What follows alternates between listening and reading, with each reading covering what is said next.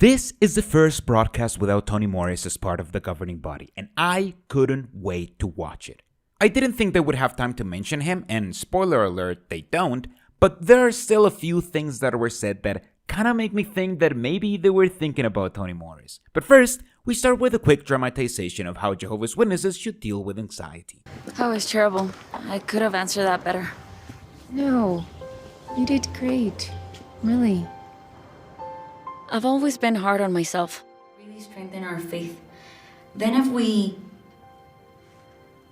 No,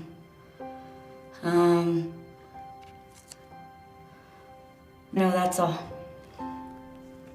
Sometimes it made me so anxious that even the normal stuff I do felt impossible. Here, we're introduced to female protagonists who's clearly dealing with something a lot of Jehovah's Witnesses deal with: mental health problems caused by the religion she's in. And if you think I'm being uncharitable, just look at what happens when she looks for help for her mental health, not in a therapist, but in her elders. So what do you think brings this on? I don't know, maybe lately it's because I'm thinking about SKE. If I can reach that goal, it'll be fine. I see. How about we read a scripture that might help? Okay. They didn't discourage me from SKE, but they suggested I try to manage the anxiety first.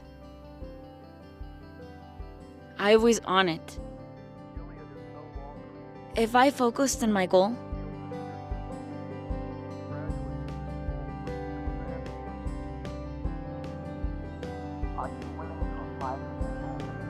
and took care of myself, I'd get there.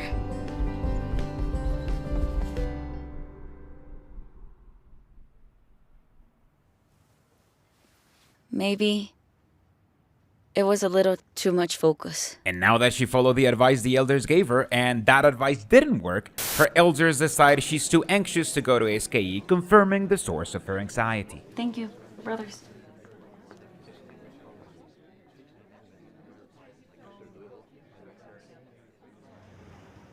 So? They're right. SKE would be a lot for me right now. I'm sorry. But you'll get there. I tried everything to fix this. What's wrong with me? Nothing. Some things just take time. Hey, I have Lily study tomorrow morning. I could use your help.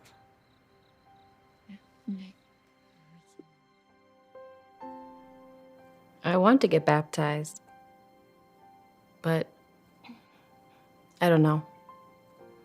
You all do so much. I don't think I could ever really be...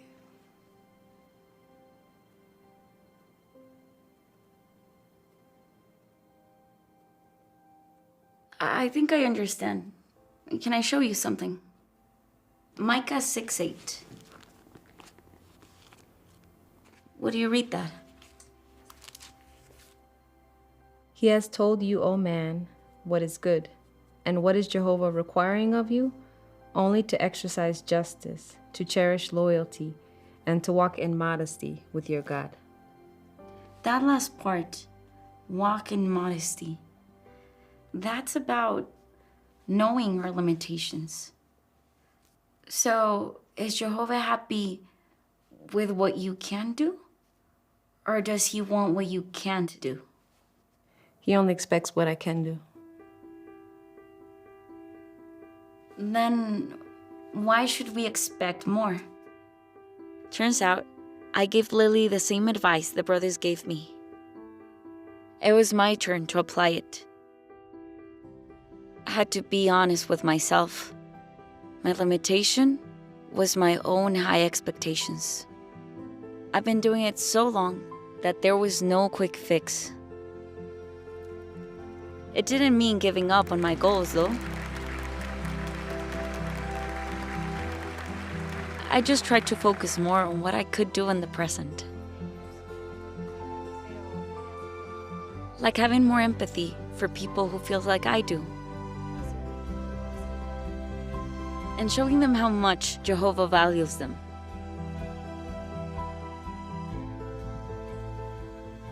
We could tell a Bible student how we overcame a challenge. And now that she found that the answer is to stay indoctrinated while indoctrinating other people, we can finally get into how your focus should be on staying indoctrinated even if you've been recently disciplined, which I assume is definitely going to help Tony in this transitional period. Jehovah completely wipes out our sin. To illustrate, imagine a white writing surface representing our clean standing before Jehovah. Now, imagine that red dots are drawn on it, representing our sins. We should not view the ransom as if Jehovah draws an X over each dot to cross them out. Those red dots would still be visible. Rather, we should imagine Jehovah, based on the ransom, completely erasing the red dots so that a clean white writing surface is restored. Jehovah further reassures us of the completeness of his forgiveness with the words recorded at Psalm 103, verses 12 through 14. Jehovah remembers that we are dust and does not expect perfection from us. As a merciful Father, he puts our sins as far off as the sunrise is from the sunset. Even if a servant of Jehovah commits a serious sin, if he is truly repentant, with godly sadness, his sin can be blotted out, completely forgiven. This example shows one of my issues with Christian religions like this one. On one hand, it uses derogatory terms to make you feel literally like dust, unworthy of love or forgiveness unless you believe in whatever version of God they're pushing for. On the other hand, it shows that any sin, even if a servant of Jehovah commits a serious sin, can be forgiven. And how can they be forgiven? By talking to the elders and convincing that they're repentant. And just like that, any sin, even the big ones, like abuse towards the most vulnerable ones, can be forgiven and never talked about again. And if they're forgiven by God already, then what's the point in reporting it to the police? And just like that, the Jehovah's Witnesses never reporting CAC cases to the police suddenly makes a lot more sense. Our second question for consideration is, why must we be realistic in what we expect from our brothers and sisters? Just as it's essential to avoid having expectations that are too high for ourselves, we must also avoid expecting too much from our brothers and sisters. Such unreasonable expectations create stress, disappointment, and frustration. The Awake of September 8, 1994, quoted a factory supervisor who said, "You have to accept people as they are. If you expect more than they can give, you will elevate the stress level, making everyone unhappy." Isn't it fun when they quote from their own publications like they're quoting from the Bible? It's easy to miss because they do it so much, but they treat their publications like gospel, and this is a very clear example of it. As long as it's in the Watchtower, it has to be your personal belief because you cannot disagree with them. However, we're about to be reminded that, as a Jehovah's Witness, people can definitely disagree with you. Another way that we show we have reasonable expectations is to acknowledge that from time to time, disagreements and hurt feelings will arise among our brothers. Have you ever heard someone say, "I expect to be treated that way by the world, but not by my brother"? Is it reasonable to expect that there will not be any difficulties among brothers? No. Does Jesus expect that at times his disciples will have difficulties among themselves? Yes. Why can we say this? Remember some of the expressions Jesus used throughout the Sermon on the Mount. Happy are the peacemakers, since they will be called sons of God. If you are bringing your gift to the altar, and there you remember that your brother has something against you, leave your gift there in front of the altar and go away. First, make your peace with your brother, and then come back and offer your gift. That was a realistic expectation. But it's also reasonable to conclude that these problems can be successfully resolved if godly principles are applied. Then peace can be restored. Additionally, we should expect some tensions to arise among the brotherhood today. But by applying Bible principles, peace can be restored and maintained. And after also being reminded that the only way you can solve problems with other people is with the Bible, we're also told that we'll definitely 100% be rewarded by following this dumb advice. Just trust. Why is it realistic to expect that Jehovah will reward us for our faithful sacred service? Paul was absolutely sure of his heavenly reward. Despite his sins prior to becoming a Christian and his battles with sinful inclinations, please note his confidence expressed at 2 Timothy chapter 4, verses 7 and 8. I have fought the fine fight. I have run the race to the finish. I have observed the faith. From this time on, there is reserved for me the crown of righteousness, which the Lord, the righteous judge, will give me as a reward in that day. Yet not to me only, but also to all those who have loved his manifestation. We can have similar confidence in the reward Jehovah has promised, whether our hope is heavenly or to enjoy everlasting life on a paradise earth. Did you hear that last part? They're saying how even anointed people can make mistakes, and that's totally okay. And who's the only person who we know is an anointed and is no longer in his position of power? Well, Tony Morris. See what I mean when I say this feels like they were thinking about Tony Morris, even if there's definitely no way they can put together a broadcast this fast? I started being close friends with them. They were everything to me, and I really trusted them. They were doing some wrong things like drugs and using bad language, but I thought, I'm just with them. As long as I don't do what they're doing, it's not a problem.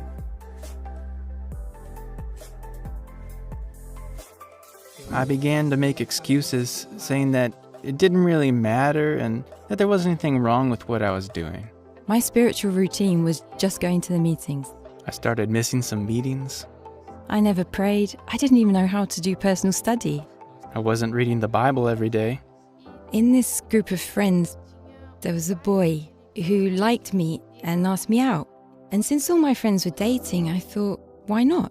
So I started dating him, and my parents had no idea.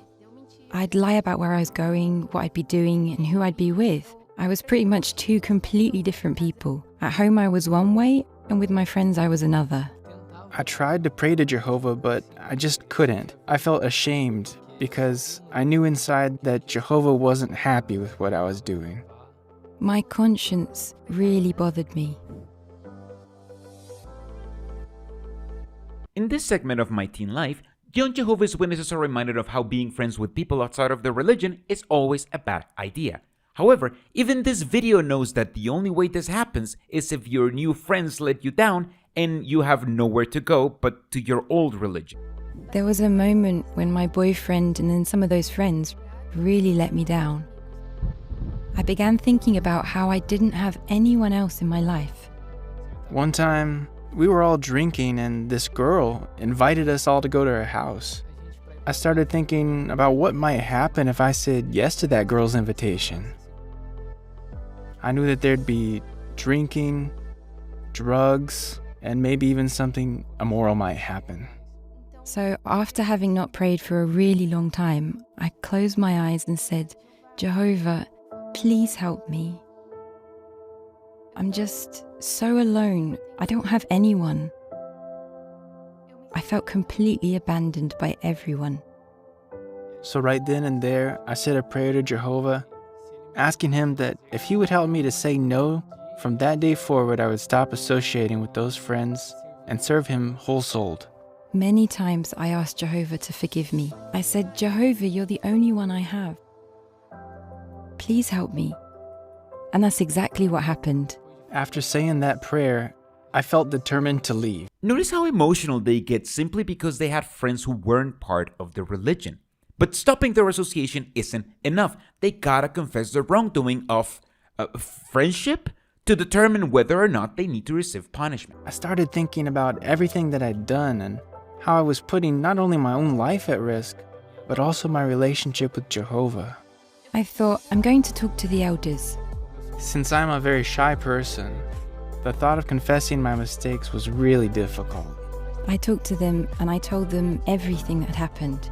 It was like a weight had been lifted off me. I saw that I really wasn't alone after all. I still remember a scripture that they read to me at Psalm 86:5, which showed me that Jehovah's forgiveness has no limits if I'm truly repentant. So I knew that Jehovah would forgive me, but the elders also told me that I'd have to tell my parents, which was very difficult. But I thought, well, I need to speak up. And I just opened up and told them about what happened. The level of control that the religion has over its followers is huge and completely unbiblical. There's nothing in the Bible preventing you to be friends with people from other religions or cultures. But young Jehovah's Witnesses are being told that having friends who aren't in the religion is pretty much a sin that you have to confess to the elders and repent from. And now that they're appealing to young people, it's time to show them the brand new JW anime music video of an inactive losing his grip and coming back to Jehovah.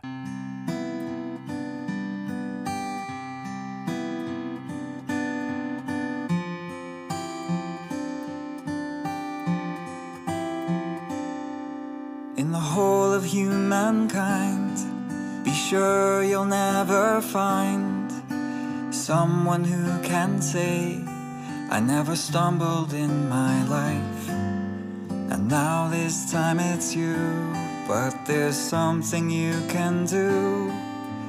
Learn from the experience and take the help our loving God provides. Get back up when you're down, you can turn this around. Get back up, stand up tall, you can learn from a fall. Just reach out, take his hand, he'll raise you up, make you stand. And one thing that's for sure, you'll be stronger than before. Up and think it over and take it to Jehovah. His word is there to guide you, to pick you up and show you what to do. Get back up when you're down, you can turn this around. Get back up, stand up tall, you can learn from a fall. Just reach out, take his hand, he'll raise you up, make you stand. And one thing that's for sure, you'll be stronger than before.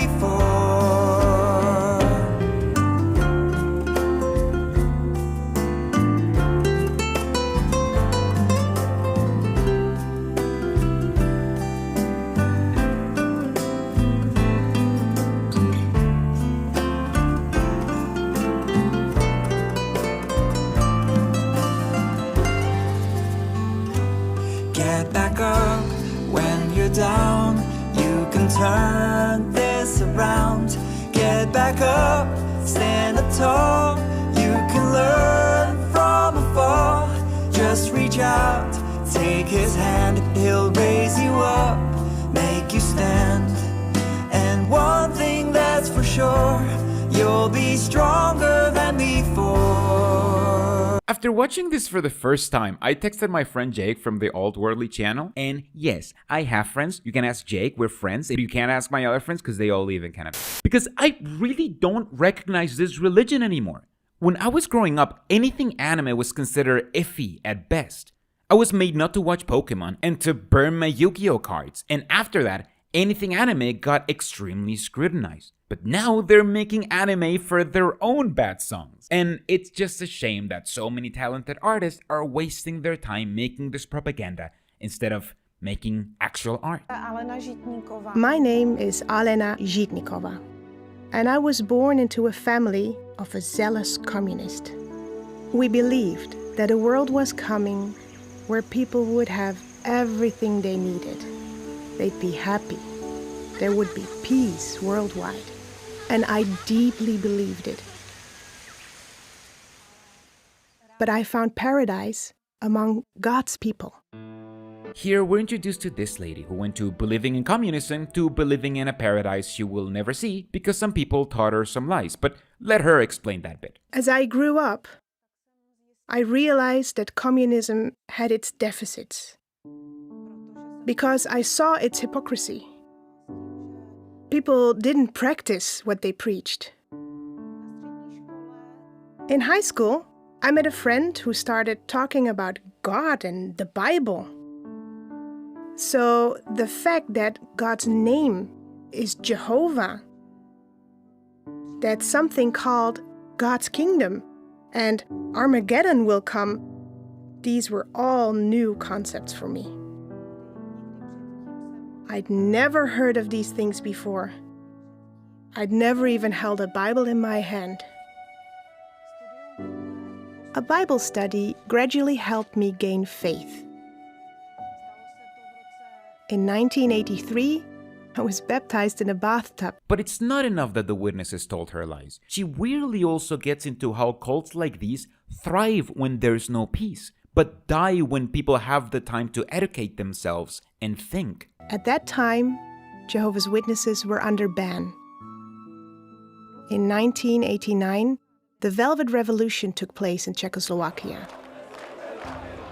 That also meant a change for Jehovah's Witnesses, because we could begin to express our faith publicly. The house-to-house ministry started, and it was something amazing and new for me. I got to know Peter in our local congregation, and we got married in 1990. We entered into a full-time service 2 years after the wedding. We first started serving as regular pioneers. And 2 years later, we were invited to Bethel. Those were years full of joy, full of hard work, which greatly enriched me. We left Bethel 8 years later, and I found that people had changed. And it was a challenge for us, because now people had become more materialistic. When I learned the truth, it seemed to me that Armageddon was at the door, that it would come soon. And the world helped us in a way, because it didn't want us. It didn't want Jehovah's Witnesses.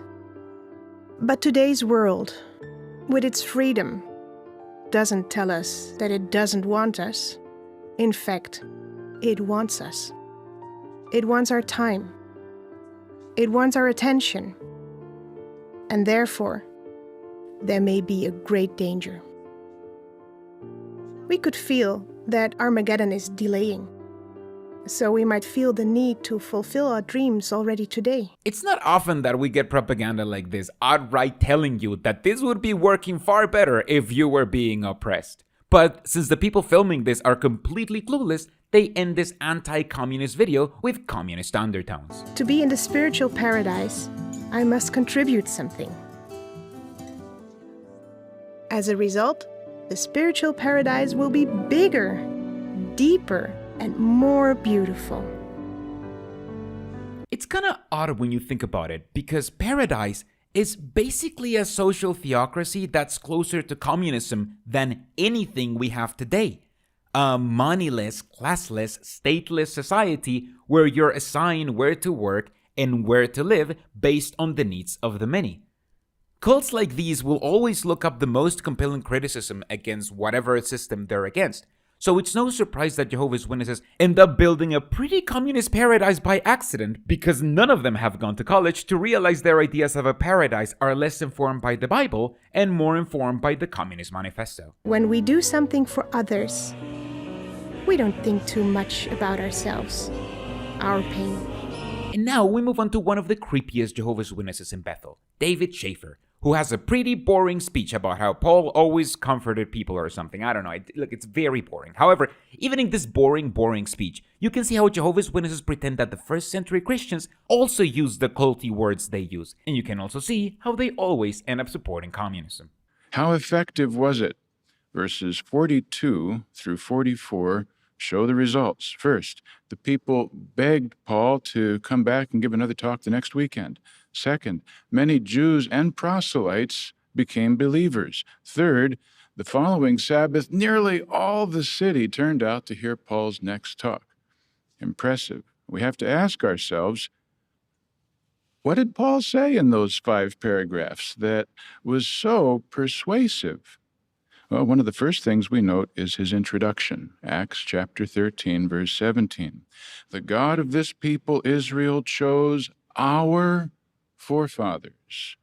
Now note that inclusive pronoun, our, not your forefathers, not mine, our forefathers. Did you realize that the last time that little word was used in the book of Acts was all the way back in chapter 7, during Stephen's powerful speech? Stephen used the word our 10 times, usually in connection with the word forefathers. Paul heard that speech back when he was Saul of Tarsus. And now, more than a decade later, he himself uses the exact same expression for the same purpose, to establish common ground. Your answer, he didn't think that way. Why? Because the needs of the congregation outweighed his own personal feelings or fears. And after that, we move on to what in our podcast we call a tear segment. A segment that's made not to teach you anything, but to make you feel. And of course, they never run out of heartbreaking stories to tell. Well, it's a privilege to be with Felix and Myra Terraza serving at Wallkill. We understand it's been a very difficult year. Could you share some of the details of your medical condition? Well, about a year and a half ago, I started developing an infrequent pain in my chest, which led me to seeing several doctors.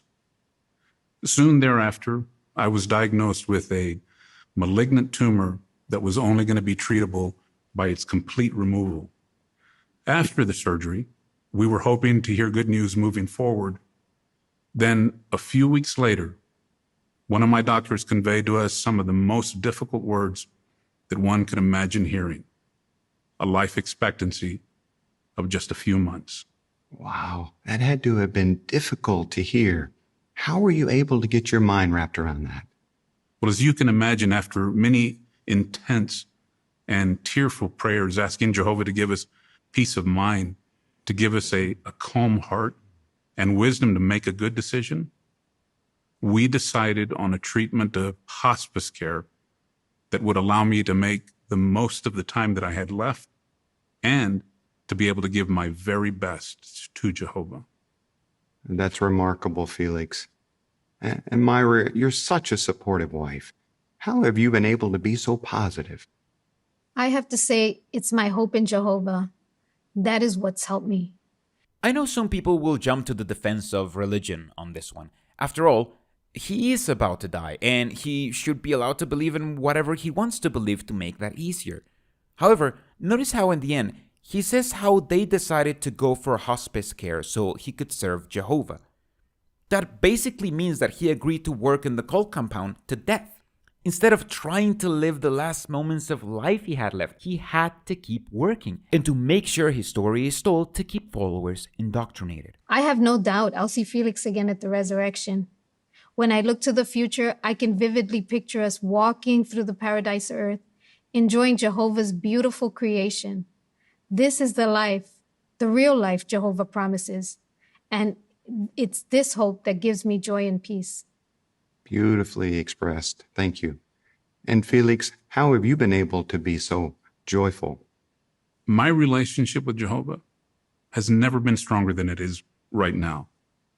And I believe it's this closeness and this intimacy with him that is providing me the joy that I'm experiencing. And lastly, my current circumstances have opened up such a wonderful opportunity to share kingdom truths with family members, including the beautiful privilege of being able to study the Bible with my mother during the past few months. Oh, amazing. That's right. Instead of living his life, he's trying to indoctrinate his mother into his religion so they can meet in paradise. This isn't horrible at all. So now, as I prepare to close my eyes and fall asleep for just a brief time, it is a privilege for me to demonstrate to Jehovah my trust in all of his promises and to maintain complete integrity right down to the end. What an outstanding expression of faith. Thank you both so much for sharing those deeply personal and motivating expressions. You are a living example of faith in action, and we love you. I can't tell you how many times I've seen that, and it's so moving each time. On June the 8th, 2021, our dear brother Felix went to sleep in death just 7 weeks after this interview. He worked himself to death for a cult that only cared about him now that he can use his death to keep followers indoctrinated. And now that your spirits are lifted, are you a man who used to be an elder but isn't an elder anymore? Don't you want to become an elder like this man who just died doing this? I served as an elder until the end of 2014. And that's when some problems came up and I ended up being disqualified. I had already been serving as an elder for nearly 2 years. But at the time, I felt that the best thing to do would be to stop and give up my privilege of service so that I could care for myself emotionally. Before I lost my privileges, my qualifications were reviewed by the elders on 3 separate occasions. And that ended up dampening my desire to want to serve again in the future. I began thinking, a publisher receives the same reward as an elder, so why should I put myself through that all over again? When you resign or are disqualified from serving as an elder, you're not immune to feeling like you're a failure, feeling sad, and especially feeling that you've let Jehovah down. And it's a fight to remain active. Look, this is probably because elders are falling like flies and they've never needed more elders than now, but a part of me wonders if they're also trying to cheer up poor little Tony. And just because I wasn't serving any longer as an elder, that didn't make Jehovah love me any less. That helped me a lot. The most difficult thing to overcome was really the resentment that I felt towards some brothers who had participated in the whole process. The scripture at Psalm 119, 165 helped me to see that when you're going through a difficult situation, that's the time that you need to show that you love Jehovah. When you accept the discipline, then you stop thinking about privileges and start thinking more about the brothers and about being more involved in the ministry. I still had the most important privilege, that of being one of Jehovah's Witnesses.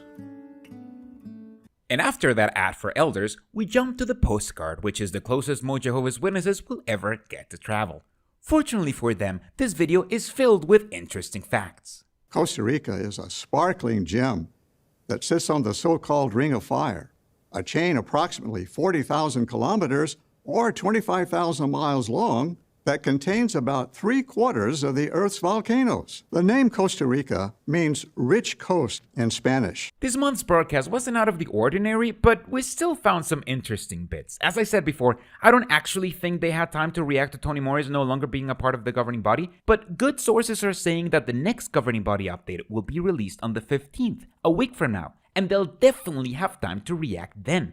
Will they do a marking talk? Will they address it? Or will they do what they always have done and disappoint us one more time? Welcome! We've been waiting for this, and here it is, the first piece of content made by the governing body after the departure of Tony Morris. And Ken starts by reminding you how loving it is that they decided Jehovah reduced the hours for being a pioneer. The memorial season is here, and the invitation campaign is underway. And with the new hour requirements for pioneers, many of us can now share in the pioneer work.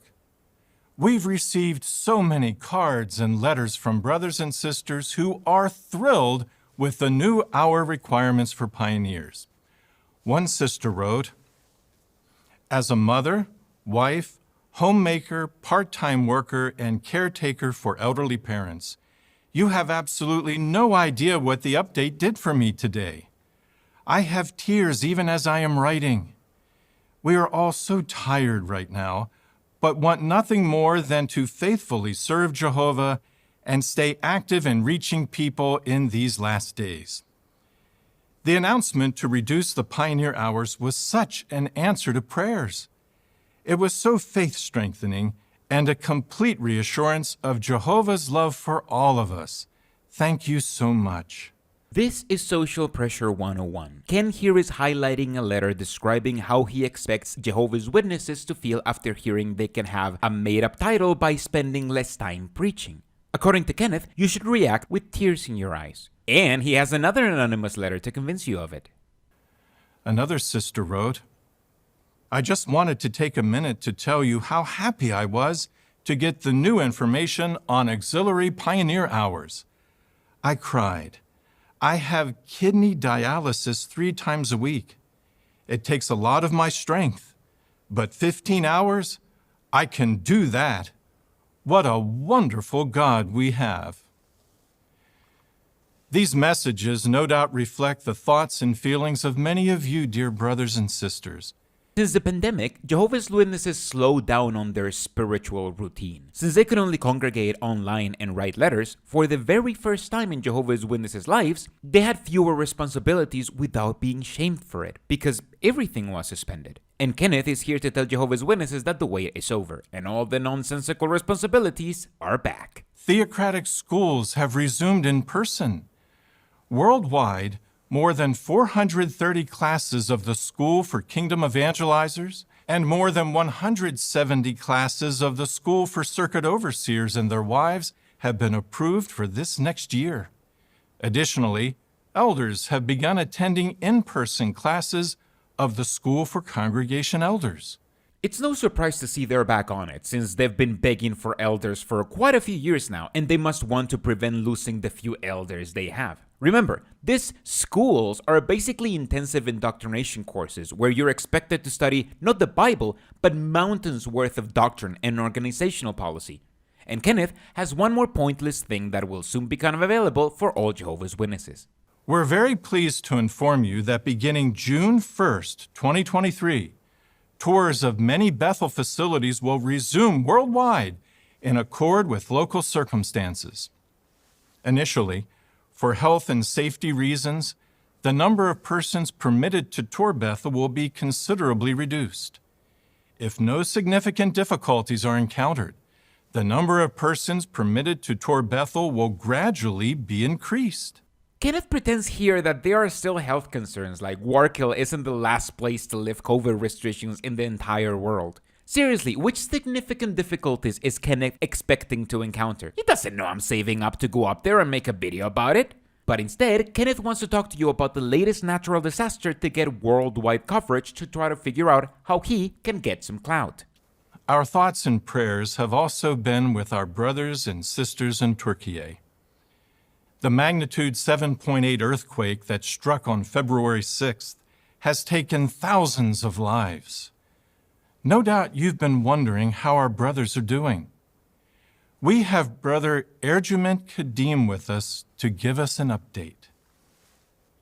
Thank you for joining us, Brother Kadim. Can you tell us the latest on the situation? Thank you, Brother Cook. Over 500 witnesses live in the affected areas.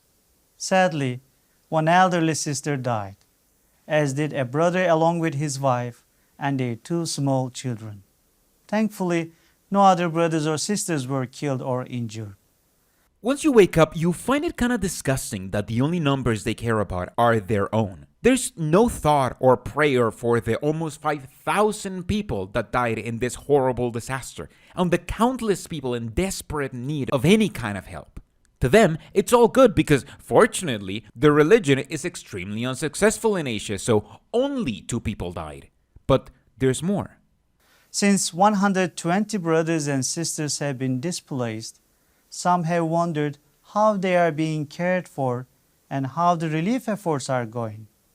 Thankfully, all have been accommodated either by family or friends or have relocated elsewhere. Their physical, emotional, and most importantly, their spiritual needs are being well cared for by the disaster relief committees and the local elders. It will take time to determine what their housing needs are and also what is possible. Notice how he says that anyone who needed accommodation got it from either family and friends or elsewhere. The Jehovah's Witness organization did nothing but ensure that they are still indoctrinated. All have been accommodated either by family or friends or have relocated elsewhere. And now that you know that they haven't done anything for them, nor are planning on doing anything for them, he lets you know how you can help. Many have asked, what can the Brotherhood do to help? Please, keep us in your prayers. And we also appreciate the generous support from our worldwide Brotherhood. Your donations have enabled the organization to provide relief to those in need. Thank you, Brother Kadim, for your hard work with the relief efforts. That's right. His advice is for you to donate to the organization that isn't doing anything to support the people affected by this disaster. This whole segment is just 2 minutes long, meaning they spent less time on this disaster than on reading letters congratulating them. On January 18th, 2023, Brothers Gage Flegel and Jeffrey Winder were appointed to serve as members of the governing body. We're happy to have them with us here in the studio, and we'd like to spend a few minutes together so you can get to know them a bit. That's right, Jeff Winder and made-up name are here in the studio, and they're about to have a completely natural, candid, and non-culty conversation with Kenneth to charm you.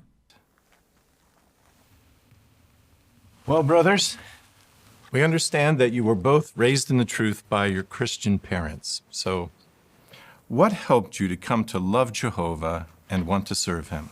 Jeff, we'll start with you.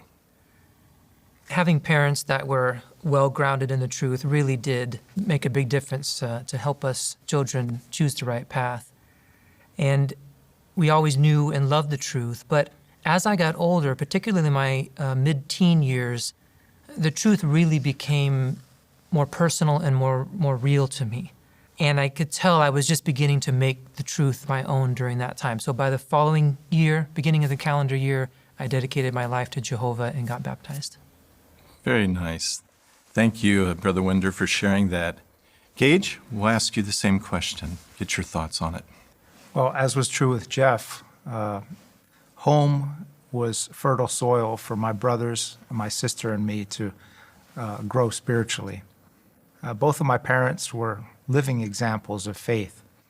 My father took advantage of the opportunities to teach us about creation and what this revealed about Jehovah's qualities, his personality.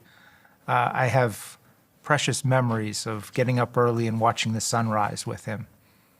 My mom, she started regular pioneering when I was 11 years old and has continued to this day. Her constant example of putting Jehovah first was definitely made a deep impression in my mind.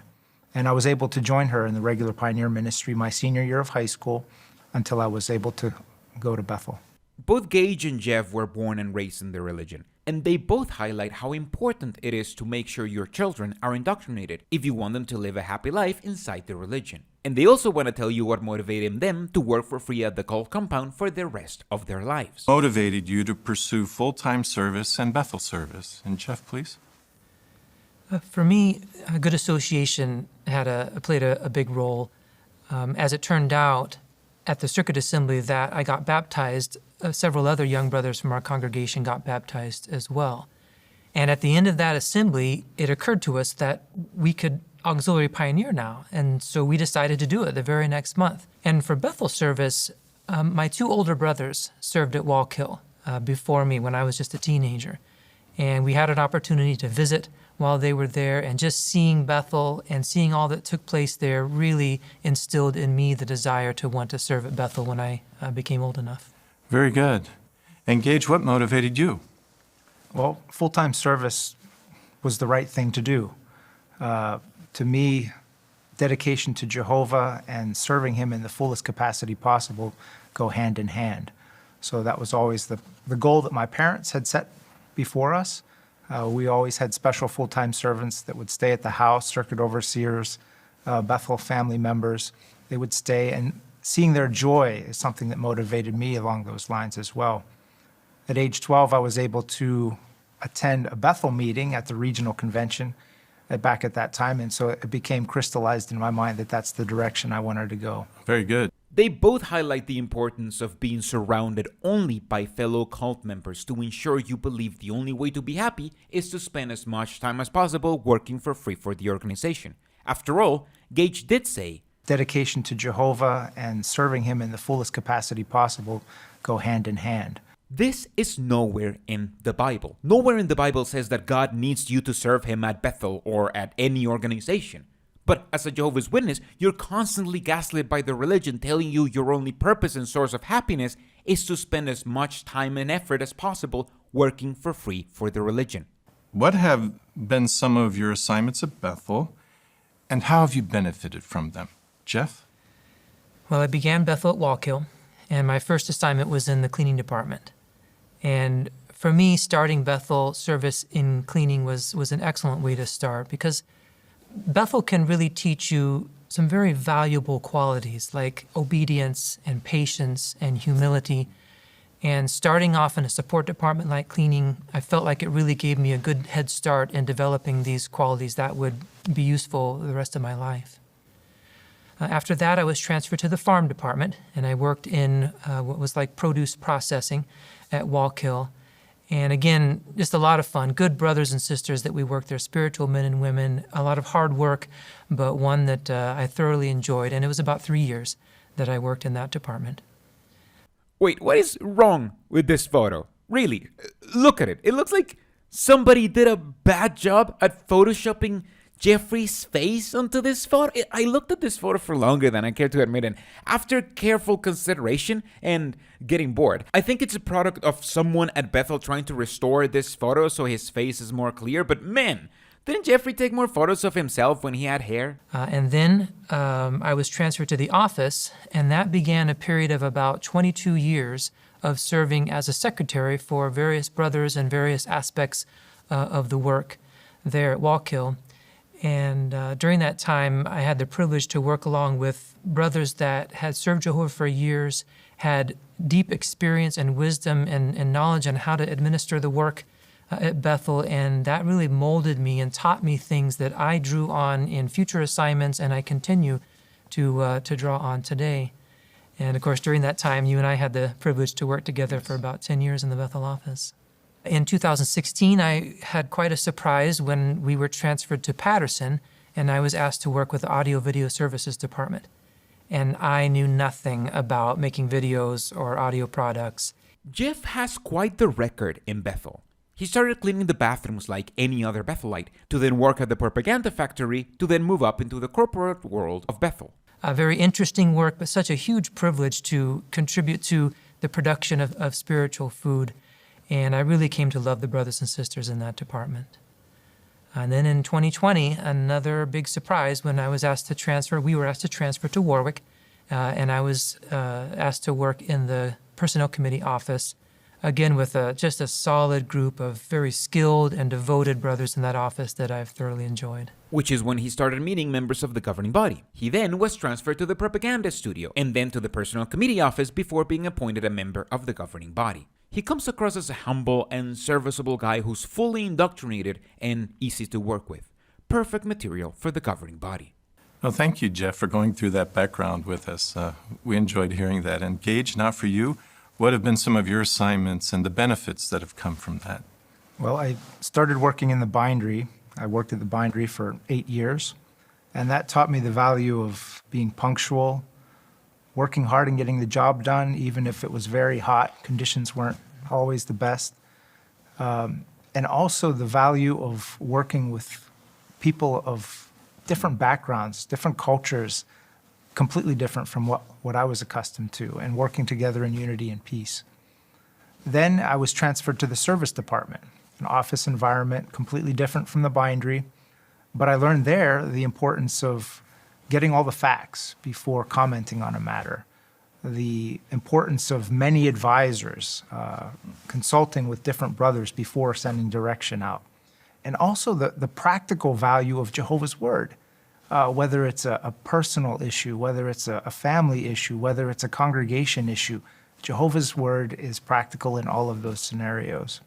Gage finally talks about his experience working at the service department. The service department is the department that the elders call when they deal with CSA cases. While Gage is waxing lyrically about how it was all about asking other brothers how the Bible should be applied, what he actually did is to check if any elder related to a CSA case was obligated by the law to report it. If they weren't, they were instructed to not talk about it with anyone in or out the religion to protect the image of the religion. Make no mistake, the service department does file the abuser's name and details on their database, along with any horrific thing they may have committed, but that database is exclusively for internal communication and is never meant to be seen by anybody else. He was part of the worst department of the Jehovah's Witness religion. And then in 2015, I was asked to work with the teaching committee office. And there I learned that not simply preparing delightful words for the International Brotherhood, but also the importance of accurate words, preparing that for the Brotherhood, and seeing Jehovah's Spirit make sure that the completed project came about. I don't think I need to address Gage's claim of only producing accurate information. After all, I made this channel around how they don't. Which reminds me, have you subscribed already? Now, they're invited to share a cherry-picked verse from the Bible to pretend it has helped them stay indoctrinated. And while Jeffrey has a pretty generic answer, there is. In recent weeks and months, we've really come to hang on a couple of verses in Isaiah 26. And particularly with this assignment, I know that I could not accomplish this assignment on my own. O Jehovah, you will grant us peace, because everything we have done, you have accomplished for us. I feel like Jehovah is just reassuring me that you're not going to have to do it on your own, that Jehovah would help me. And I love that it's in the past tense. Everything we have done, you have accomplished, because we have history with Jehovah. I've seen him specifically helping me in past assignments to accomplish things that I knew I couldn't have done on my own, but Jehovah helped. And so then that reassures me, and as the verse says, it gives me peace. Fully lean on Jehovah. Jehovah's going to do the job.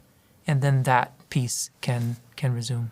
Beautiful set of scriptures there to share with us. We appreciate that. Gage's answer is a bit more chilling. Brother Flegel, same question for you. I also have two verses. The first one is Mark 14:36. Jesus' words on the night before his death. He said to his Father in prayer, "Not what I want, but what you want." So my wife and I are a bit shy and reserved. So this is not the assignment that we naturally would prefer, but our life is not our own, and Jehovah guides us, our steps according to his will. Gage here is telling Jehovah's Witnesses that it doesn't matter what they want. What matters is what the religion asks them to do, and once they're asked for that, they must do a great job at it, because God wouldn't have chosen them for the job if they weren't prepared for it. I think this is how they're gonna try and flip this Tony Morris departure thing. They're telling members that what they should focus on is the two new governing body members and how amazing and indoctrinated they are. This update only showed how the governing body is focusing on keeping people busy in the organization, hoping that that is enough to keep them focused on spreading toxic positivity instead of asking questions. But I don't know if this will work. After all, they have never had to deal with losing such a prominent person in the organization, because before they weren't a personality cult. So let me know in the comments, do you think this approach will be enough to shift focus away from Tony? Or do you think this will only cause people to ask more questions?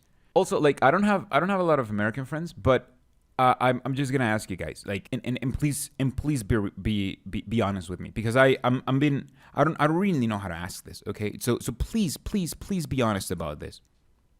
Is Gage a real name? This month in JW Broadcasting is all about you staying an indoctrinated Jehovah's Witness, even if that means having to do less for Jehovah. And Jeffrey Jackson is here to lead the way and ask you, are you making the right choices? And by right choices, he means what he decided in advance are the right choices? Our actions are very important, and our actions are usually the result of decisions we make. Some decisions are made after a lot of serious thought. Others, though, are made very quickly. But no matter how much thought goes into making a decision, we need to recognize this basic fact. Wise decisions bring positive rewards, and wrong decisions can result in very negative consequences. Of course, all of us want to make wise decisions, but what are wise decisions? Wise decisions are those that please our Heavenly Father, Jehovah. And as we all know, the governing body is the one who decides what pleases Jehovah and what doesn't. What was Jehovah's view of King Jehoshaphat? Let's see the answer. Jehovah continued with Jehoshaphat because he walked in the former ways of his forefather David and did not search for the Baals. For he searched for the God of his father and followed his commandment and not the practices of Israel. That sounds like a wonderful commendation, doesn't it? Yes, Jehoshaphat was a faithful king. He made the wise decision to worship Jehovah. But even so, he still made some very unwise decisions. Jehoshaphat had riches and glory in abundance, but he made a marriage alliance with Ahab. Yes, he made his son marry Ahab's daughter Athaliah. Now that was a very unwise decision. Why? Because Ahab had built a temple for Baal and had even employed 850 false prophets. Ahab was also married to wicked Queen Jezebel. Who would want their child to marry into such a bad family? What was Jehoshaphat thinking? Jeff here is telling us about how King Jehoshaphat was a very nice king who did some bad stuff, kinda like discount King David. And despite him doing good things, like not building temples for other religions, he did bad things, like allowing his son to get married into a horrible family who had a different religion. Now, Jeff has absolutely zero clue why Jehoshaphat did that, but he's gonna try his very best to pretend he does. Why did he arrange for this marriage? Perhaps he wanted to reunite the 12 tribes, or he may have had some political and commercial motives for wanting to have Ahab as an ally. Even though we don't know for sure the reason, we do know there were consequences. This only shows that Jeff has no idea why Jehoshaphat did anything, or why he still had the approval of God after everything he did. If you read a bit of history, you'd realize that kings like Jehoshaphat are only good because they were the most powerful people back then. Kings had priests or prophets as part of their advisors, sometimes from different gods. And whenever they took the advice of the priest representing Yahweh, Abrahamic history would report him as a cool guy.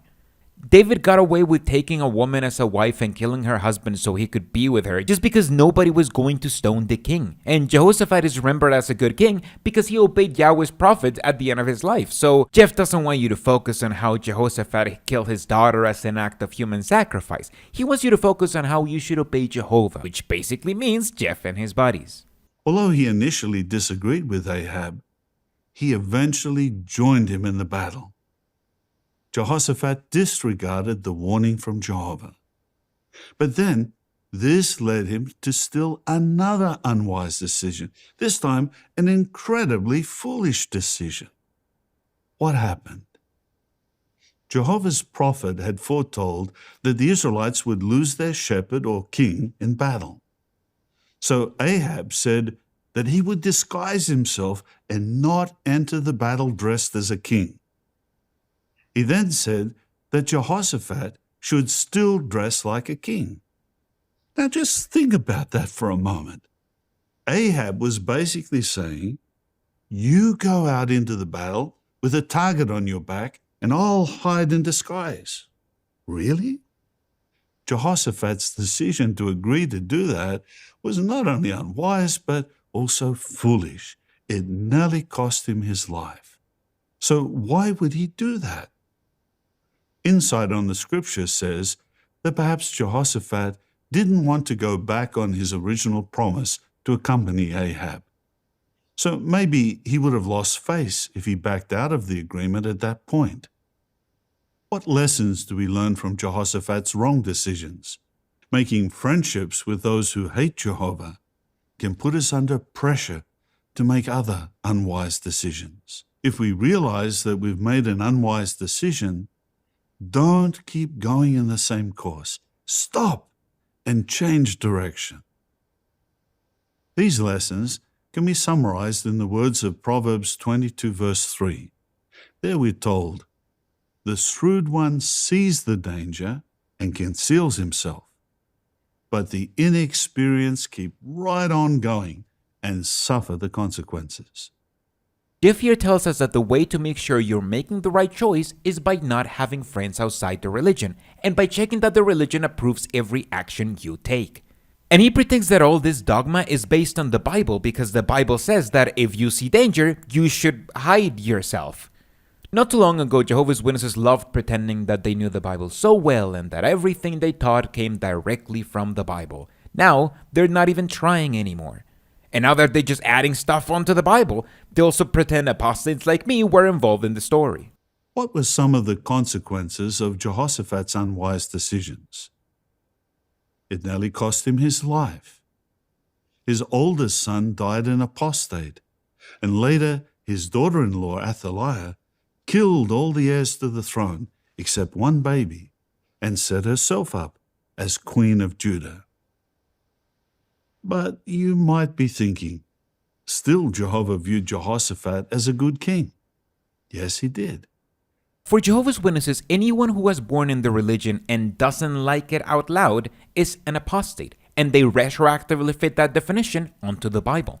A Jehovah's Witness will likely think the Bible has a ton to say about apostasy and the dangers of leaving the religion.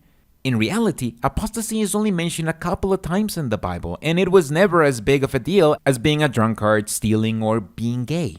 But Jeff is done pretending he's quoting from the Bible and instead quotes from the only place he can, the Jehovah's Witness publications he still agrees with. The Watchtower back in 1980 made this interesting comparison.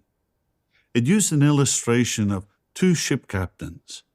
One skillfully maneuvered his ship through a storm, bringing the vessel and his crew safely to shore. But the other captain made unwise decisions, and because of that, he experienced shipwreck during the same storm, saving only his life. While both captains escaped with their lives, the one whose ship remained intact would certainly enjoy greater happiness and honor, wouldn't he? It's obvious which captain Jehoshaphat was like. Unlike Jehoshaphat, surely we'd prefer to be like the successful captain, the one whose ship remained intact. This little illustration about a captain is nowhere in the Bible, but it's needed to explain away the unfairness of Christianity in general. If you're a born-in, anytime you deviate from the plan that has already been decided for you will mean you're like this captain who's losing control of his ship. Getting disciplined or even disfellowshipped, especially if it's more than once, will follow you for the rest of your life. While a convert can just live the lives of debauchery they want till they're old, find their religion then, and obtain the same reward. Once you're on the Jehovah's Witness track, you cannot go down, which directly contradicts what this broadcast is about to teach us. Back in 2011, the April Watchtower had a special chart entitled Steps to Making Good Decisions. It listed these steps in making wise decisions. 1. Avoid being presumptuous. 2. Do research. 3. Pray for wisdom. 4. Make the decision. 5. Implement the decision. But then there was an additional step. 6. Review and adjust. Why is step 6 listed? Well, from time to time, we need to review decisions we've already made. As we do so, perhaps we'll come to realize that some of them were not the best decisions. Can you still be like the successful captain? Yes, you can.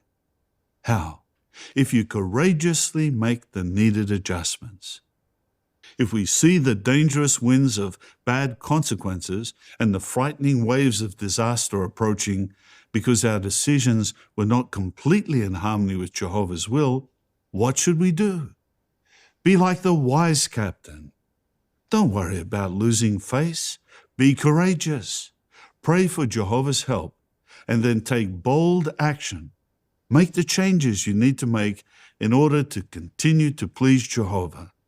In this way, you'll make the wise decision, the one that leads to success, the one that Jehovah will bless. Jeff brings out this little list to ensure you make the right decision, and we should examine it further to see what it really means. Remember, this is what Jehovah's Witnesses should ask themselves when they find out something they're doing might be against their religion. The first step is to turn off your critical thinking. You're about to start a self-indoctrination session, so you shouldn't spoil that with your own thoughts. Then, you're supposed to look up what the religion has to say about what you should do. And only then are you supposed to pray for wisdom, meaning the will to do whatever the religion told you to do. Then you have to make the decision, but the only decision you're supposed to take is the one the religion has already picked for you.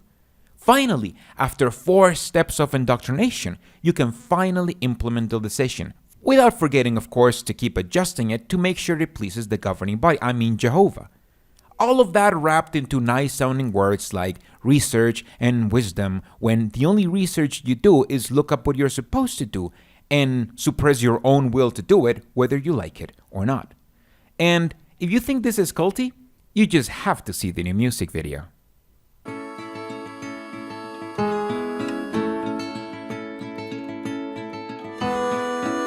In this world it can be hard, not just to follow your heart, to be different and do what's right.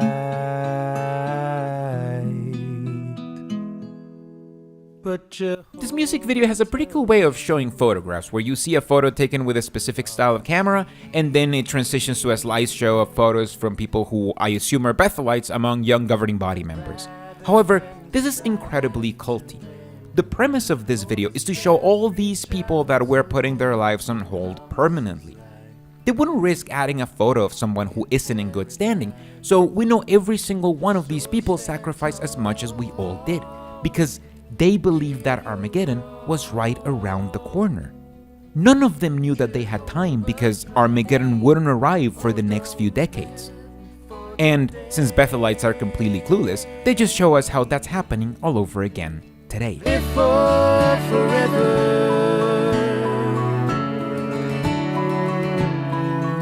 Now that we have determined how sad this video is, I can point to another thing that's sad. When I was watching this, I did remember all the fun times I had with my Jehovah's Witnesses friends, building kingdom halls or guarding the assembly hall overnight or doing whatever.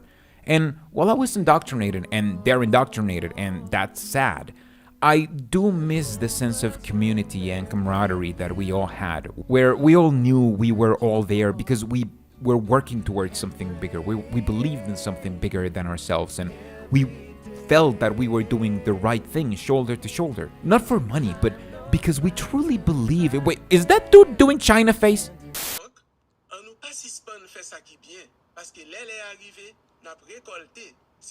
Pakite fati. Sinu pakite fati potenale. Hey you, are you ready?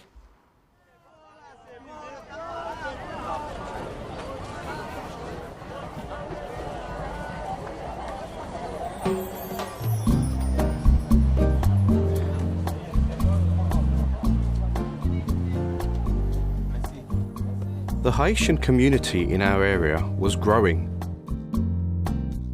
and a new Haitian Creole congregation was formed nearby. We checked out their territory and saw they needed a lot of help. Step on over. So, should we do this? I've been praying for more studies. I think this might just be my answer. Yeah? I'm in. Good. Then as soon as we get home, we can pray about it. Our new language was exciting. We spent every spare second we had trying to get better. We had so much joy. But we had challenges too. Nu tue lamu borshem nu, memishanu lamu techinu. Bonjour Samuel. Bonjour. Lovely.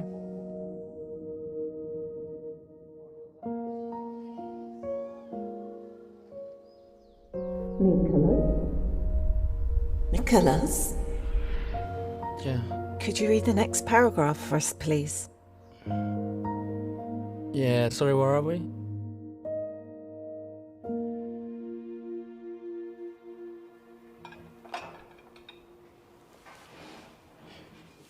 Our study was so nice today, wasn't it, Nicholas? It was. And yet again, I was totally lost. We didn't realise that Nico just wasn't finding the same joy as us.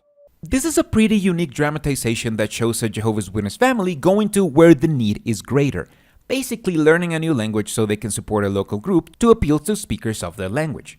The project is a complete failure because it bets on something Jehovah's Witnesses can't do anymore: convert people. Instead, they often have the opposite effect, since learning a new language and having to re-explain your beliefs in the language can trigger critical thinking and lead you to question your beliefs. And this happens all the time, as Amber Scarra recounted in her book Leaving the Witnesses, where she tells how learning a new language ended up pushing her away from the religion and showing her just how ridiculous her beliefs were. That's why the Jehovah's Witness leadership is using this example as something you should stop doing if you aren't feeling up for it. They would never show a brother or sister in Bethel or building kingdom halls going through the same crisis, because if they stepped out then, the organization would actually feel the loss. But there's a darker motive here. This family is doing what they're supposed to do, and they're still meant to reevaluate whether or not that's the right way to go. It's obvious that if instead of learning a new language for Jehovah, they were getting these results thanks to a job, starting a career, or even having a normal relationship, they too gotta go. Nothing, not even indoctrination, should jeopardize your indoctrination. To help Nico, we did a few more things in our language. Besides family worship, we attended one meeting a month with our old congregation. Well, honestly, I'm a little worried about Nico. He's having a tough time adapting to our new congregation. I get it. You know, back when we first joined a foreign language congregation, everything was fun and new. But after a little while, we noticed that our kids had lost their enthusiasm. They were still hearing about Jehovah, but honestly, they weren't learning because it wasn't in their language. Is that why you moved back? It was, but every family is different. We each have to decide what's best for our own. Thanks. That's true. I found the perfect article to help us decide what to do. It mentioned the example of Daniel. He had to speak different languages every day, but he made sure to study in Hebrew, his language. The article mentioned Psalm 119:11. In my heart I treasure up your saying. For Nico to treasure God's word in his heart, we felt he needed even more guidance in the language of his heart. The truth is, when I'm at the meeting in my language, it's different. I don't have to think a lot just to understand what I'm hearing. Well, I think it's clear what's best for our family. It is. But what about your students? It's okay, Nico. We'll find a way to help them. The language we're immersed in every day is the language of your heart. So it's best for you to keep growing spiritually in that same language. The organization knows that if you have to think about what you're learning, you won't buy it. That's why they thrive when you stay in a congregation of your own language, where you can just turn off your critical thinking and mindlessly absorb the information given to you. But even though they're literally telling witnesses to ease down, they can't resist reminding them that this easing down is only supposed to be temporary. It was the best decision in order for Nico to stay close to Jehovah. But we did miss the Haitian Creole field. So, a few years later... Are you ready? I'm a little nervous, but I think I'm ready. we decided it was the right time to move back.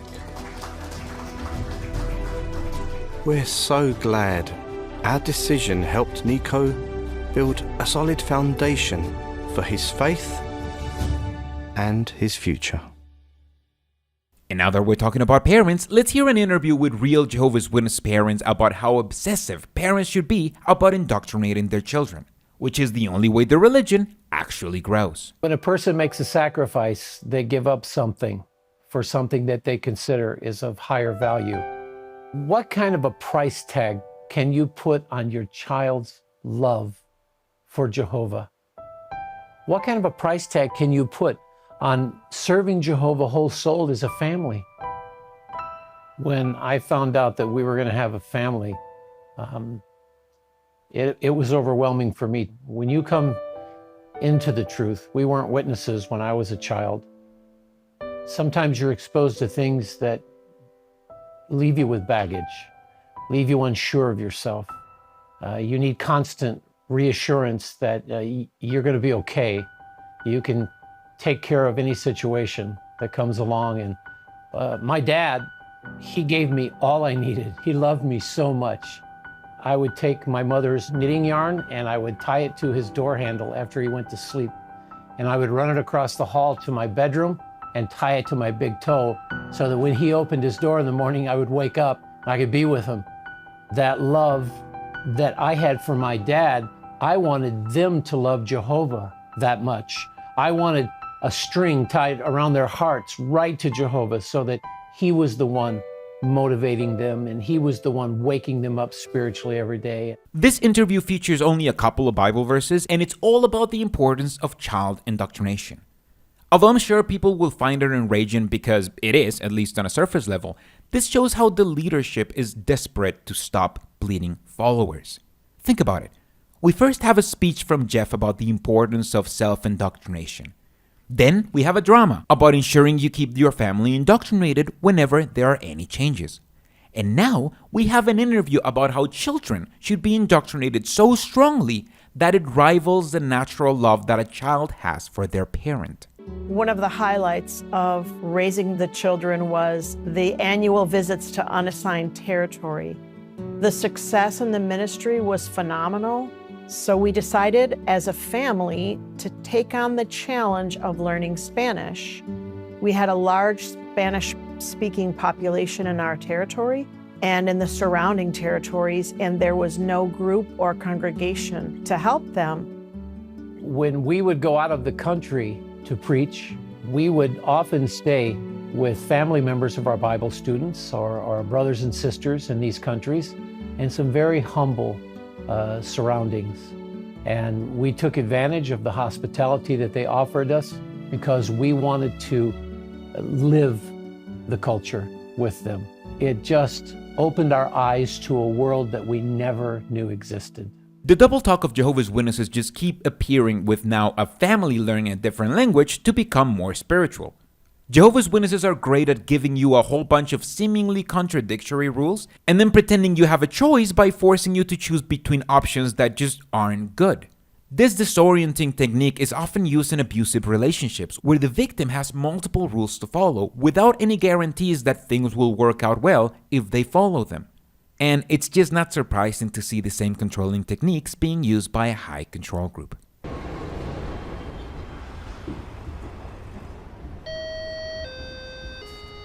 Hello, who is it?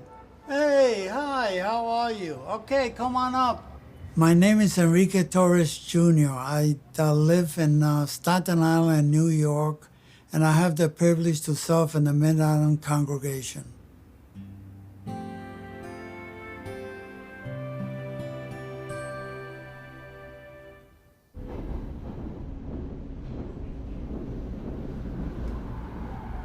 The first 40 years of my life were marred in a lifestyle that was horrendous. A judge stated that I had a propensity for criminality. This is a boring interview like every other interview you've seen from the religion. This man is someone who has spent his whole life in the religion, and the religion is now using his indoctrination to convince others to spend their whole life in the religion. It's simple propaganda. Outside bad, inside good, stay inside. But then in an excellent strategy, in verse 24 and 25, to head them off, he also calls on Ephraim to capture the waters as far as Bethbara and block their escape. And they do, and they're successful. The two main princes of Midian are killed.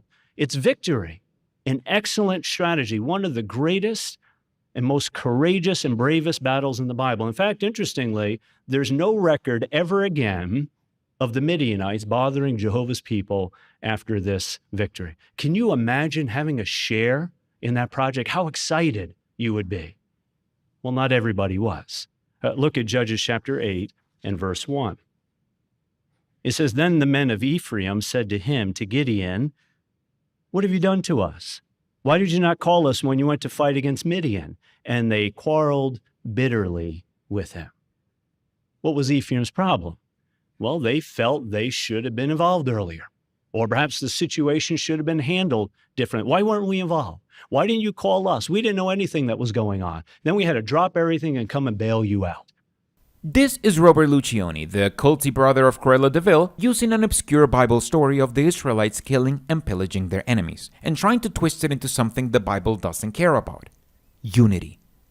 The story in the Bible says how some king got with some other kings to do some war. Then another king gets upset because he didn't get called out to do war, and the Israelite king just pays lip service to how cool the other king is. That's it. It's just the stories of warlords pillaging around and being upset when they can't pillage around. But Jehovah's Witnesses see this as a lesson of unity that isn't there. Well, did Ephraim have humility, mildness, and patience? Well, far from it. And it was disrupting unity.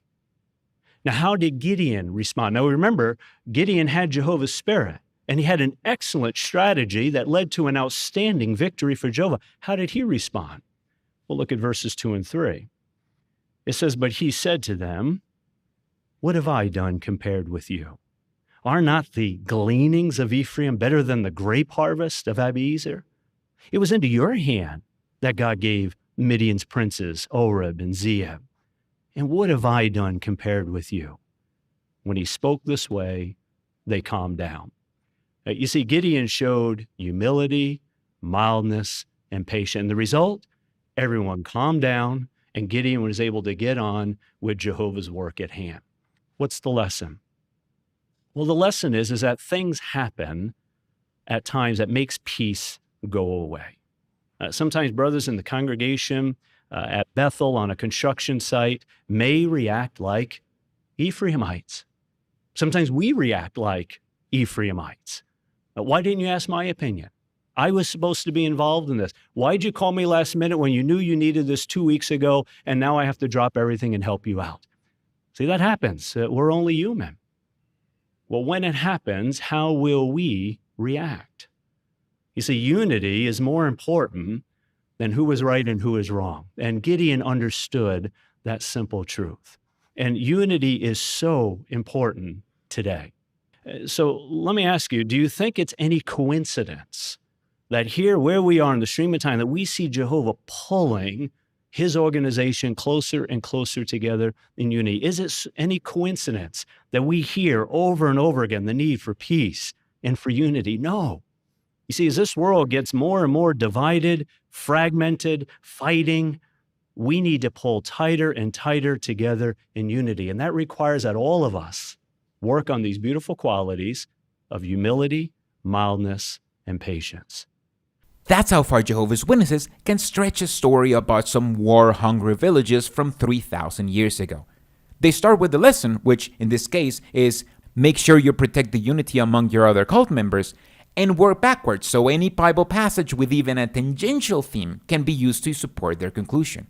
This speech keeps up with the broadcast topic, to remain indoctrinated. In this case, even if you have a valid complaint against your religion. One challenge that often makes me nervous is when I've prepared an introduction, I've planned the conversation, but the householder doesn't follow the plan, and I have to adapt.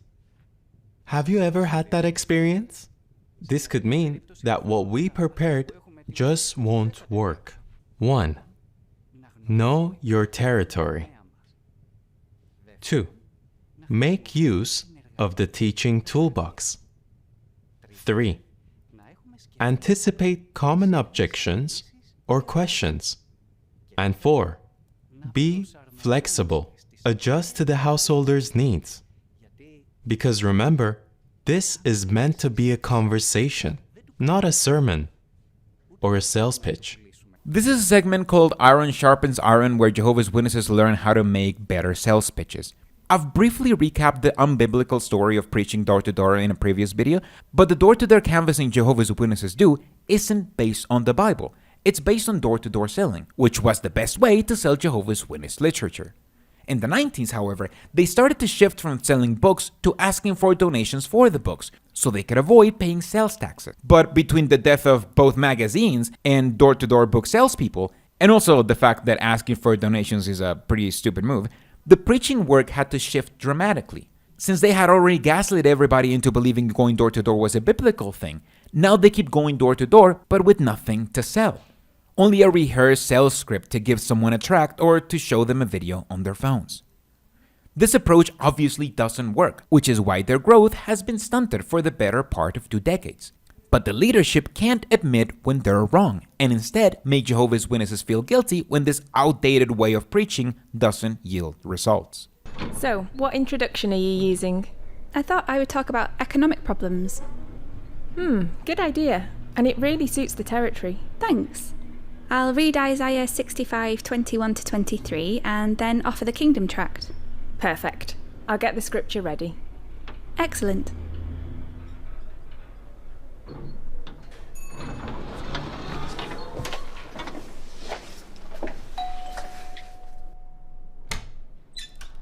Good morning. Many people in our area struggle to make ends meet. Do you think there will ever be a time when we won't have to stress about money? Actually, now isn't a good time. I just received some bad news. I'm sorry. We'll come back another time then. Thank you.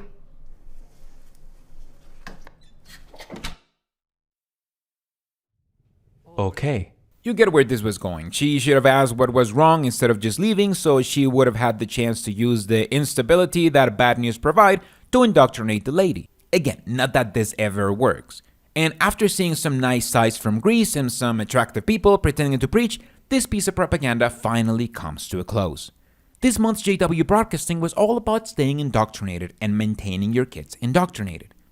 It really showed how much of a priority child indoctrination should be, and made me feel that maybe, just maybe, the religion is starting to realize that their growth times are long gone.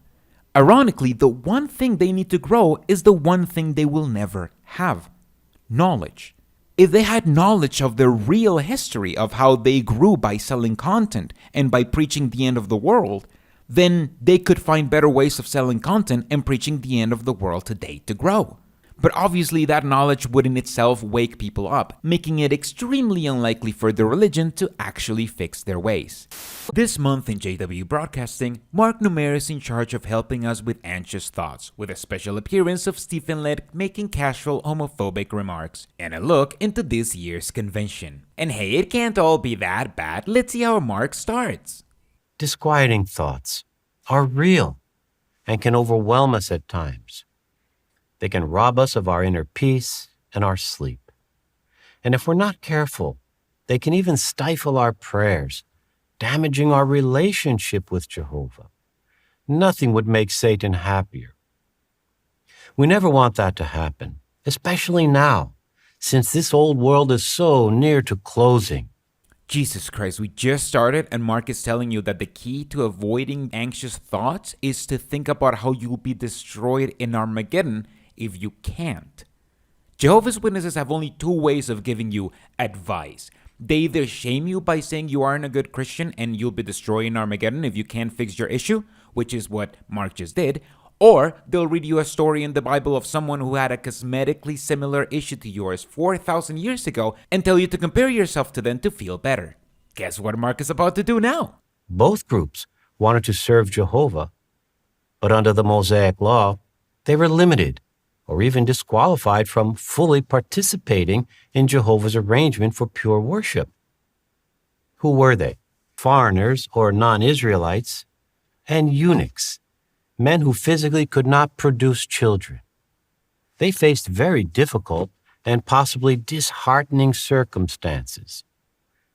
During Isaiah's time, uncircumcised foreigners were allowed to live in Israel, but they had no permanent ties with the nation. Because of their status, they could not eat of the Passover meal, and as a protection, the Israelites were not to associate closely with them. Mark is describing racism. That's it. Mark pretends that racism was a protection, but a protection from what exactly?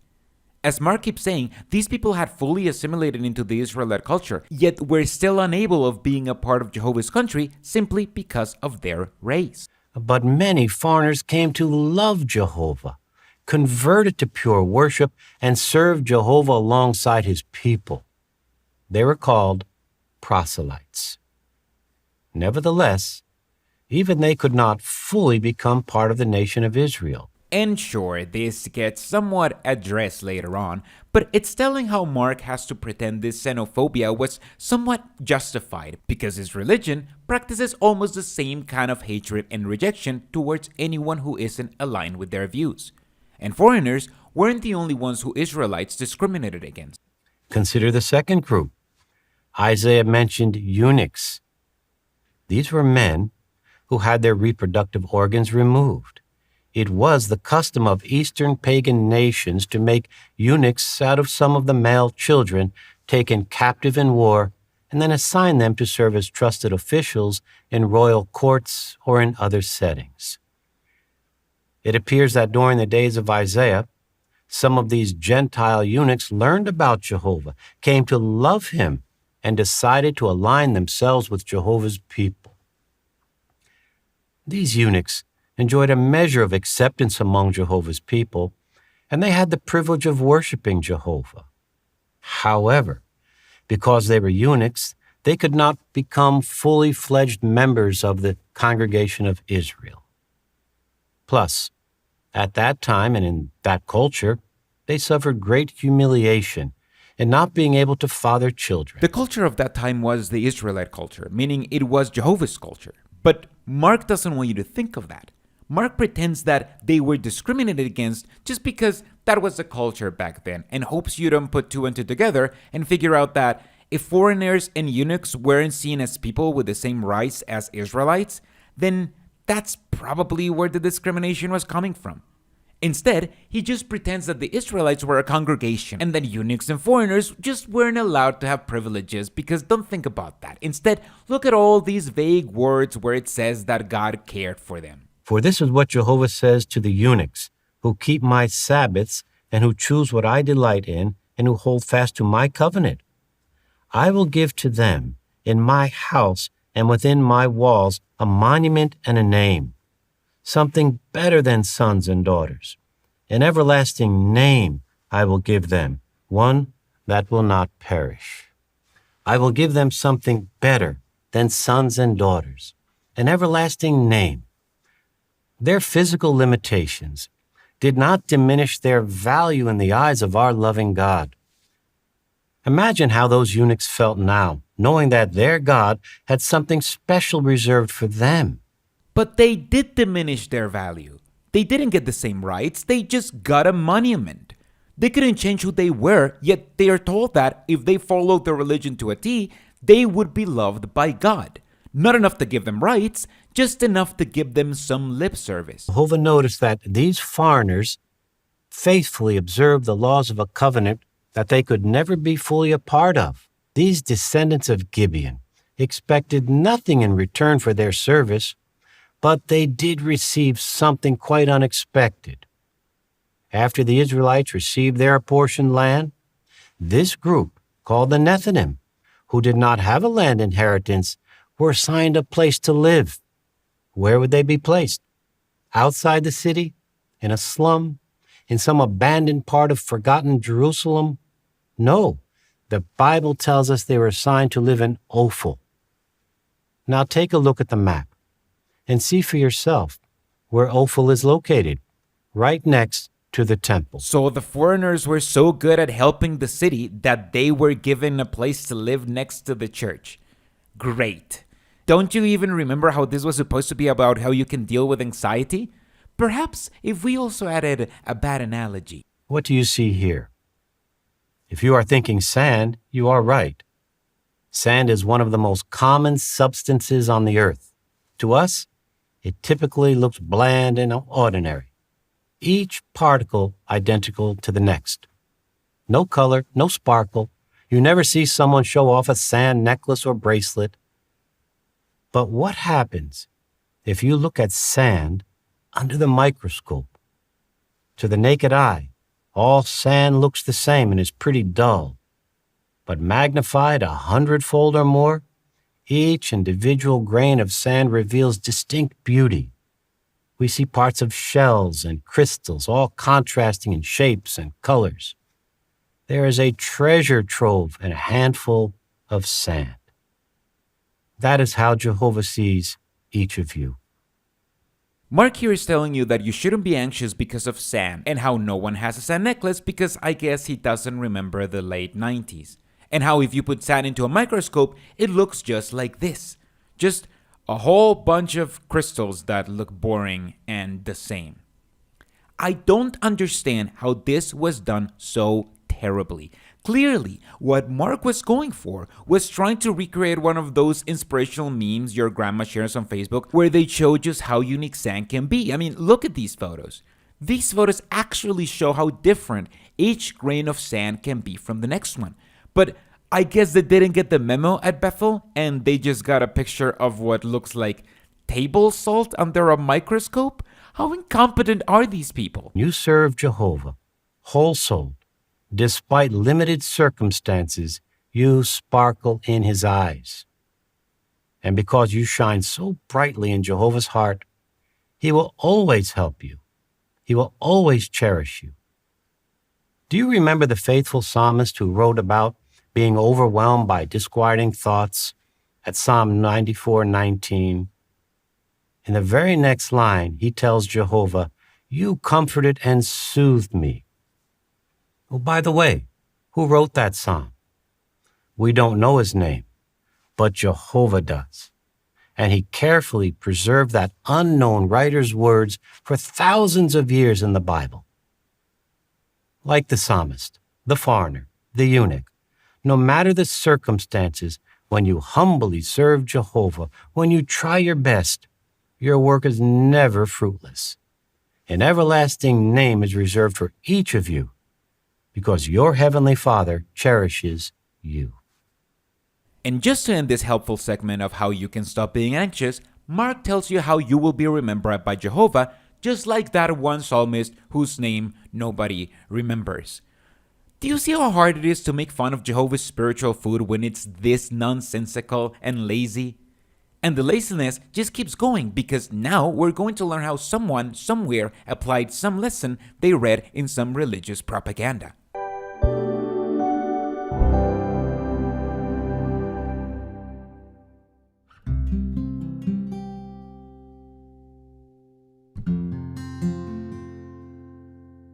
Shortly after getting baptized, I set the goal of becoming a regular pioneer. When my health problems began, I started comparing myself. I began thinking about what I was able to do before and about how my activity had gone down. This Watchtower study helped me to see how some previous assignments would help me to do things better in my current assignment. That helped me to think about what I can do now. I think this Watchtower article came just at the right time. I've learned that comparing myself to others is very damaging, and it was bringing me down spiritually. Here, we're told of how some Watchtower article helped some random followers to not feel as bad for not doing as much for the religion as they used to do before. And you get there by not comparing yourself to others, which is exactly what you were told to do earlier when they were telling you to compare yourself to the eunuchs and the foreigners and the forgotten psalmist. This is double sinister because it implies that feeling bad for not being able to do as much for the religion is normal and natural. You should feel shame if you can't do as much because then you're not as exemplary and therefore your reputation suffers. Here they tell you that the way to solve that is the way any cult resolves any problem, with more work and indoctrination. Having raised 2 children alone as a young single mother, being able to do that, I could help others in the congregation who are going through the same experience. I've set concrete goals for myself, like helping to clean the Kingdom Hall. Although it's lighter work, it's helped me tremendously. It gives me a lot of joy to know that it's for Jehovah. Now I try to help out the congregation wherever I can. Speaking to an audience might not be easy for me, but Jehovah has helped me to carry out my assignments. And that has helped me to realize my place in Jehovah's congregation.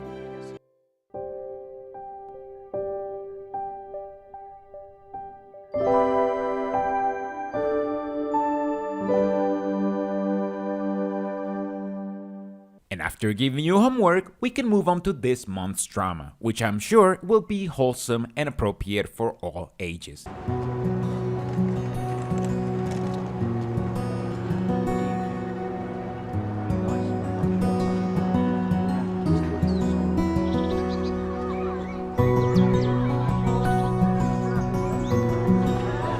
Caring for the needs of my family is a source of great joy.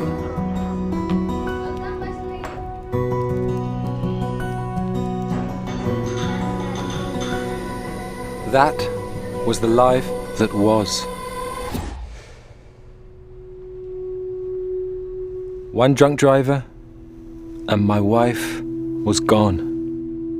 Our 2 children had lost their loving mother.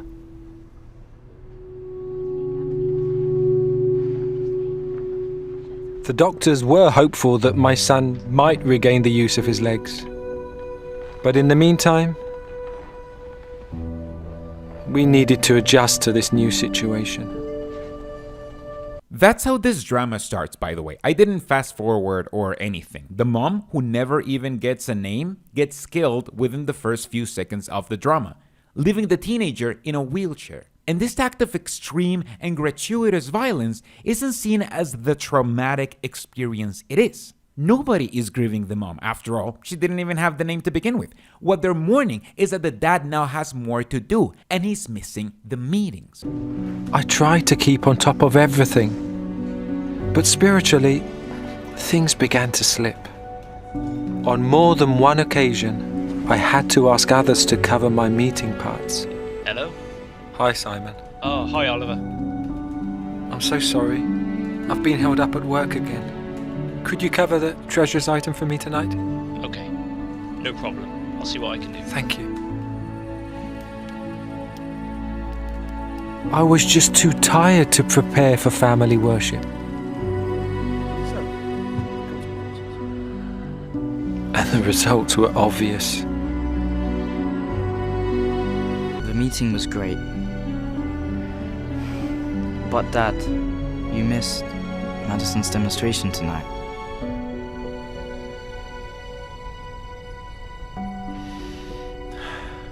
I'm so sorry. I had to work late. Don't worry, Dad. Something had to give. Maybe I needed to step aside as an elder. I needed help.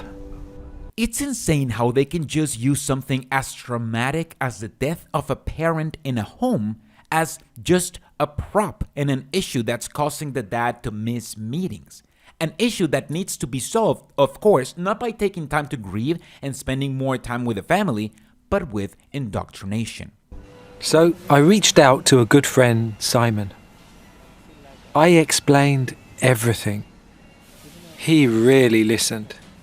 He empathized and commended me for my efforts, then shared Philippians 1:10 with me, that you may make sure of the more important things. Oliver, it's especially during challenging times that we need to make sure of the important things. And the key to doing that is balance. I realize that my family's spiritual needs are one of the more important things. And it's okay to ask others for support.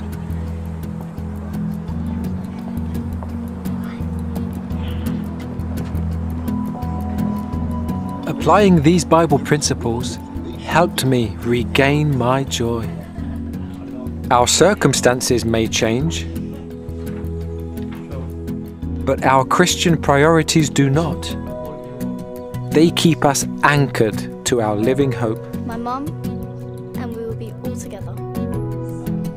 Thanks to Jehovah, I was able to provide for my own in the most important ways. And obviously, since this is propaganda, diving into religious activities magically fixes everything, and the mom even gets a mention because she's being used as indoctrination material. In reality, the more responsibilities you have in the congregation, the less time you'll have to spend with your family. But instead, let's move on to a video made to tell us how people aren't racist in their religion. Well, my years in school were not easy. Some would tease me, others would laugh at me, and still others will use hurtful words to me. I felt unloved and not needed. Sadly, my parents refused to take me to school. The best you can do is to get rid of this child. Just throw her away. That is what my father was told by his friend. Prejudice against people with albinism can be very cruel. Those who are targeted can be traumatized for life. Albinism is a genetic disorder in which one's eyes, skin, or hair have little or no pigmentation. People with this condition struggle with vision problems. Extreme sensitivity to sunlight also puts them at a high risk for skin cancer. Beyond the physical challenges, they also have to deal with unwarranted social stigmas. In some African countries, people with albinism are even attacked or killed by those involved in spiritistic rituals. This leads them to live in isolation. Tasila used to cry often and feel down. But since she has learned the truth in the Bible, she has found comfort. What helped me to endure all these trials was praying to Jehovah regularly and reading his word, the Bible. The first scripture that touches me deeply is Psalm 18, verse 25. This scripture touches my heart to know that if I continue being loyal and righteous, Jehovah cannot forget. He will also act in loyalty toward me. This is a short segment made to remind you how Jehovah's Witnesses don't judge people for the color of their skin, which would be nice and refreshing, except they judge people for their commitment to their religion instead. Jehovah's Witnesses can offer a community to people who are hated for the color of their skin alone, since that's what high control groups do. Find vulnerable people in need of a community and fulfill those needs in exchange for the person's life. When you put it like that, it doesn't sound nearly that hopeful.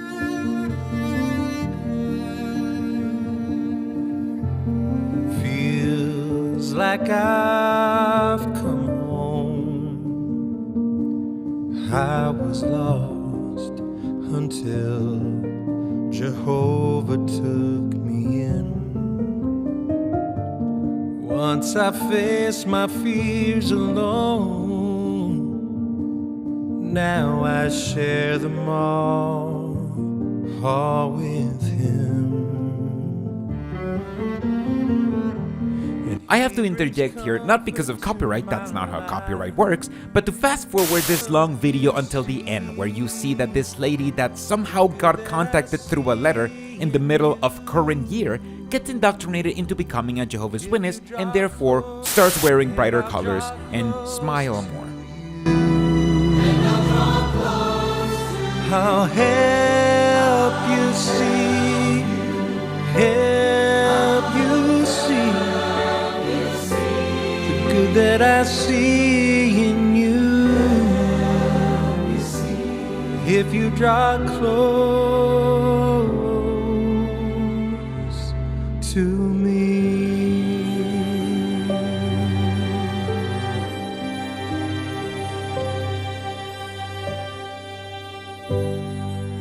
I could point out how delusional it is to think that joining a high control group means you'll be happier, since it usually means the opposite. But I realize I don't need to, because this literally never happens. Not only are they not converting people anymore, but they're also struggling to maintain the few followers they have already. If this had ever happened, we can be sure we'd be hearing about the people it happened to, regardless of their language or location, instead of having to endure a bad music video where we merely see people pretending this works. But of course, Satan, as we said, tries to still use intimidation today. If you don't take this blood transfusion, you will surely die. If you don't accept this job, talking about a job that'll damage you spiritually, your family will starve. Why won't you smoke this cigarette? Are you afraid? Are you chicken? Why won't you date this girl in your class who likes you? Are you a homosexual? What? This is Stephen Lett telling you how Satan's world tempts you, and his example is daring you to date someone to prove you're not a homosexual? This tiger trope is extremely antiquated, since it implies being a homosexual is bad. After all, there's no pressure if they were truly asking. But in the tiny homophobic mind of Stephen Lett, bad people try to dare good Jehovah's Witnesses into dating worldly people to prove they aren't gay. Something I doubt ever actually happened, because no one wants to date Jehovah's Witnesses that bad. Trust me. Never quit trusting Jehovah with all your heart, despite the roars of the devil. If you go to Daniel chapter 3, notice how they put implicit trust in Jehovah, despite this intimidating situation. Chapter 3, verse 16, Shadrach, Meshach, and Abednego answered the king, O Nebuchadnezzar, we have no need to answer you in this matter. If it must be, our God whom we serve is able to rescue us from the burning fiery furnace, O king, and to rescue us from your hand. But even if he does not, let it be known to you, O king, that we will not serve your gods or worship the image of gold that you have set up. See, they trusted Jehovah. This is Stephen's main topic, that just like those 3 Israelites were protected by Jehovah in the past, you can be sure that Jehovah will protect you vaguely, whereas you can't be sure if it was Jehovah, because comparing yourself to others is the main thing Jehovah's Witnesses are taught to do. And the lessons just keep coming. Now here's another lesson. Holy Spirit will help us remain calm, not panic, give a good answer to our persecutors. When you think about what we just read, the answer they gave, amazing composure, amazing answer they gave. Obviously, Holy Spirit was working powerfully upon them, and we're promised the same will be true of us. At Luke 12, 11 and 12, Jesus said, when they bring you before public assemblies, government officials, authorities, don't be anxious about what you will say. The Holy Spirit will teach you in that hour what to say. In your decision on whether or not to disfellowship someone, you don't take consideration of children outside of the congregation. Do take consideration of them, but what ability have we got to protect every child in Australia? Well, what you can do is you can report to the child protection authorities. And that is done in some cases. But generally it's not done, is it? No.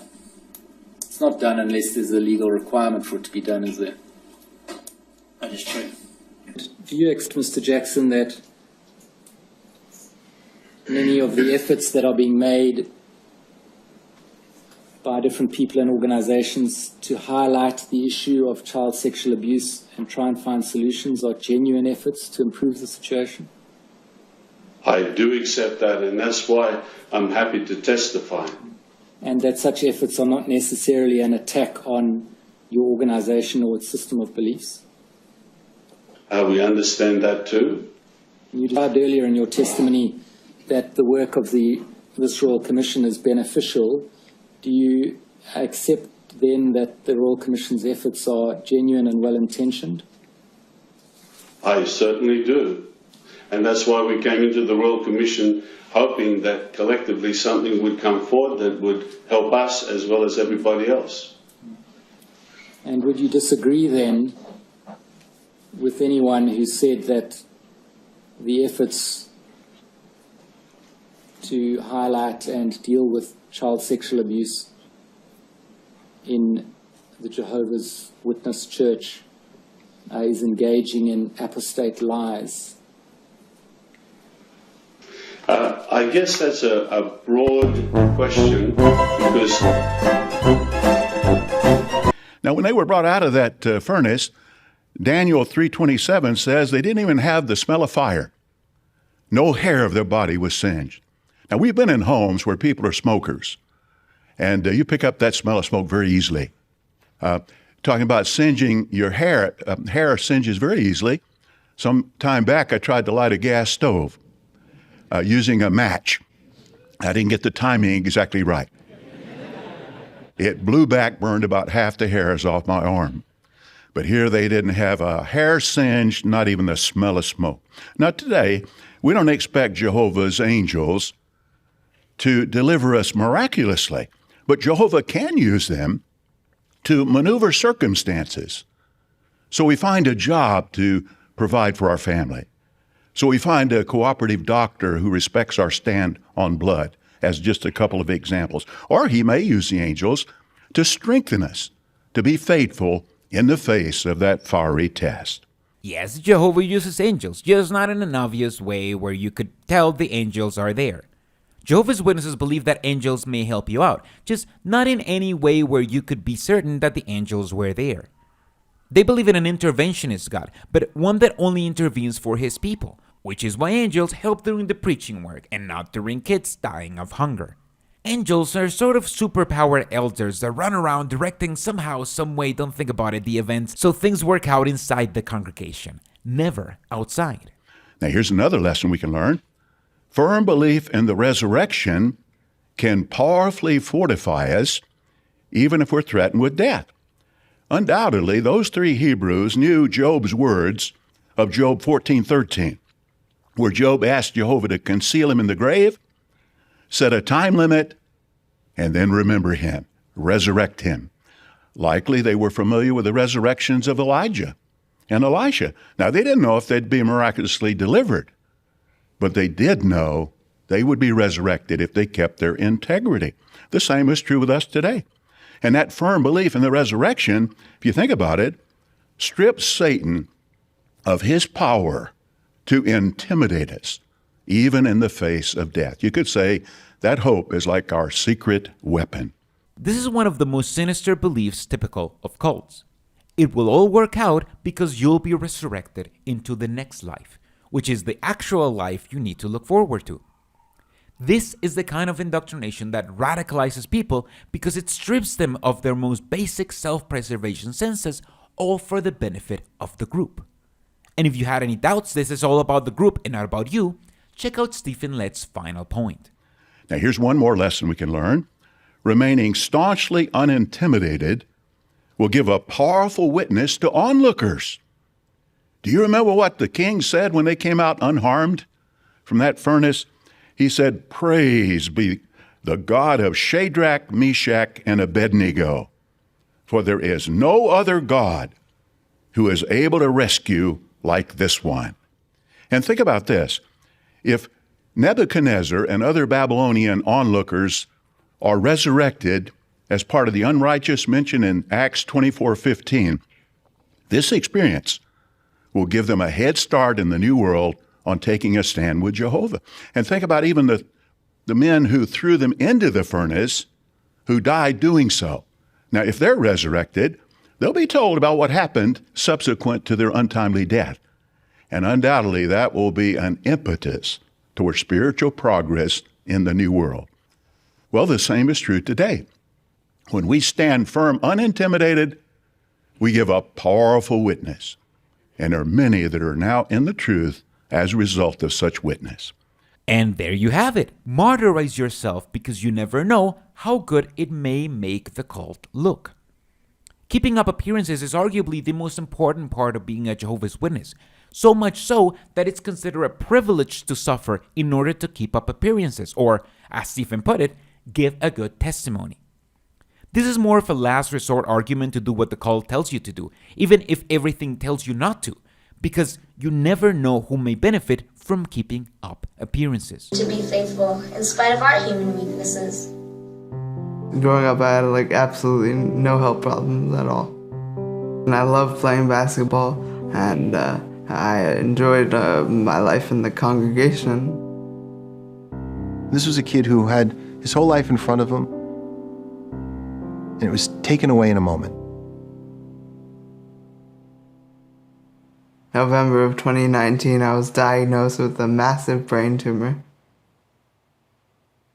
I'm saying, why me? Did I do something wrong? I wanted to know why it had to happen now. At 16, I'm close to 18, what I think is the prime of my life.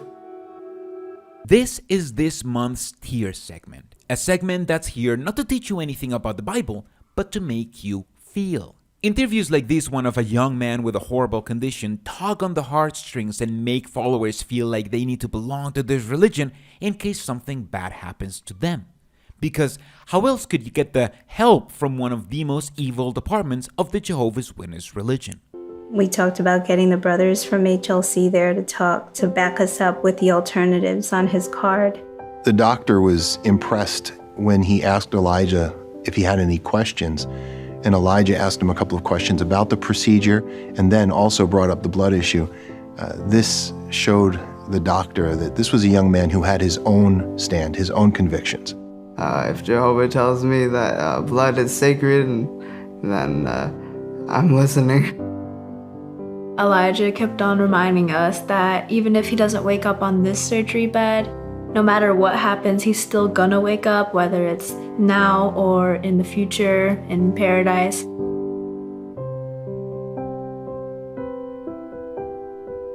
They finally came out only to tell us that there was complication. And that's why people like him adhere so close to the non-blood rule, refusing blood transfusions that could save their life because they truly believe the doctrine, and when confronted with death, they get scared and think that it's better to die faithful to Jehovah and immediately resurrect in paradise than to try to save their lives with a disgusting blood transfusion that may not even work, because Jehovah's Witnesses also demonize blood transfusions themselves and die a sinner, never to live again. We don't know if the decision of not having a blood transfusion affected the surgery, as we'll learn later that he fell into a coma for months after, but it certainly didn't have to be an issue he had to worry about to begin with. That's why I wish Elijah nothing but the best. He's a young man who deserves better than to be paraded by a cult who's only interested in him because of his martyrdom, and would be willing to discard him immediately if he ever changed his mind about his beliefs. Instead, let's take a look at this convention's trailer that's apparently a thing now. When was the last time you lost your patience? On the road? At work? Or at home? Our busy lives make it difficult for us to be patient.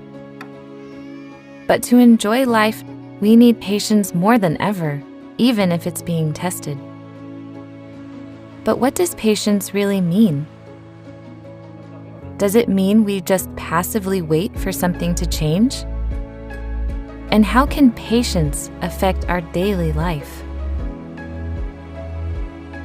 The 2023 Exercise Patience Convention of Jehovah's Witnesses will show you what true patience is, why we need it, and how it can improve our relationships with others.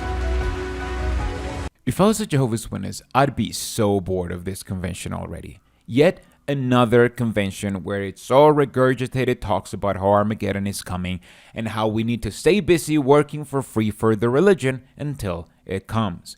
Why are you so boring, Watchtower? Just announce Armageddon is coming again already. You haven't done it in 20 years. You think it's a coincidence that people are leaving? Be less boring.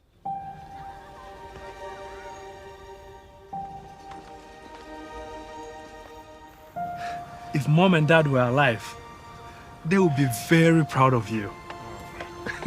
You know what I'm thinking? you could have more. I'm talking about real security for you and the family. A government carpentry contract. U93.6. As an update to our report from yesterday, militia groups are threatening to take over the capital.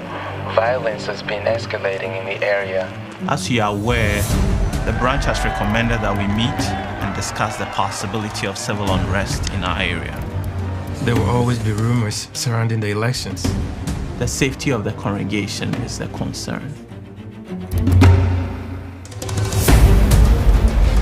There's no need to worry. These are just threats, rumors. There's nothing to it. We received direction from the branch. Those brothers are so far away, though. Well, I'll be damned. This looks like a drama with actual drama in it. The production looks far better, although I don't know if using people in the same area as those who experienced the Malawi protests was a good idea.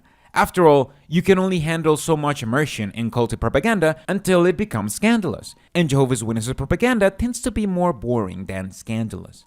However, Ben Ford is recapping a drama that he made up that actually sounds a lot like this drama, which I'm sure has nothing to do with the fact that he was working in the audiovisual department at Bethel, so he would have access to what this drama is about, link in the description. But suffice to say, this drama looks like an interesting one, to say the least.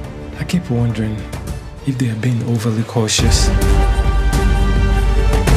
Remember, Amani, your strength will be in keeping calm and showing trust.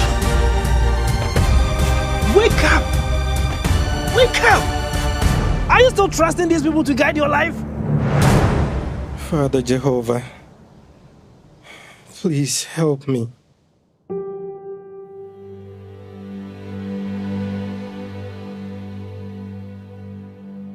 This drama may be the one that gets some eyes on Jehovah's Witnesses, but we'll have to wait and see if it's actually interesting or if it's like every other drama before it. But I wonder, how can we show our appreciation for this drama to Jehovah? I mean, to the governing body. The governing body has approved a new original song to conclude the convention. I'm happy to announce that the song and lyrics are now available for download on jw.org. The governing body requests that everyone practice before the convention so that unitedly we can sing out with all our hearts. This is an insane thing for me to hear. The governing body is now referred to as a body we must all follow and whose expectations we must meet because this isn't me, this is culty AF, right? And after hearing about Malta and how there's a few hundred Jehovah's Witnesses there, JW Broadcasting finally comes to a close. Hello there. It's a pleasure to welcome you to our program. We have a few updates to share, and then we'll watch an encouraging interview. Samuel Hurd is back without his glasses in this governing body update that's all about the Jehovah's Witnesses' masturbatory sense of persecution. Sammy is gonna struggle to give us the information because, well, he's quite old and he's incapable of emoting. He basically reads his lines off the teleprompter like someone forced him to. On July 19, 2023, 69-year-old brother Yuri Sevelia was released. He spent over 4.5 years behind bars. Dozens of brothers and sisters welcomed him outside the prison. We're very happy for him and his loved ones. And on July the 26th, 2023, Brother Sergei Klimov was released after some 5 years in prison. He was warmly welcomed by his family and friends. We rejoice with you all. Jesus Christ, Sam, yes, we can see the joy in your eyes. But this clearly shows why banning the Jehovah's Witness religion doesn't work, because it only crystallizes support from members towards the religion. Plus, persecution is always a good way to remind Jehovah's Witnesses that, now more than ever, anything negative they hear in the media can only be false. When our enemies ban our worship, they hope to make us afraid to serve Jehovah. In addition to the ban, they may circulate false stories, send officials to search our homes, drag us to court, or even imprison some of us. They hope that we will be terrified because they managed to put a small number of us in prison. Yet, what do we learn from these two dear brothers in Russia? They have successfully endured their imprisonment and have come out victorious. This is why persecution doesn't work, because high control groups are taught to expect persecution. So when it happens, it reinforces their us versus them beliefs, thinking this is proof that their group can only be right, and that people against it can only be wrong, which inhibits critical thinking. Our brothers and sisters around the world are enjoying the Exercise Patience Convention. For our young ones, this may be the first convention they'll remember attending in person. Let's hear from a few of them.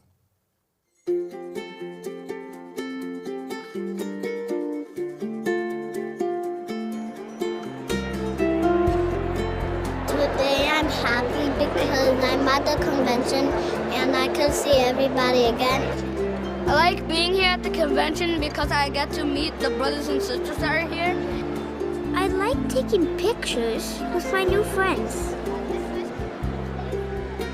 Jehovah's Witnesses are celebrating their yearly convention around the world, which I have already covered in its entirety thanks to sleepless nights and the generous support of my patrons. Jehovah's Witnesses love to make introduction material not around Jesus or the Bible, but around how great the religion is and how amazing it is that they get to indoctrinate kids as young as possible to perpetuate the religion, since these young kids are the only hope for the religion not to die. On September 1, a new service year begins, and so does our worldwide campaign to feature the Watchtower number 2 of 2020, entitled, What is God's Kingdom? Publishers who serve as auxiliary pioneers can choose a 15 or 30-hour requirement. We need the kingdom more than ever before, and it's a joy for us to share this vital message with our neighbors. Remember the times when the Jehovah's Witnesses boasted of owning the most published magazine in the world, publishing 2 Awake magazines and 2 Watchtower magazines a month? Yeah, that started when they were able to sell magazines. So the more magazines, the better. Now, they can't sell magazines anymore, so they just get a 3-year-old recycled magazine to go door to door. And what's the fresh new take that the Jehovah's Witnesses need to be pushing? How much we need God's kingdom and how soon it's going to come. The same message they've been preaching for a century and a half. And you'll be happy to know that's what their next convention is all going to be about. Many congregations will soon be informed of the dates for the 2024 regional conventions. We're pleased to inform you that the theme of the 2024 convention program is Declare the Good News. With so much bad news today, we know you'll enjoy all 3 days of this thrilling convention, from the very first word on Friday. We're not even done with this convention, and they're already telling you how the next one is going to be the next one yet.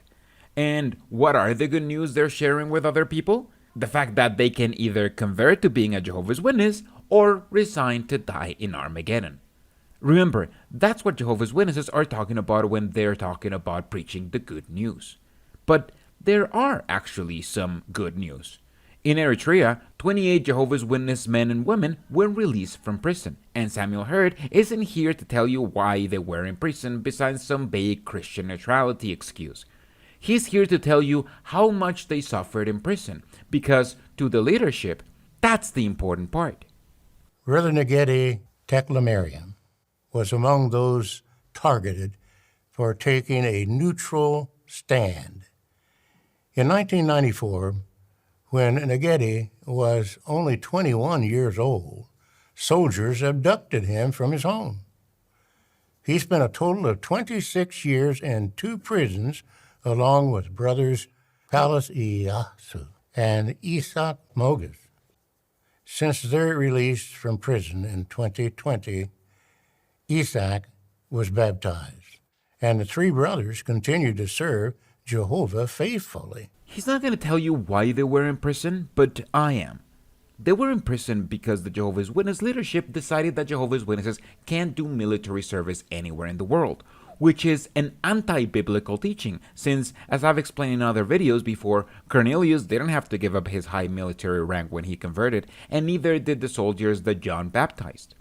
This is a cult based in the United States, telling citizens from around the world they can't participate in military service because that way they get to feel persecuted and, therefore, validated in their beliefs.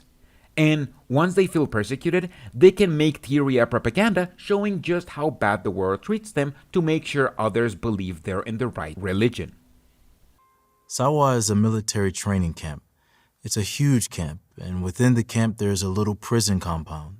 It's only for a lack of words that we call it a prison. There's no words for it. It's not a humane way to treat another human being. The room, which is made of corrugated metal sheets, during the day it gets extremely hot. There was no ventilation in the room, no bed. We slept on the ground. Food provided by the government was meager: bread, dry lentils, sometimes soup. In prison, we were tied with ropes and endured cruel treatment by the guards, extreme physical beatings and forced labor.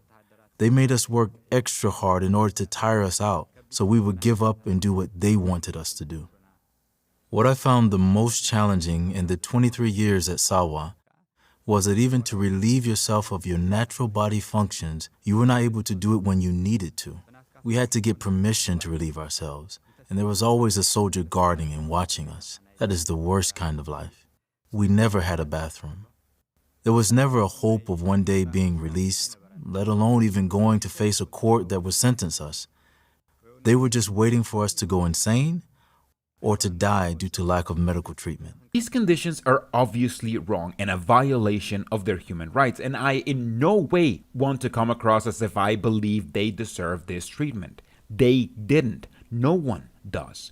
That being said, it's extremely important to remember that the governing body could immediately alleviate the suffering of multiple people like him, incarcerated in terrible conditions around the world, if they followed the Bible and allowed Christians to do the military service, just like the Christians in the first century did. But if they did that, they wouldn't have compelling propaganda of how the world persecutes them for being true Christians. The soldiers took me to the wilderness and told me to dig a hole. They set before us two choices. They said, "We have tried many things on you, but you didn't change. The government has decided to execute you. Put on the military uniform and be soldiers like others, or if you continue saying, 'I belong to God's kingdom' or 'I belong to the heavenly kingdom,' you will be put in this hole." They put me in the hole. The hole was deep enough for only my neck to be above ground. Not only was the strong daytime sun beating on my head, I'm buried in sand that the sun has been beating on all day. I was sweating and slowly starting to pass out. There was a car with military personnel traveling from a distance. They could see a body buried with only his neck above the ground. This soldier was not from the military camp. He was simply passing by. He was a high-ranking military official. I didn't know him personally. He didn't know me. He asked the men, "How did this even happen? Is that even allowed, to do this to a human being? Who gave you the order to bury him alive?" One thing I and even those who were with me learned from this is, when a person goes into prison, he may feel like he is alone. But as long as we stay faithful to Jehovah, we trust him to do something. I have seen the scripture in Romans chapter 8 from 35 on being fulfilled in our case. Jehovah helped us. Truly nothing can separate us from his love. This is why persecuting people for their beliefs doesn't work, because it can only radicalize them further the more you persecute them. As I said, no one deserves this kind of treatment, but Jehovah's Witnesses make it seem like they and they alone were victims of this cruelty, when in reality, I doubt they were the only ones in that prison under inhumane conditions. However, despite those, the toxic positivity of the religion seeps through to remind Jehovah's Witnesses to smile even when they're suffering. There was a lady and a gentleman who were working in the prison. The male was a guard and she was a secretary. They talked among themselves. They reasoned, it looks like the government is going to kill them. Why don't we record what we see and take their story outside? At least we can say to their families, they were here and this is what they look like. So they decided to take a picture and show it to our families and to the rest of the world. You can see on the picture of Paulos, his hands are full of mud. At the time, we were doing manual labor outside, moving rocks and things. We didn't want our family members or our parents who saw the picture to see us sad and dejected, but rather we wanted them to know we're happy to be persecuted for the Christ. That's why we made an effort to smile. And that's how you're expected to behave when you're a Jehovah's Witness. You're taught to expect persecution and to put on a smile, because persecution should make you happy. But despite spending most of his life in prison, as a Jehovah's Witness, he's expected to believe that Jehovah was the one who freed him, which means that Jehovah was also the one who decided to wait for almost 3 decades to act, passively watching him suffer. I never anticipated I would be freed that day or that year. I was able to see that Jehovah can deliver his people out of trialsome situations. Any time he chooses is the right time. From those 26 years, I've learned lots of lessons. I learned that Jehovah listens to our concerns, and to be persecuted for his name's sake is of greater reward than the inconveniences. We don't know what tomorrow will bring and what might change. So there's no good that comes from being afraid of prison or being afraid of persecution. We can prepare for persecution. Jehovah will help us endure any trial. We just have to ask for his help. Whatever circumstances, expected or unexpected, that arise, this is a lesson I learned. Jehovah will help us endure. Obviously, since Jehovah freed them, Samuel Hurd is about to take credit for it. I know I'm not alone in saying that we supplicated Jehovah in your behalf many times over the course of the 26 years that you and the other brothers were in prison. And we continue to pray for the 32 brothers and sisters in Eritrea who are still imprisoned for their faith. Samuel Hurd doesn't have to pray for their release. He just has to persuade the rest of the governing body to change their minds and to do things the way Christians in the first century did. But obviously, then you wouldn't have propaganda to keep radicalizing followers with their self-fulfilling prophecies. But luckily, this is how this update comes to a close. As we've seen, this is nothing but leadership taking advantage of the most egregious example of persecution caused by their own anti-biblical Pharisaical laws that they impose onto their followers to make propaganda with them. When I was a Jehovah's Witness, I know this would have been really encouraging examples of faith because it would have reinforced that us versus them narrative, since, as I mentioned before, persecution only radicalizes believers. They are no part of the world, just as I am no part of the world. Jesus' confidence in Jehovah and in the power of the truth can be seen clearly in what he asks of his Father in verse 17. Sanctify them by means of the truth. Your word is truth. When we accept the truth and make a personal dedication to God, in a general sense, we are sanctified or set apart from the world because we no longer fit into its mold. People view us differently because our values have changed. We live by the standards of Bible truth, and doing so honors Jehovah God, gives our life meaning, and brings us great happiness. This talk by itself just exists to remind Jehovah's Witnesses about their supremacist views. This is something I don't see often talk about, but the Jehovah's Witnesses are an inherently supremacist organization. They believe they alone are the only ones who are aiming to live life according to God's principles, which can make them worthy of going to paradise. No other religion has the hope of going to paradise. They are all false religions, including atheism. This is what's under every interaction they have with people outside the cult. They don't see others as equals. They see others as unworthy, living disgusting lifestyles that aren't acceptable to Jehovah. And William Elephant is basically trapping Jehovah's Witnesses in circular reasoning. When people call your superiority complex out, that's because they're from the devil, which should reinforce your superiority complex. And to top it all off, he's here to tell all Jehovah's Witnesses how they should be feeling. Isn't that how we feel about the truth? We love it.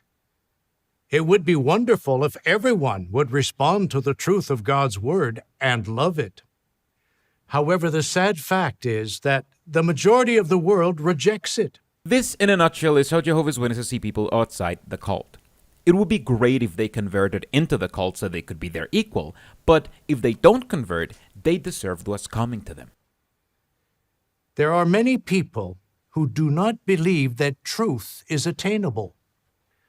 Some ancient philosophers made the teaching of doubts virtually their life's work. Human philosophy is built on pride of intellect and a warped pleasure of endless speculation that leaves Jehovah God, the Creator, completely out of the picture. By removing God, philosophers wander in a maze of ideas and theories that fascinate the mind and inflate the ego, but never arrive at the truth. If truth were not attainable, why would Jesus Christ say, as recorded at John 8:31 and 32, "If you remain in my word, you are really my disciples, and you will know the truth, and the truth will set you free"? Checkmate, philosophers! Let's deconstruct that strawman argument before anything else. William Elephant, who clearly has never read a book of philosophy in his life, thinks that philosophy is questioning everything and thinking you can never arrive at the truth. Then he says, well, if that's so, then how come the Bible says you can arrive at truth? With a Bible verse that sort of says that if you remain a Christian, you'll know the truth. Why? Because Elephant isn't against philosophers. He's actually against doubts, against asking questions. Like the question, is that verse really saying that you can learn the ultimate truth, or is that just mentioning the truth about a subject, like, Christianity? Or the question, why would I believe it just because it's in an old sacred book that's pro-slavery? Philosophers aren't just asking questions for the sake of asking questions. Philosophy is the love of wisdom and the seek of truth about ourselves, our environment, and our relationships. A lot of philosophy is about values, reason, and the meaning of life. Jehovah's Witnesses are against listening to contrarian points of view because their philosophy falls apart so easily. So they tell you that the only values and reason you should listen to is the governing body. And the meaning of life is serving Jehovah by doing whatever the governing body tells you to do. And anyone else who's questioning it is simply asking questions for the sake of asking questions and should be dismissed immediately.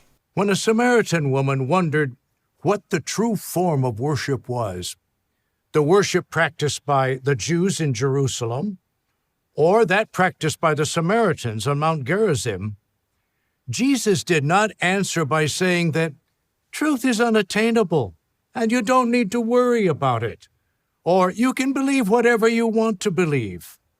No, Jesus did not view the truth as relative, that whatever you want to believe is the truth. That is nonsense and has nothing to do with the realities of life. But Elephant doesn't read what Jesus said because the woman never asked Jesus what Elephant said she did. Jesus asks the woman for water, then the woman is like, I'm a Samaritan, don't you know we don't like each other? Then Jesus tells her that his water of knowledge is better than any water and slut-shames her for being on her sex partner before telling her he's the Messiah. There's no talk on how to identify the one true religion or whether other forms of worship are acceptable. But this is how Jehovah's Witnesses end up believing that all their beliefs are in the Bible. They quote a Bible verse that has nothing to do with the topic, then pretend it proves their argument. And the made-up lessons just keep coming.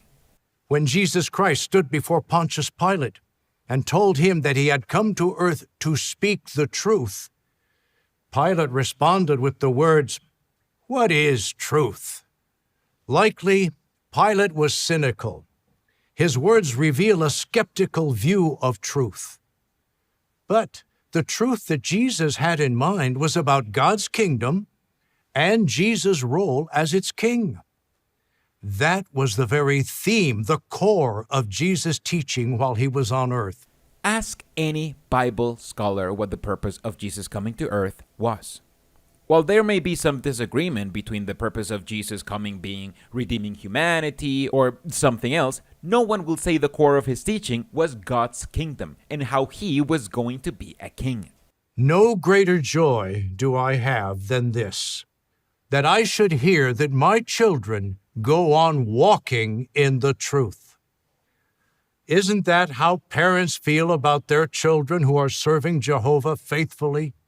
Absolutely. However, not all young ones raised in a believing household have stuck with the truth. The same is true about many with whom we've studied the Bible. Is their situation hopeless? No, not at all. There's still time for them to act and show Jehovah that they love him and that they love the truth. The end of this system is fast approaching. It is going to happen, and soon. We encourage such ones to give serious thought to their relationship with Jehovah God, because he genuinely loves them and wants them to have life. We pray that such ones take whatever steps are necessary to return to Jehovah before it's too late. Again, Malafan reinforces the Jehovah's Witness supremacist complex by letting them know that since they call the religion the truth, if someone leaves the religion, they leave the truth, and hence the only hope for them is to change their ways and fall back into the cult, doing whatever it takes to become acceptable again, like suppressing homosexual, liberal, or independent thoughts. To dismiss truth as relative or non-existent is to miss out on the most thrilling and fulfilling quest that life offers. To find the truth is to find hope. To know and love it is to know and love the Creator of the universe and his only begotten Son.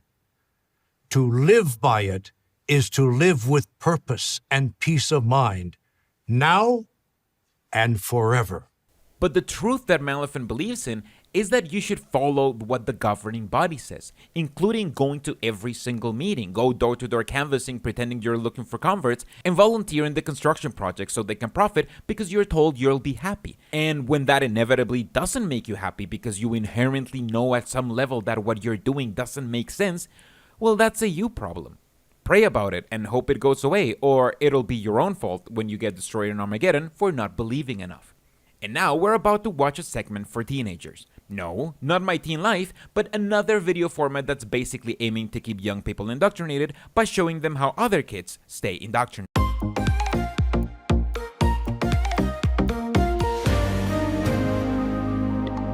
Why was it difficult to uphold God's moral standards at school? I remember that in high school, it was complicated because my classmates made fun of me. They often said I acted holier than thou and other similar insults. Because I didn't go to nightclubs, I didn't curse, I didn't smoke. It was unbearable because they often tried to push me to the limit. I had a 1-hour bus ride to get to high school, and I wanted the bus to make a U-turn and avoid going to high school. I had all the time to think of what could happen to me, what they could say to me, and I admit that I sometimes felt alone. This is what it's like being a young Jehovah's Witness. Witnesses aren't taught to live and let live. They're taught to actively hate anything they're not allowed to do, which includes violent video games, movies with magic, and dating outside their religion. These supremacist views inevitably isolate young witnesses who fully believe their religion, and ends up isolating them even more, because they're told the world doesn't accept them not because of their obnoxious isolationist supremacist views, but because the devil himself is against them. The environment at school often exposed me to immorality. For example, girls would wear short skirts. I received instant messages from people I had never met before. They would send me photos, a phone number, or invitations that I could have just simply accepted. So I could have easily committed sexual immorality. We've often heard these testimonies of people getting invitations, which mean that they could have committed sexual immorality, but as someone who dated in the world, that's not the case. Jehovah's Witnesses want followers to believe they're always getting tempted by this world, but in reality, no one wants to date some repressed dude in a cult. Sometimes phone numbers and invites to go out are just that. The only people who are obsessively thinking where that could lead are the people who are repressed and don't know sometimes people just want to get to know you better for whatever reason. To a repressed dude who isn't allowed to socialize outside of the cult, every invite is an invite to drugs and sex, which, unfortunately, it's just not the world we live in. What did you do to strengthen your faith? During family worship with my parents, we studied the example of Daniel, far from his family, among people that didn't serve Jehovah. He succeeded in remaining faithful, and I wanted to do the same. To strengthen my faith, I started reading the Bible. I had to take the metro to get to school, so every morning I took the opportunity to read a few verses. I thought about the verses I had read. By praying to Jehovah, having a kind of constant conversation with him, Jehovah would put me in a little bubble. I started feeling comfortable inside, and I was no longer under the bad influence of others. That's right, the solution to their problems is the solution to every problem when you're a Jehovah's Witness. More indoctrination. And here, they just come out and say it. The way out of the cult is to get out of your echo chamber and examine with an open mind opposite views. Jehovah's Witnesses are told to do the opposite. To indoctrinate themselves so much that they're immersed in a bubble where they can isolate themselves even among their peers, which will obviously only aggravate the situation. This is pretty overt culty rhetoric, but the indoctrination isn't over, because the cult isn't done when it makes you behave in unnatural ways. You also need to let people know why that made you happy. Why do you believe that Jehovah's standards are beneficial? I closely observe the young ones in the world, and I realize that they are suffering from the standards they followed.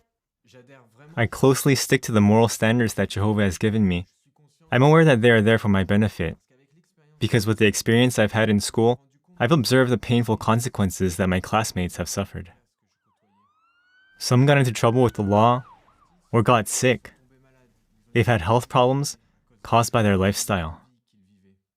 A girl in school did something immoral with a boy, and it started circulating around the school. Because of that, the girl didn't come to school anymore, and she started having suicidal thoughts. I understood that Jehovah protects us with his principles, his standards. And if I had compromised even once with his standards, I would have regretted it sooner or later. And for me, there's nothing worse than regret. I'm 100% sure that Jehovah gave me these moral principles for my own good, so that I could be morally clean. He also helps me to be positive. For example, he helped me to see my classmates as potential disciples, and we were able to have conversations about the Bible together. I am really convinced that Jehovah's standards are good for me. Being one of Jehovah's Witnesses is the best life possible. Jehovah's Witnesses are ruled by this unspoken toxic positivity where they aren't allowed to say anything negative or critical about the religion. The religion then uses this toxic positivity to say, look how the world suffers, but you don't suffer because in this religion, you're not allowed to say you do. That's why Jehovah's Witnesses think people suffer more outside the religion, because normal people are open to tell you when their worldly lifestyle brings them suffering, but Jehovah's Witnesses aren't allowed to speak about when their religious lifestyle does the same. Then they use absolutely disgusting rhetoric to victim blame someone whose intimate details were shared around. Like it was her fault for living that lifestyle and she deserved to get those suicidal thoughts and to stop going to school, when the witness herself wanted to stop going to school because she was also getting bullied for her lifestyle. The guy also talks about how the worldly lifestyle has led to prison for some of his peers, but the Jehovah's Witness lifestyle will also lead you to prison and for worse things.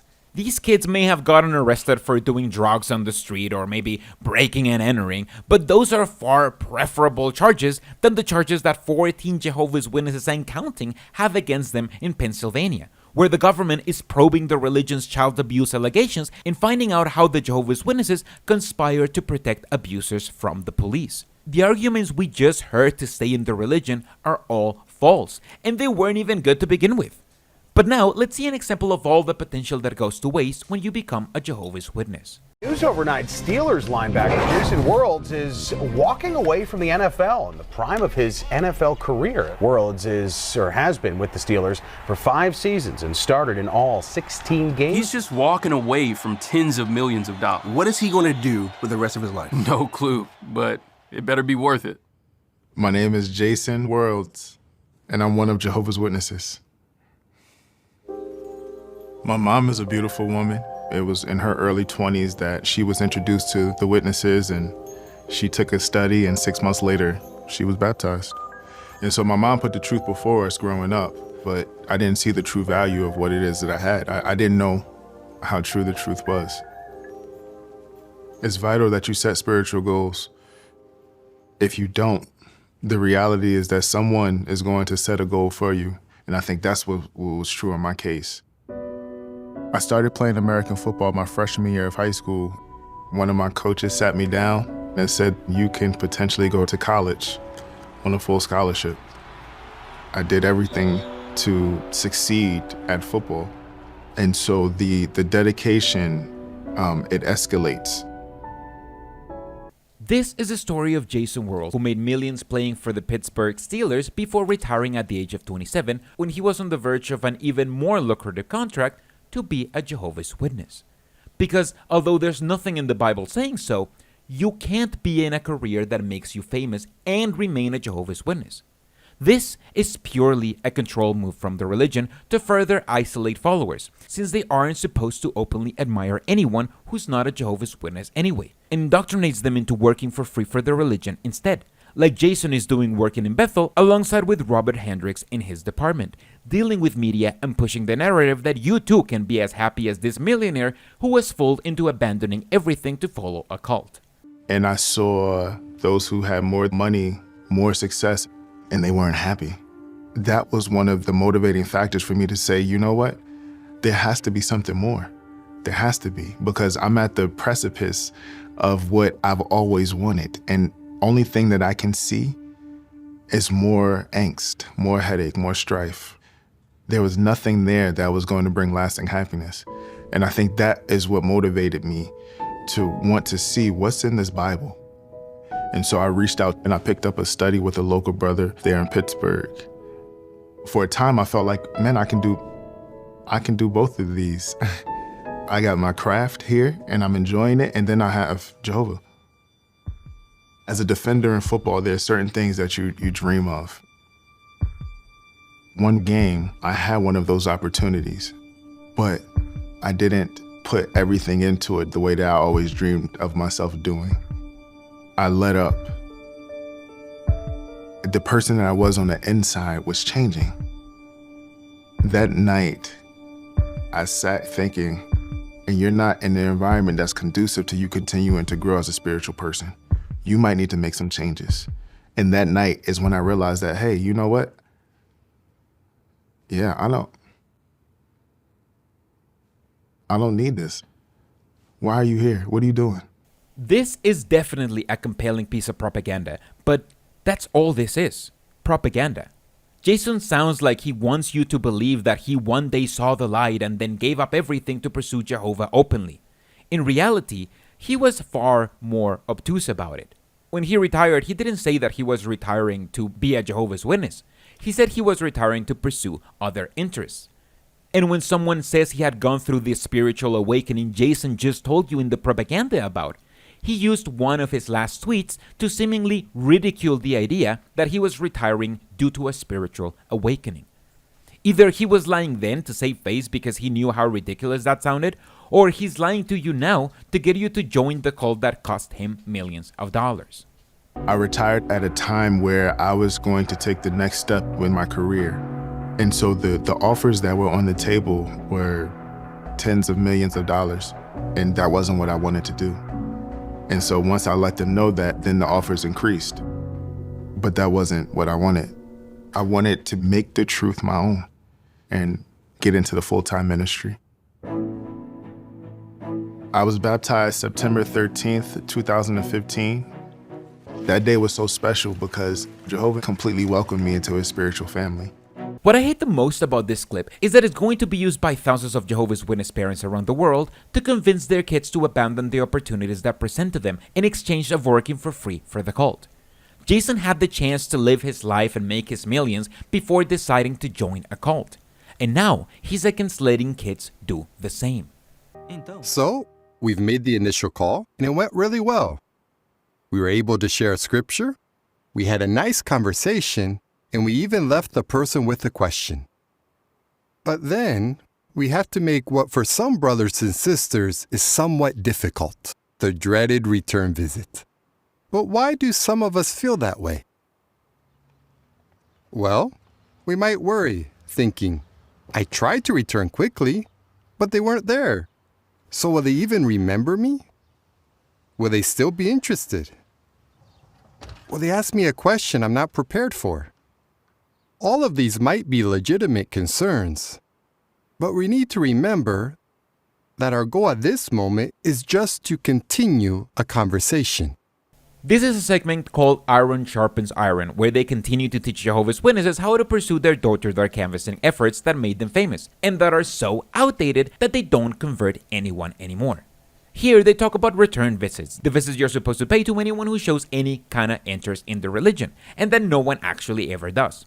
Just listen to how rigid and outdated the preaching method is. I'm kinda busy right now, but do you mind if I ask you a question? Now, this is the moment we sometimes fear most. We plan to continue the discussion, but the householder has an unexpected question. So, here's one approach that works well if we would like to have more time to prepare a response. I'd like to know if the Bible says anything about gay marriage. You know, that's a really good question. Well, in a way, it does talk about that. But would it be okay with you if I answered this other question first? Then I can do some research and find the best possible scriptures to be able to answer your question next time that I come. Does that sound okay? Sure, that's fine. Did you see how our sister just gave an honest response? No, she didn't. She had a script in her head, and then when the woman asked her a direct question about gay marriage, she decided to skip that question. Not because she doesn't know what her religion teaches about gay marriage, she does, every Jehovah's Witness does, but because she doesn't know how to explain it without sounding bigoted. These sneaky responses may have worked before the internet, but now that the woman can literally just Google what the Jehovah's Witnesses teach, this is unlikely to work anymore, which is one of the many reasons why this religion is unable to convert other people. But now, David Splain is here to talk about something Jehovah's Witnesses are known to do amongst each other, making sure they're being kept in check. And now we come to what Brother Divine was talking about, in a spirit of mildness. And that's good advice, because sometimes the elders are called upon to counsel someone who has done something that they find disgusting, and their emotions could get involved. They may feel like giving the person a good tongue lashing, but they don't. They pray for Holy Spirit. And what's one of the aspects of the Holy Spirit? Mildness. They pray for a spirit of mildness. After all, if the person did something that bad, he's probably thoroughly ashamed of himself. And it may have taken every ounce of courage that that person has just to come to the elders. So we deal with the person in kindness. Jehovah's Witnesses are extremely judgmental and are kept in check by the elders of the congregation. Here, Splain is acknowledging the judgmental nature of Jehovah's Witnesses, telling elders to not overdo it when they're judging other people. But it's not just elders the one who can give counsel. Any Jehovah's Witness is instructed to keep every other Jehovah's Witness in check, and to take action when they see anyone doing anything that even fringes on not following their religion. But David Splain is getting on his high horse, going into masturbatory, pseudo-intellectual biblical BS to remind you that he is the only one who gets to do that. Paul is saying to us, don't get on your high horse. Don't be self-righteous when you're giving counsel to others. Remember, you are imperfect. And one day, you could be sitting on the other side of the table and receiving counsel. And if that were the case, how would you like to be treated? In a spirit of mildness. Keeping our own limitations in mind will help us to moderate our tone, to speak to the offender in a spirit of mildness. I would love to see David Splane getting counsel for going into his own philosophical beliefs on the Bible in pretty much every speech, but it's not like anyone counsels governing body members. But now, we can move on to this month's music segment that reminds converts that they are in a cult, so agreeing to everything the cult says is what identifies them as Jehovah's Witnesses.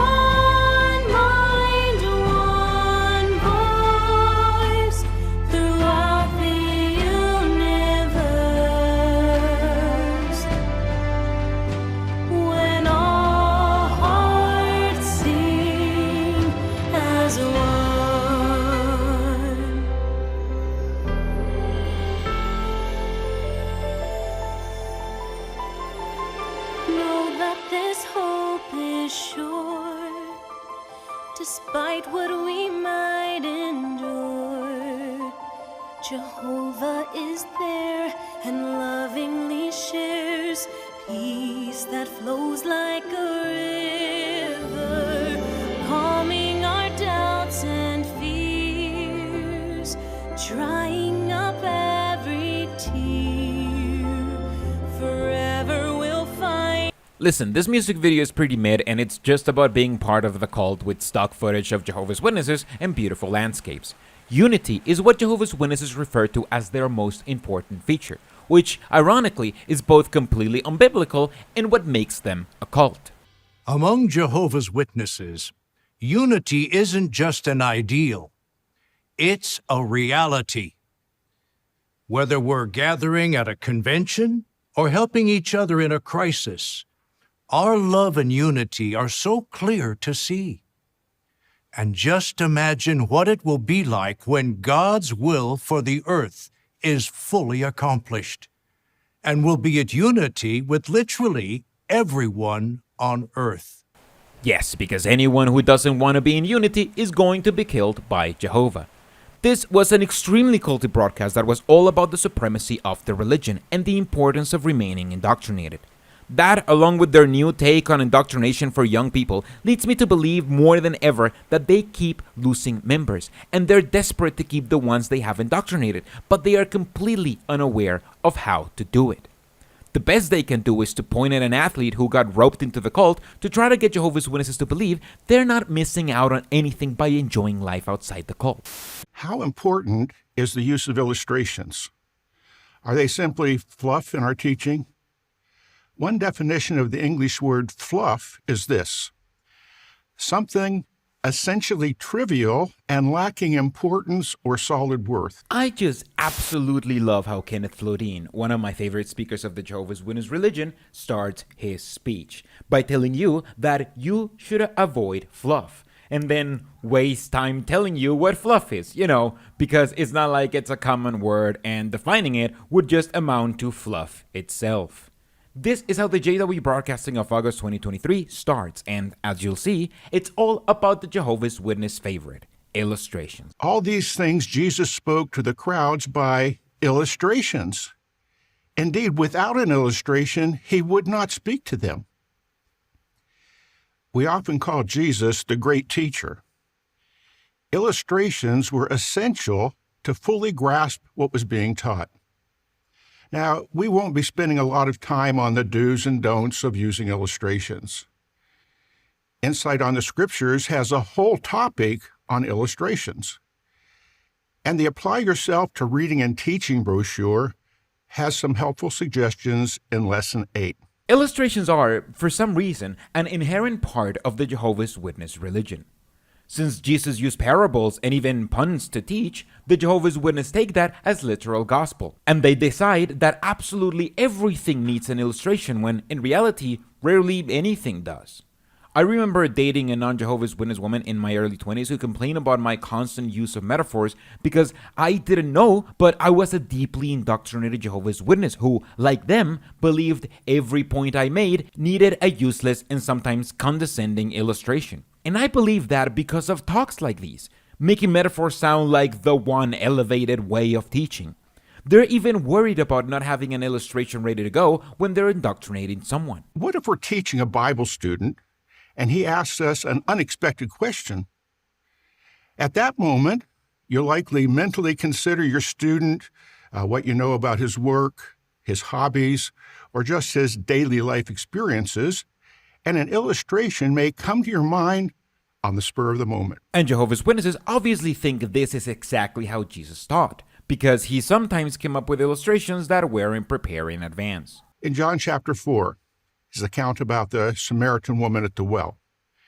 John 4:34, Jesus used the illustration of food. He said there, "My food is to do the will of him who sent me and to finish his work." That's a simple, effective illustration.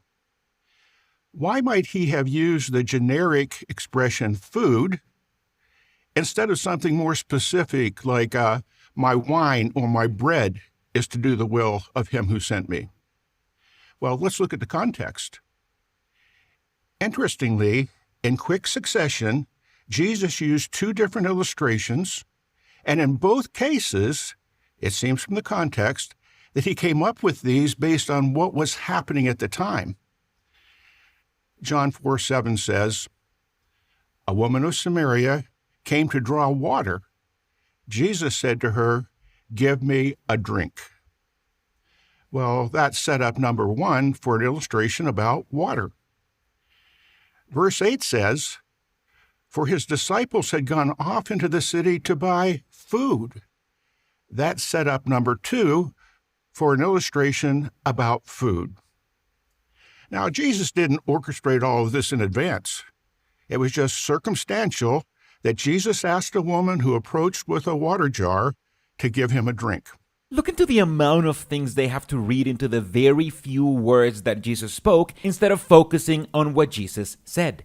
This is typical of Jehovah's Witnesses. Even the few of their core doctrines that actually appear in the Bible only do so cosmetically, like here.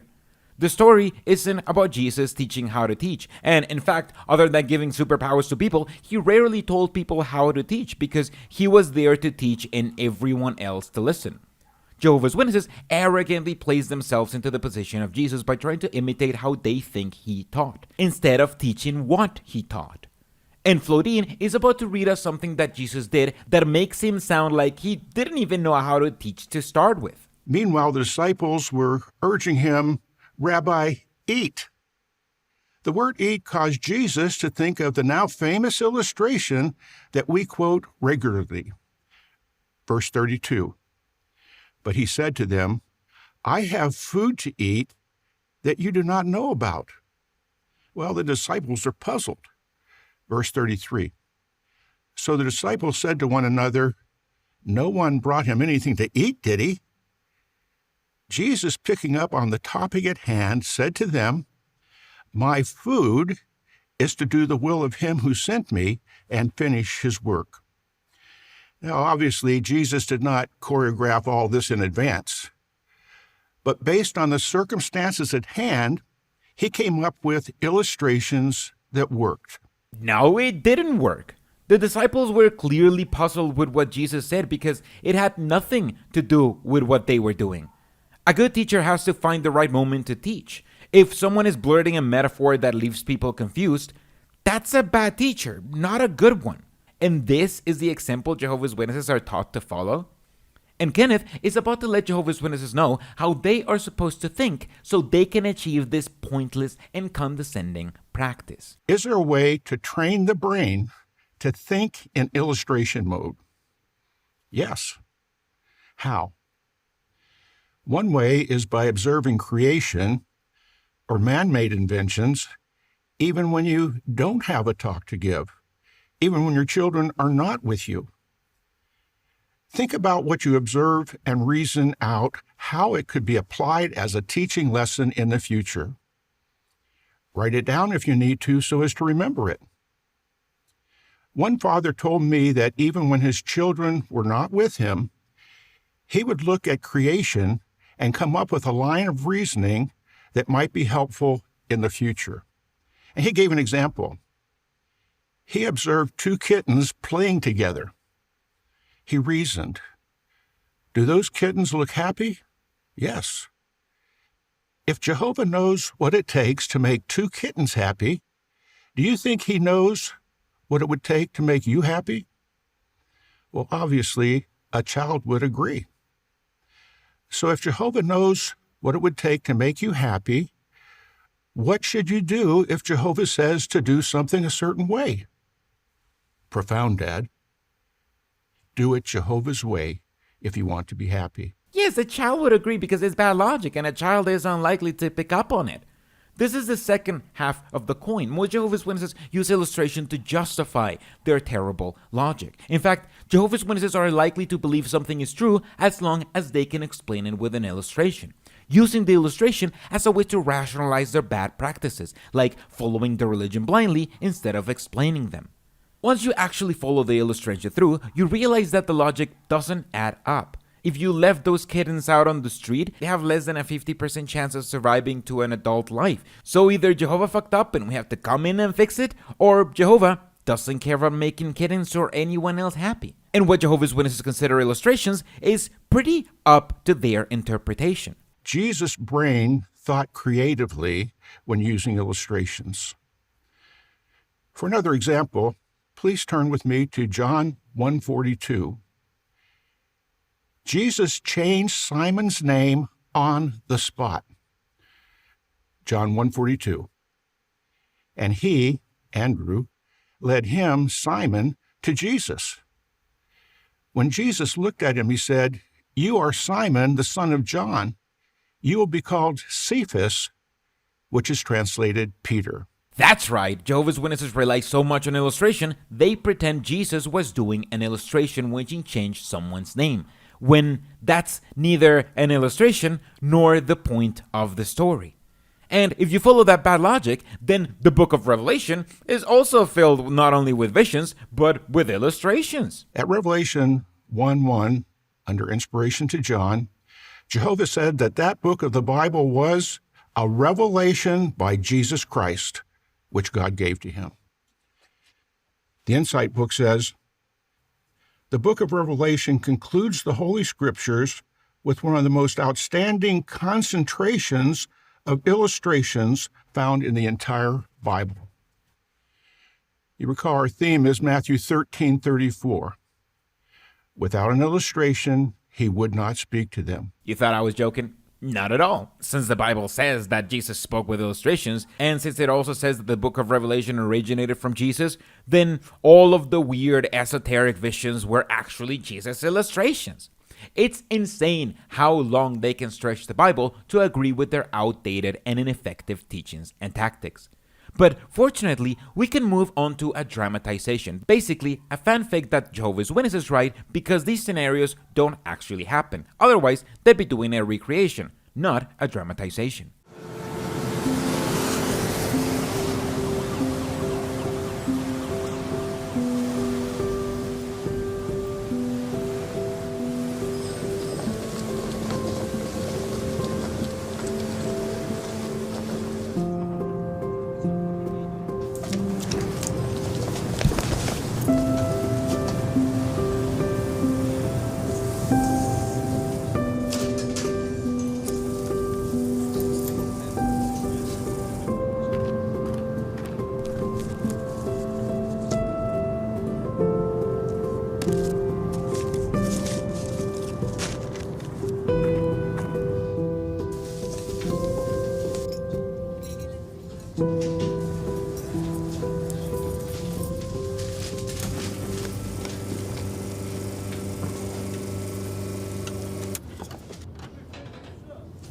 Okay, and everything bagel with cream cheese and a large slutty.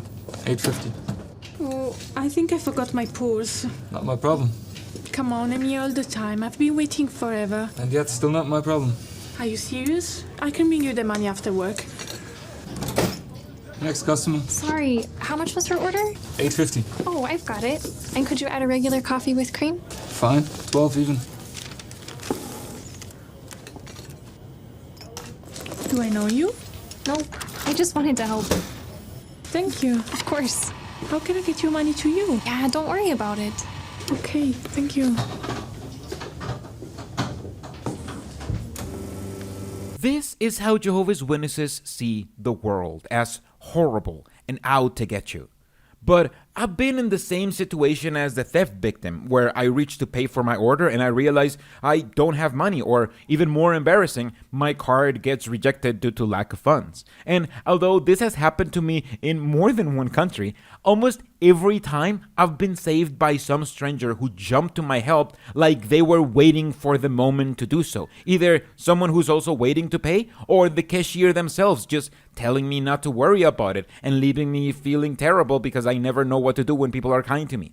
Any of those people deserve more praise than this Jehovah's Witness, because none of them expected anything in return. This Jehovah's Witness, however, cannot do a good deed without trying to use it as an icebreaker to try to push her religion into someone.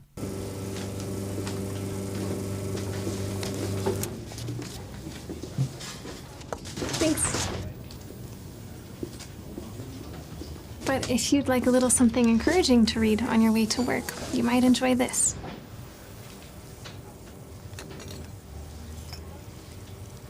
I don't believe in God.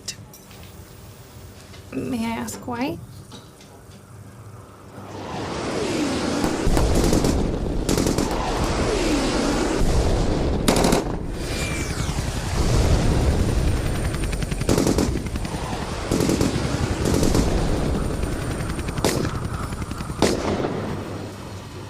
I just don't. Thanks again. You're very sweet.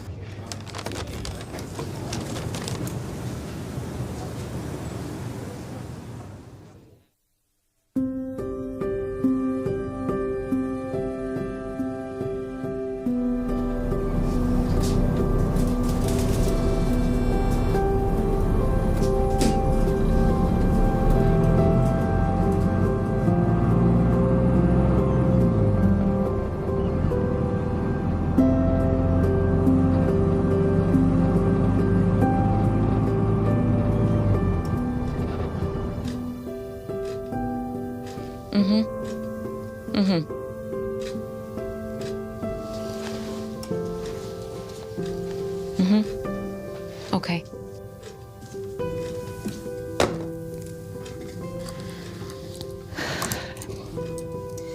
How many years in the camp? 11. Will anyone else in your family be requesting resettlement? No. Why? They are all dead. Killed. I need a copy of your identity card.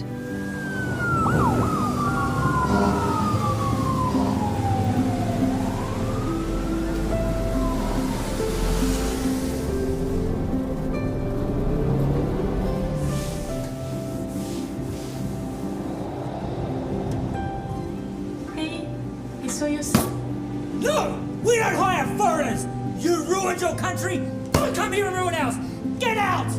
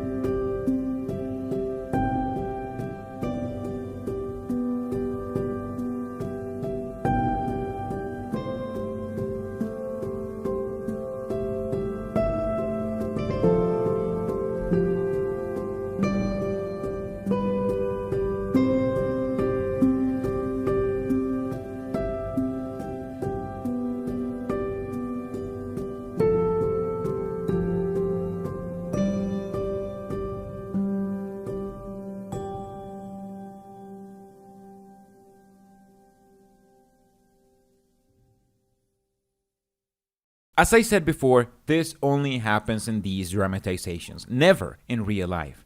The preaching work is so ineffective that Jehovah's Witnesses have to create a fanfic where an immigrant is a victim of hatred, gets a witness, and she rejects it like everyone else, only to accept it later in the day for no reason. In reality, no one will ever approach the cult even after their worst day, because no one wants to talk about the Bible even when they are refreshed, let alone after a long day. This dramatization makes no sense because we're not given absolutely any reason for the woman to approach the cart after being mistreated. She just kinda knows she's supposed to do that because she's in a Jehovah's Witness drama, I guess. But these are the straws that they're desperately grasping onto, showing a dramatization where the person, like every single other person, rejects the Jehovah's Witness message, only to change her mind when the witness is gone, to manipulate witnesses into believing the preaching work is effective, even if they're seeing with their own eyes it isn't. But by now, it's time for the Jehovah's Witnesses to put their baseball hat backwards and try to connect with the youth.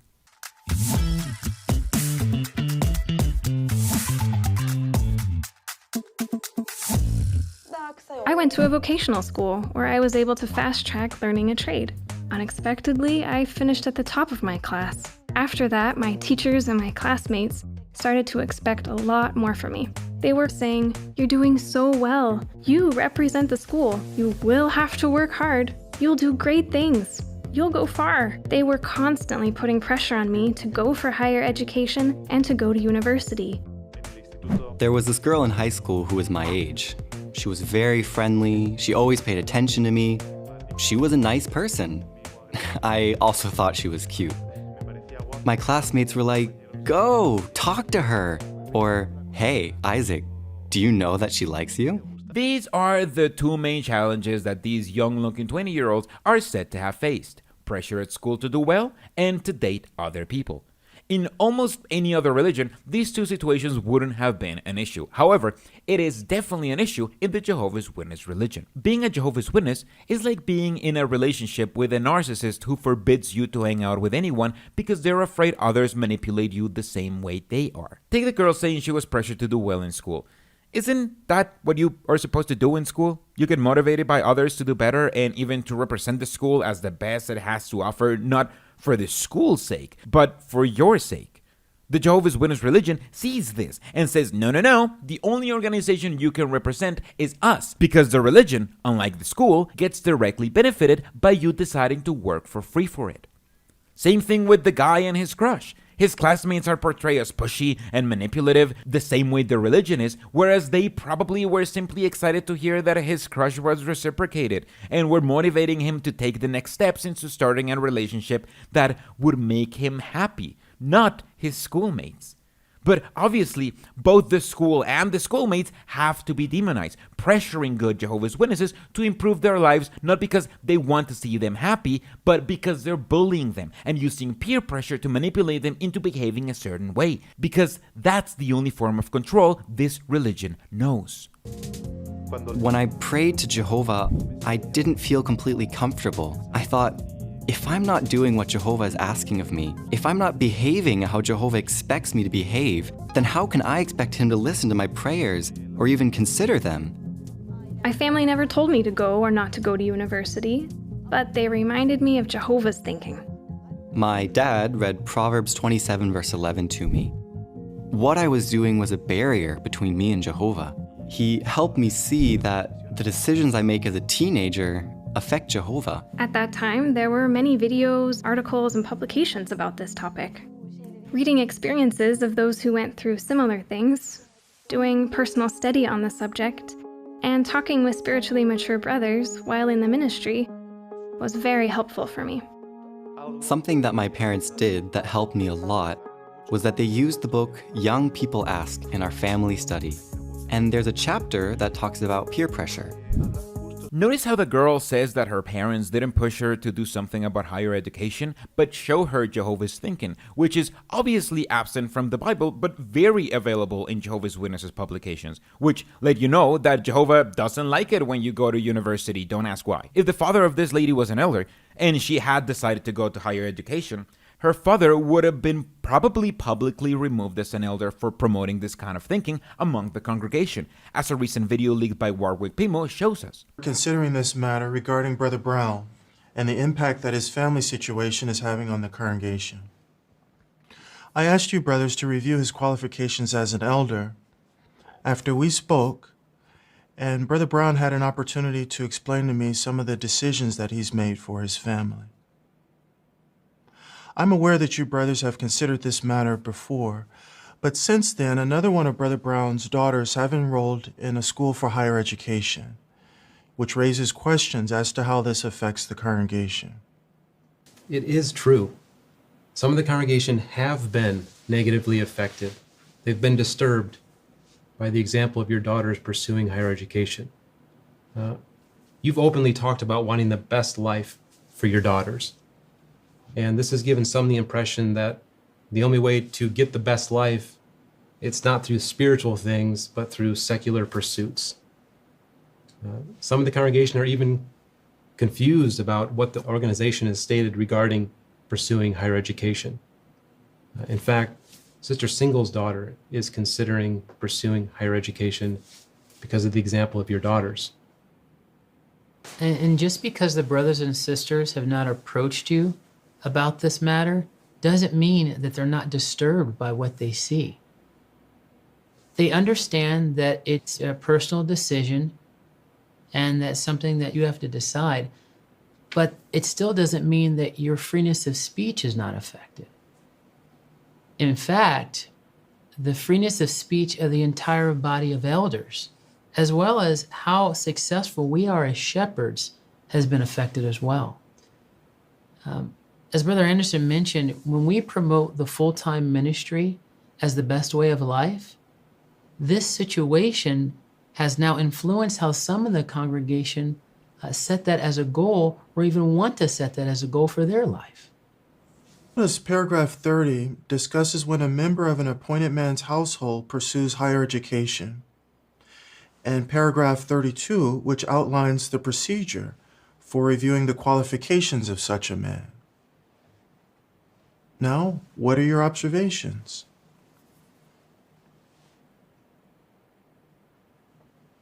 Brother Williams, please. Brother Brown has served faithfully for many years. But the question that's within paragraph number 30 is important. How is he viewed by the congregation? Sad to say, the actions of his family have caused him to lose the respect of the congregation. In fact, some publishers have mentioned that if they need scriptural advice on family life, they'll just talk to another elder. An appointed brother's children pursue higher education. Does his life pattern show that he puts kingdom interests first in his life? I don't think any of us can honestly say that Brother Brown's family is viewed as putting kingdom interests first in their life. Their conversations aren't spiritual, and I don't think the family, the wife, or the daughters have ever regular or auxiliary pioneered. Does the pursuit of higher education interfere with regular meeting attendance, meaningful participation in field service, or other theocratic activities? His girls are not visible in the ministry, and because of their class schedule, they rarely are at meetings. It's obvious that spiritual things have become second place in their life. I'm disappointed to say it, but I feel like we should recommend his deletion. I don't think we can say that he continues to have freeness of speech or that he's an example in presiding over his family. I agree. In addition, he's neither peaceable or reasonable when things don't go his way. All in favor of this recommendation? Okay, it's unanimous. This very clearly lets us know that her going to university isn't a matter of conscience. It's a matter of manipulating her into not wanting to go so she doesn't ask questions. Because in reality, there are no good reasons to not go to university if you want to. And the same thing goes for the guy. He has to be manipulated into believing it's up to him to not date this girl he likes. Because if he does, then Jehovah will turn his back on him and never listen to another one of his prayers. peer pressure at its finest. Now I was sure about what I needed to do. I had to speak to her. One day I prayed to Jehovah and got up the courage. I told her that it couldn't continue with us. Of course, explaining that to my classmates and to my teachers was a little hard. I mean, it was difficult for them to understand. Sure, I explained it, but they said, "Why would you do that?" For whoever is in the same situation that I was in, the best thing to do is to talk to someone you trust, tell them how you feel, and ask for help. Notice how they're asked why they changed their minds, and they can't come up with a coherent answer. They have to do it because their religion told them to, but they aren't allowed to say that, so they simply skip over that and get surprised when other people can follow their logic, because to them, it isn't about logic, it's about obedience. In the 1950s, the Watchdog Bible and Tract Society printed the first Bible ever to be translated by Jehovah's Witnesses, the New World Translation of the Holy Scriptures. At least, we thought it was the first Bible ever to be translated by Jehovah's Witnesses. Well, in the fall of 2017, the World Headquarters Museum Department received a Bible donated by a brother in Germany. Accompanying the Bible was a letter referring to a rare Bible printed in 1934 at Magdeburg, the location of the Watchtower Bible and Tract Society's Germany branch and printer at that time. Little was known about this Bible. And to those who did know of it, it was thought of as something unapproved by the then president of the society, J.F. Rutherford. This is a segment that has absolutely nothing to do with the Bible and everything to do with the Jehovah's Witnesses' masturbatory sense of achievement. In here, they talk about a Bible translation that they did before their terrible New World Translation in Germany, which would make it their first Bible mistranslation. Who cares? Well, no one really. This is an obscure and completely trivial story about the religion, but it does include a time of their history when they were being persecuted by the Germans. So, to them, this is perfect indoctrination material. By 1934, Adolf Hitler's campaign against Jehovah's Witnesses was well underway. Our religious activities were banned, 65 tons of literature had been seized and burned by Nazi authorities, and the branch office and printery at Magdeburg had already been confiscated and released several times. And this may explain why the Magdeburger Bible doesn't have a typical publisher's page listing of who published it, who translated, when and where it was printed. But on the bottom of one of the last pages, there is just one line in small letters, and it reads, "Printed, Watchtower Bible and Tract Society, Magdeburg." Interestingly, on September 13, 1934, the Ministry of the Interior of the German government granted permission for the Magdeburg office to resume the printing and distribution of Bibles. However, everybody knew that the facilities could be shut down again, perhaps permanently at any time. What really could be accomplished in the limited time they had? The Magdeburg office informed Rutherford that they had possession of a New Testament manuscript ready for printing, and additionally a translation of the Old Testament was nearly complete. In October 1934, Rutherford approved the printing of 100,000 copies, but time was running out. Brother Rutherford received the following letter dated August 6, 1935, and it says, "In the afternoon of July 10th, a number of officials of the secret police of Berlin and Magdeburg appeared and sealed the factory, rooms and offices at Magdeburg, closed all factory rooms, attached the property and money of the society. Several thousand Bibles were just being bound and the rest is printed." Sadly, only a small number of those Bibles actually made it out of the printery. In November 2017, after a careful search, we were able to obtain 3 copies of the Magdeburger Bible. Little did we know what a treasured place in our organization's history of Bible translation and printing this Bible deserves. This Bible, like every other Bible they've made, lacks any information about who translated it, making it completely useless in the study of the Bible because you don't know the qualifications of the people translating anything. The Jehovah's Witnesses, however, believe their anointed elders are more than qualified to translate the Bible, leading to a terrible Bible that leans heavily towards Jehovah's Witness narrative and is plain mistranslated in multiple areas. And this Green Bible is just a proto-version of that, a useless mistranslation that is only important in the religion because everything the religion does is amazing when you are in a cult. How would you define a good teacher? That's an interesting question, isn't it? For many of us, perhaps we might answer by saying what we think a good speaker is like. We might say the brother uses many illustrations in his talk. No! Again, a good teacher isn't one that uses a lot of illustrations. It's one that can be easily understood by everyone. This is a morning worship speech by Jeffrey Jackson, member of the governing body, who's here to tell us what you need to do to be a good teacher. And by that, he means how to be a good manipulator. You notice some of the qualities or attributes here that the Apostle Paul mentions as being very important with regard to our teaching. In verse 8, it mentions tender affection. So love is very much connected with someone having the ability to be a good teacher. In fact, to reach the heart of the student, we have to display love as well, don't we? Without reaching the heart of the student, if we're trying to teach, it's like enjoying a meal in a dream.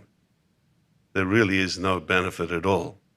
So if we teach but don't reach the heart of the student, then it really is very little value to the student. To Jehovah's Witnesses, teaching isn't about exchanging ideas and learning something new.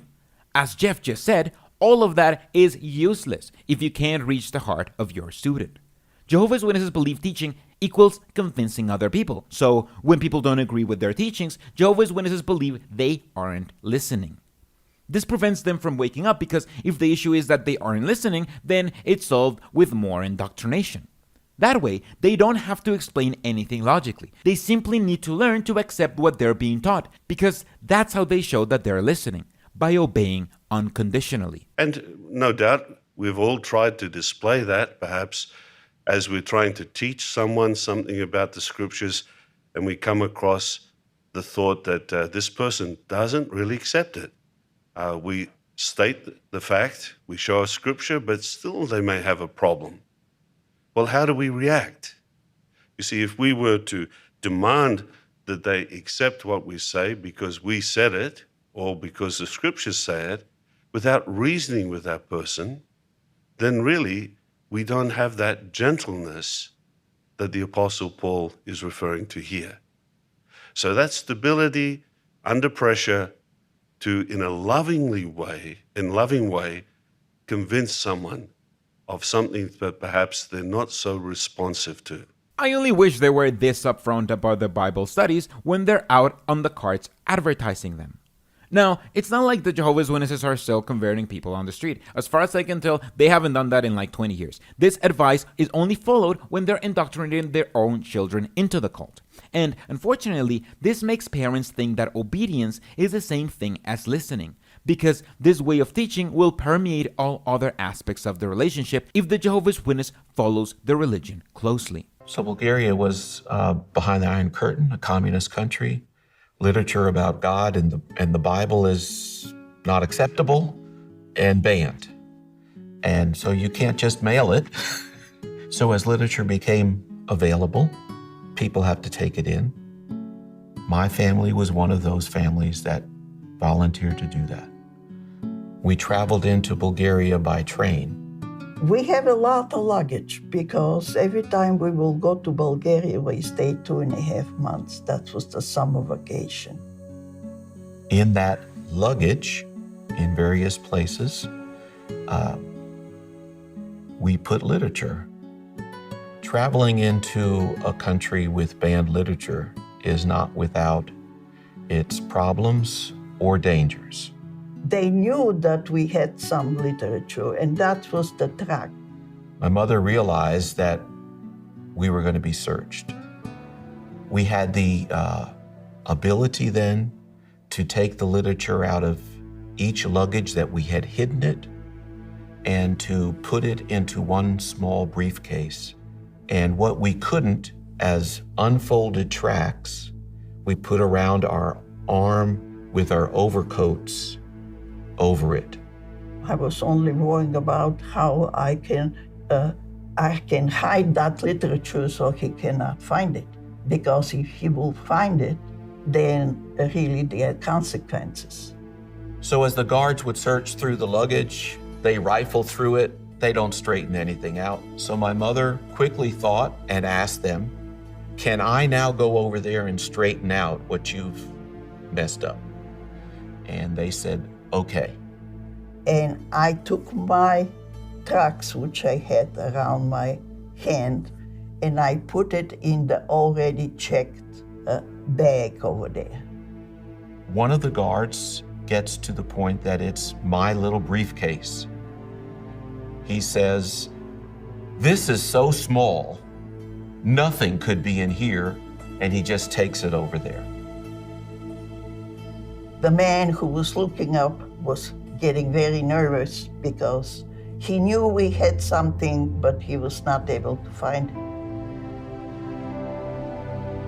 These were some of my favorite stories when I was a young Jehovah's Witness, the stories of smuggling literature through evil security.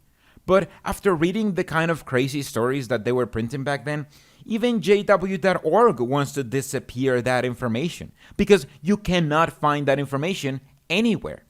It's so embarrassing that it's been removed not by communism, but by the religion itself.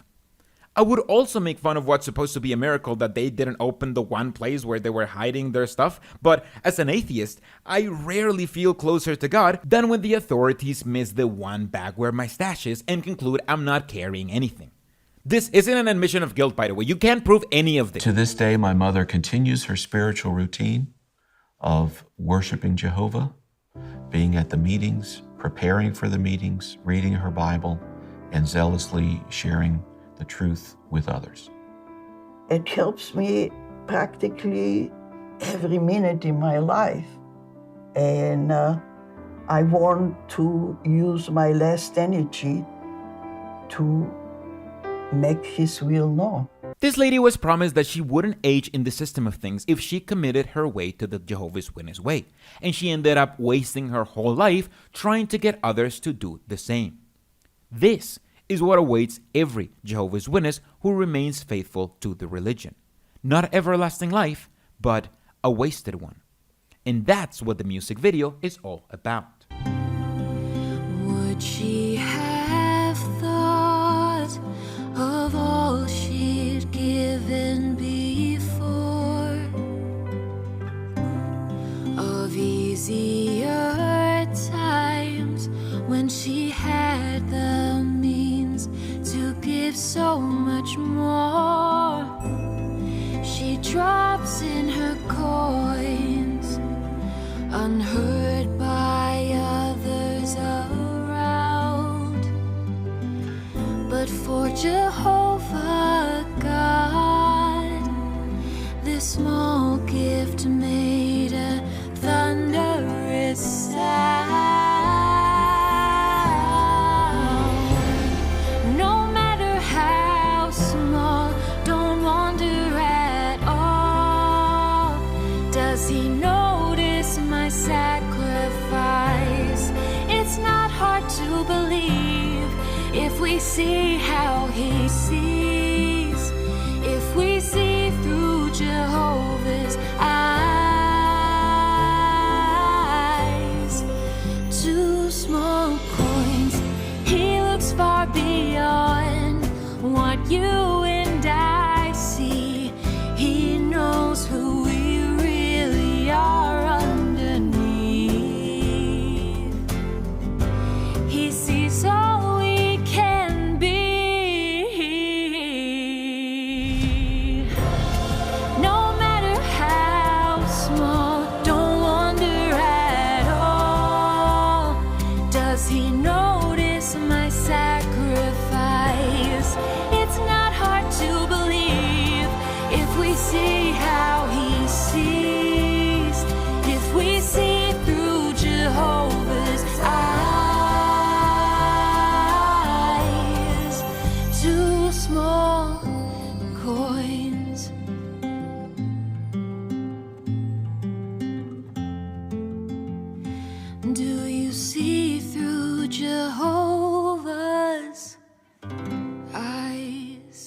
This music video is about real people wasting their whole lives pretending their efforts will convert anyone other than themselves.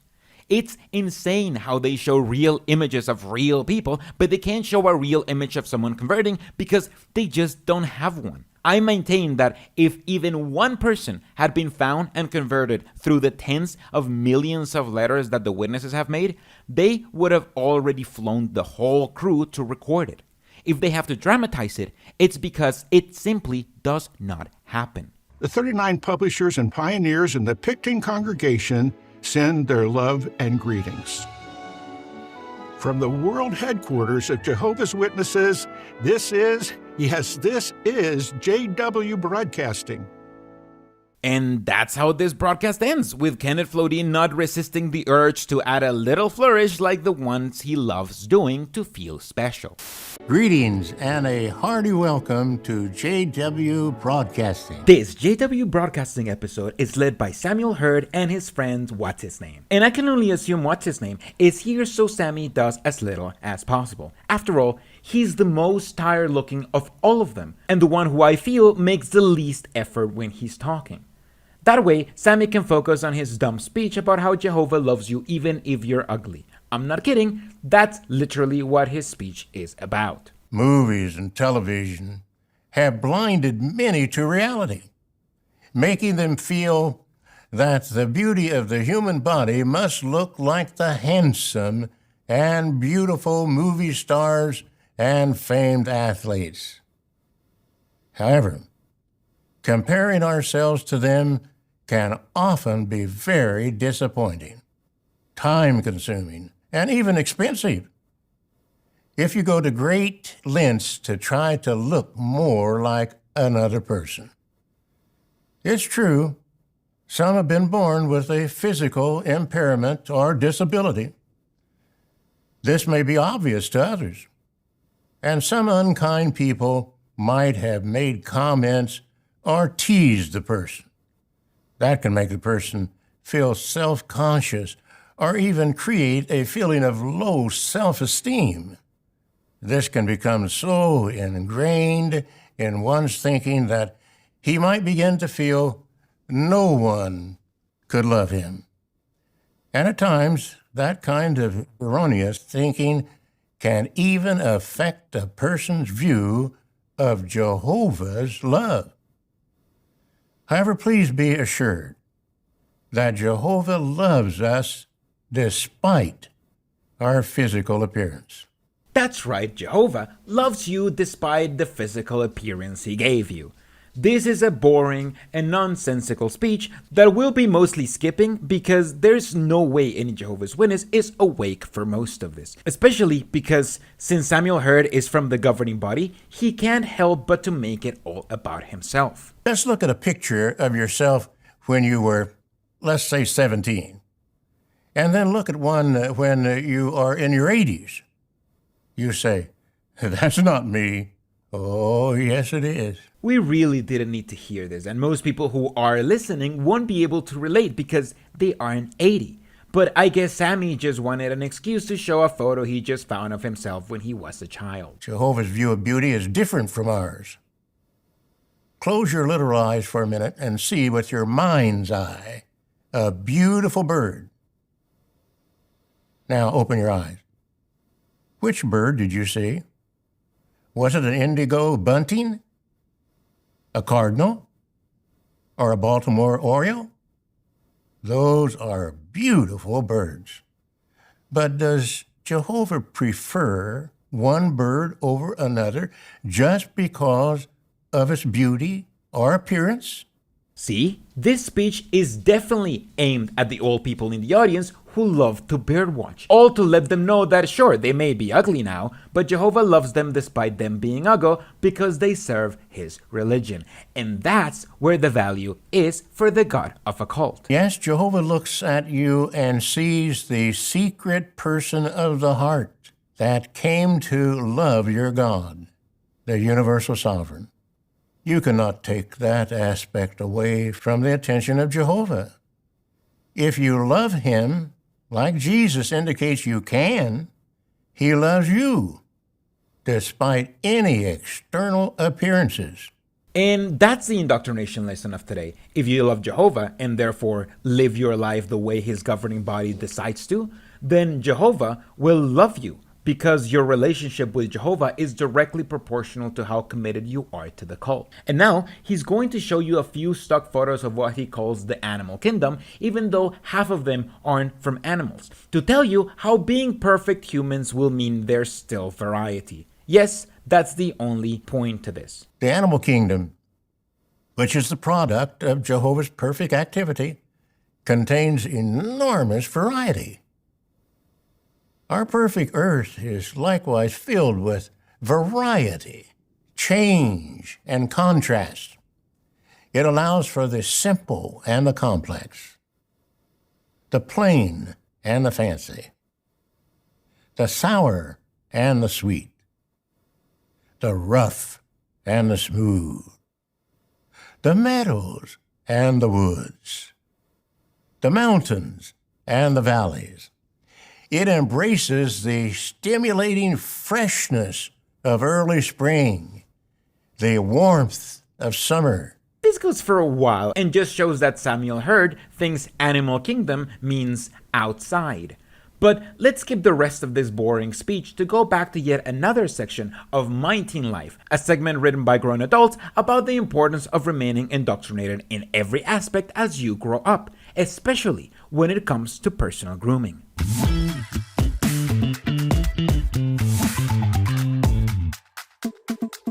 Oh, most definitely I felt awkward. I didn't wear my clothes a certain way, or I didn't have my hair kept a certain way. I didn't wear the latest shoes. It can be really easy to get caught up on social media and trying to see what the new trends were, trying to see how others look. Should I look like that? Why don't I look like that? What can I do to look like that? That I paid such a high price for the body I was going after. I was going after unrealistic beauty standards. It led me to being diagnosed with an eating disorder. Focusing on my appearance too much affected me spiritually. Even though I was in service, even though I was in meeting, even though I was present for family worship, I wasn't focused. I was thinking more of what I'm going to wear tomorrow. Jehovah's Witnesses have very few dress and grooming options, which basically go down to how white people dressed in the 1950s. You'll rarely see a Jehovah's Witness in their propaganda wearing jeans or anything that is in khakis or slacks with polos for men and modest dresses or loose slacks with a loose blouse for women, and that's the most casual Jehovah's Witnesses portray themselves. People can't wear any hairstyle that doesn't conform to those standards, meaning men can't wear anything that's more than very short side and slightly longer top if you're a man and long conservative hair if you're a woman. This form of extreme control exerted on followers takes a toll on them because they aren't allowed to express themselves even with their clothes. However, expressing yourself with your clothes is huge when you're growing up, and that's what causes these feelings of insecurity and not fitting in. Because Jehovah's Witnesses are always looking in silence to the freedoms the rest of the world have and lying to themselves, trying to gaslight themselves into thinking that they are happy with the way that they present themselves when they clearly aren't. But obviously, the solution to this issue is the same solution to every issue when you're in a cult: more indoctrination. Knowing that I'm making Jehovah happy by helping others get to know him and making disciples is what makes me happy now. And as a pioneer, I finally was able to attend my first pioneer school in March of 2021, which was an amazing blessing from Jehovah. Work on being more open to people, being more present, being more available. And trust me, it paid off for me because eventually I received much more privileges in the congregation. I was able to serve in different capacities in Jehovah's organization. And above all, I was more happier. There is no way this girl has converted any people into the religion. Otherwise, they would have actually mentioned that. But obviously, the solution of indoctrinating yourself and others worked out, because if it hadn't worked out, then they wouldn't be showing you this. But now, let's listen to a speech telling us the only thing that makes you valuable to Jehovah is how indoctrinated you are. What do you think makes us valuable to Jehovah? Is it our natural ability? Our many years of faithful service? Is it our Bethel assignment? Well, turn with me in your Bibles to 1 Peter chapter 3, and we'll let Jehovah answer this through his word for us. 1 Peter chapter 3, and we'll read verse 4. But let it be the secret person of the heart, in the incorruptible adornment of the quiet and mild spirit, which is of great value in the eyes of God. Now, of course, we know in the full context of the opening verses here in 1 Peter chapter 3, Peter is referring to Christian women. But if we isolate this phrase in verse 4, the secret person of the heart, well, that applies to all of us, brothers and sisters, because it's referring to who we are on the inside, our thoughts, our beliefs, our emotions. That's why David prayed in Psalm 51, verse 10, for Jehovah to create within him a pure heart, because that's what Jehovah sees and examines. That is what is valuable to him. And that's what all of us are striving to do, to serve him in that way. And the beautiful thing is that when Jehovah sees that we're trying to serve him this way, not only does that make us valuable to him, but he will also give us whatever we need in whatever assignment we happen to have. A relationship with the God of the Jehovah's Witnesses is very conditional on how well you can conform your personality, emotions, and thoughts to what the governing body decides God cares about. You're gaslit thinking you are the only one who isn't the perfect Jehovah's Witness, when in reality, almost everyone is putting up a front like you and pretending they are spiritual because that's the only thing that makes them valuable to the eyes of Jehovah, and therefore to the eyes of everybody else. Even if we're privileged to do many things in the organization, we should never let our intellect, our privilege, our position, our natural abilities stop us from seeking Jehovah's direction first. That can help us to maintain humility, to keep us valuable to Jehovah. He says it out loud. You're not smart enough to not follow the direction of the religion, and that's what makes you valuable to God. This ridicule and infantilizing speech only serves to remind Jehovah's Witnesses that they either follow Jehovah the way the governing body sees fit, or they're proud and invaluable. Christian love, everybody. Like a father wants his child to succeed, that's how he feels about you and me. He sifts through us and sees where we shine and who we can be in paradise. So always know that he cares.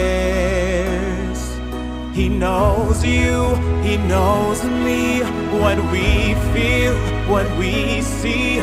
When we try hard to give our best, the joys we feel and our regrets, he knows you. This is a pretty mid song that will be forgotten by Jehovah's Witnesses about how Jehovah knows you and sees you at every moment, and it sounds like even at Bethel, they know just how boring this song is. Beautiful. Did you hear the line, he knows you, he knows me, what we need, what we plead? It's so catchy and uplifting.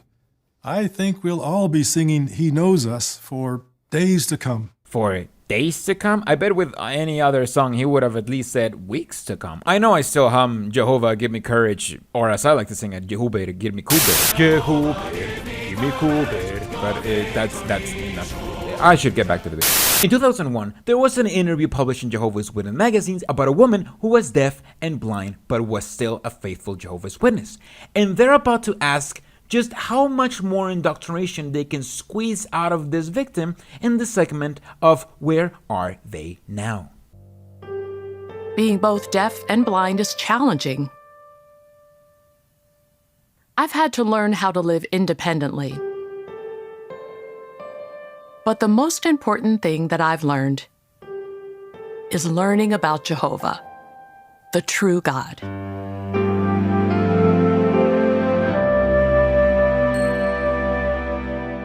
This section has nothing to do with the Bible and everything to do with comparing yourself to others. The only purpose of this interview is for Jehovah's Witnesses to compare themselves to her and to think, well, if she's doing so much for her religion, then what's my excuse? With examples of her acting according to her indoctrination, even when it's especially difficult. But then COVID-19 hit, and I was stuck at home, isolated. While it's true that we still had meetings and service arrangements on Zoom, it wasn't easy.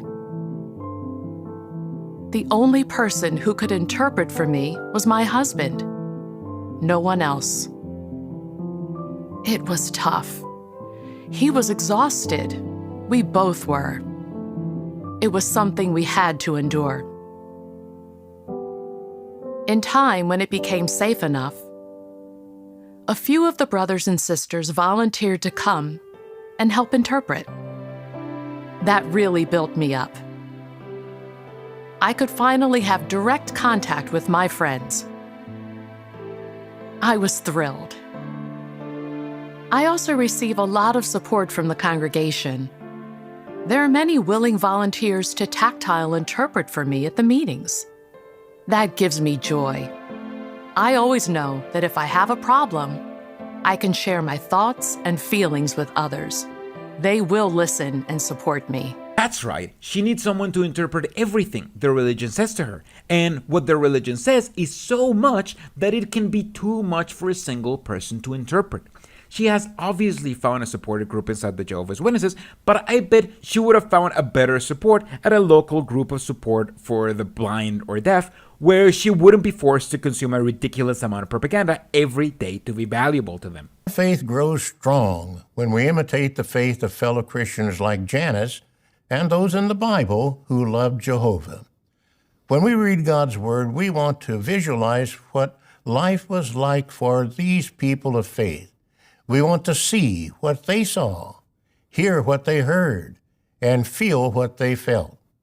We must immerse ourselves in their stories.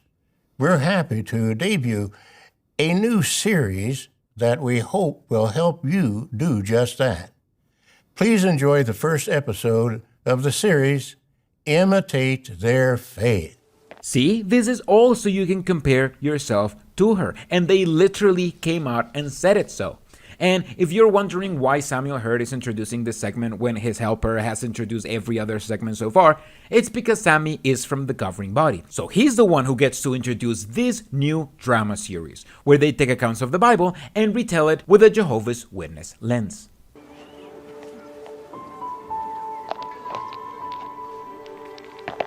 Abram, dinner's almost ready. Please tell Shem.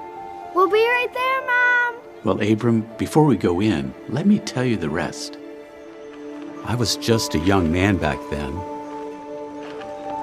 After Jehovah gave my father the command to build the ark, it took decades to complete.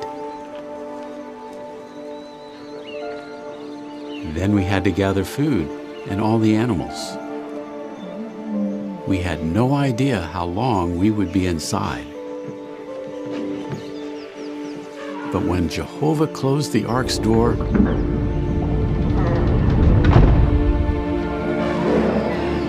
we were ready. So were you scared? Abram, I know you're just a boy, but things have happened to you that have scared you, right? Mm-hmm. I was older than you, but I was still scared. When we were building the ark, people thought we were crazy. And then, just like Jehovah said it would, it happened.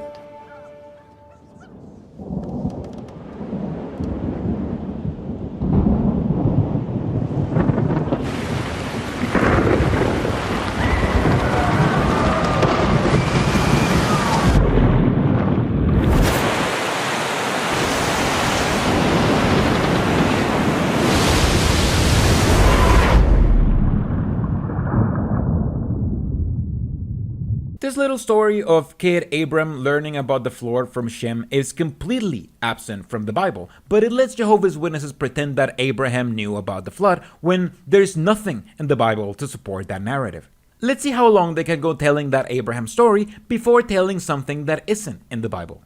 Abram and Sarai lived in Ur, a city full of people who worshipped pagan gods. But like Noah and Shem, Abram and Sarai worshipped Jehovah.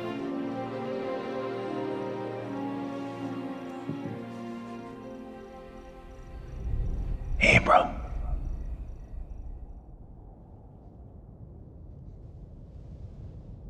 Abram, go out from your land and from your relatives and come into the land that I will show you.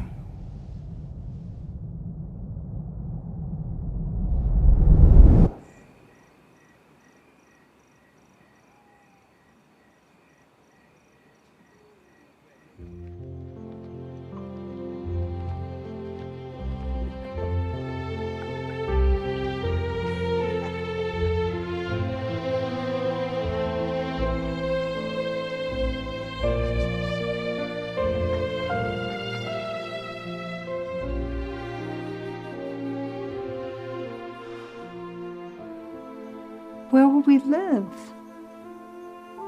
We'll be so far away from our family. I have every confidence that if we do what Jehovah asks, that things will turn out fine. Well,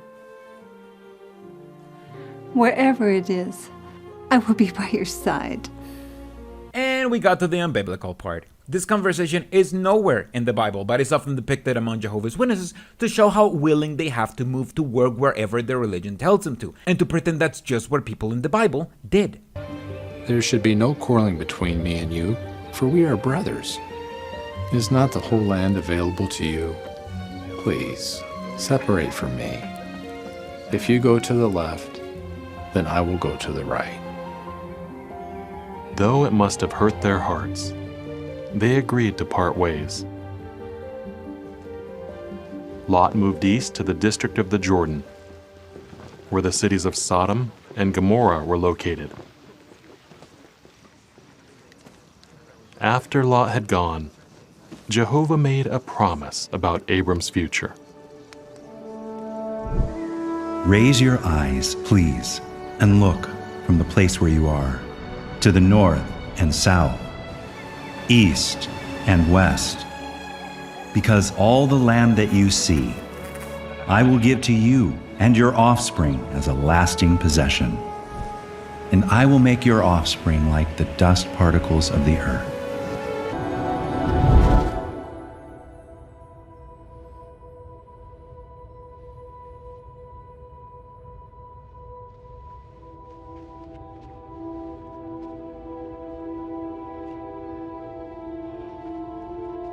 Abram, Abram, do not fear, Abram. I am a shield for you. Your reward will be very great. Sovereign Lord Jehovah, what will you give me, seeing that I continue childless? Go outside, look up, please, to the heavens and count the stars, if you are able to do so. So your offspring will become. Later, Jehovah changed Abram's name to Abraham, which means father of a multitude. This is exactly why people in old Israelite culture thought that having no children was a curse from their God and demonized women who couldn't have children. But let's see how they depict angels this time, with apparently less budget, and show us how bad Jehovah's Witnesses are at acting. But they also brought other news. Through one of the angels, Jehovah said, "The outcry against Sodom and Gomorrah is indeed great, and their sin is very heavy.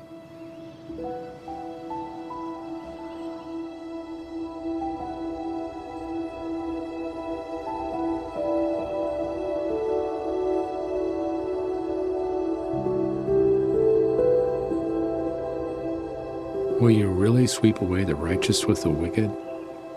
Suppose there are 50 righteous men within the city. Will you then sweep them away and not pardon the place for the sake of the 50 righteous who are inside it? It's unthinkable of you. Will the judge of all the earth not do what is right? If I find in Sodom 50 righteous men in the city, I will pardon the whole place for their sake. Please hear I presume to speak to Jehovah, whereas I am dust and ashes. Suppose the 50 righteous should lack 5.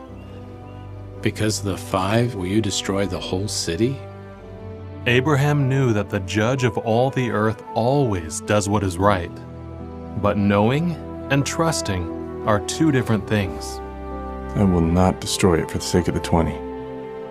Jehovah, please do not become hot with anger, but let me speak just once more. Suppose only 10 are found there.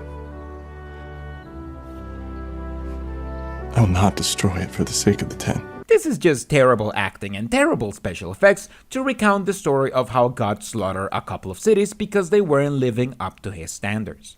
Weirdly enough, in the original story, God sends his angels to see if there are good souls in the city, which is why this conversation happens. This shows how, in ancient Israel, God wasn't all-knowing nor all-powerful, because he needed to send his angels as messengers and explorers, meaning that's how God was getting his information. If God was all-knowing, then he wouldn't have needed to send a few explorers to find people worth saving in the towns, because God would obviously already know if there are any. Do you want to see part 2 of the story of Abraham? Me too. But we have to wait till next month, so be sure to tune in. Imitate Their Faith has been a beloved series in the Watchtower magazine since 2008. And more recently, it's been online at jw.org.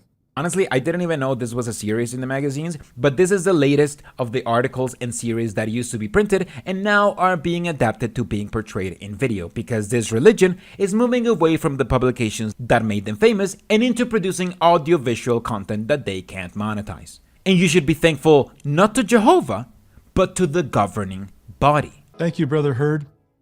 And please thank the governing body for providing the new Imitate Their Faith series. This immediately reminded me of the example of Moses and how he said it was due to him that he was able to get water from a rock instead of thanking Jehovah. And as punishment, Jehovah didn't let him into the promised land. This is yet another show of how blatant the cult of personality is becoming. You have to love and thank the governing body for doing the jobs that they supposedly got from God, instead of them thanking God for being in a position where they can serve others.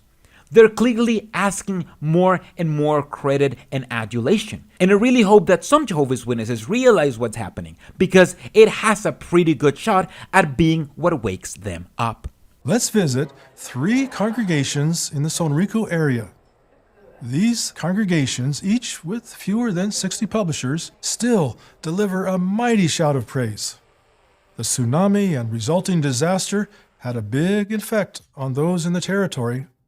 Many began to realize that spiritual things are more important than what we can see. Our brothers have done their best to fill the void that many are feeling with the Bible's message of hope.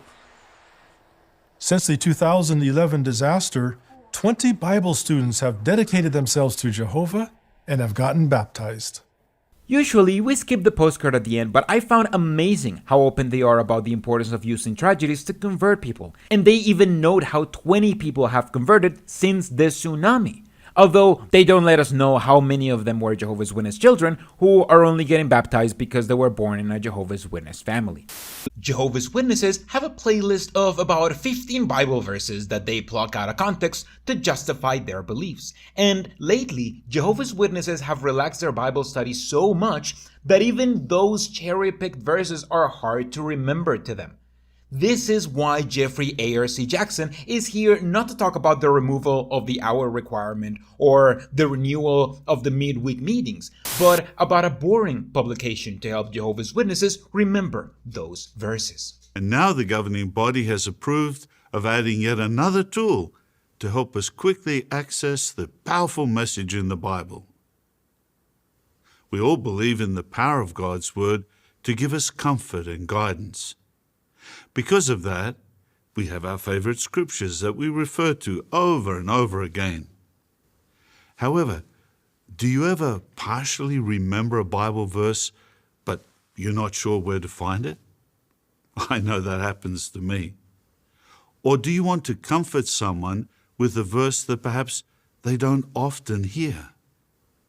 If so, you'll be pleased to know that a new tool is being released.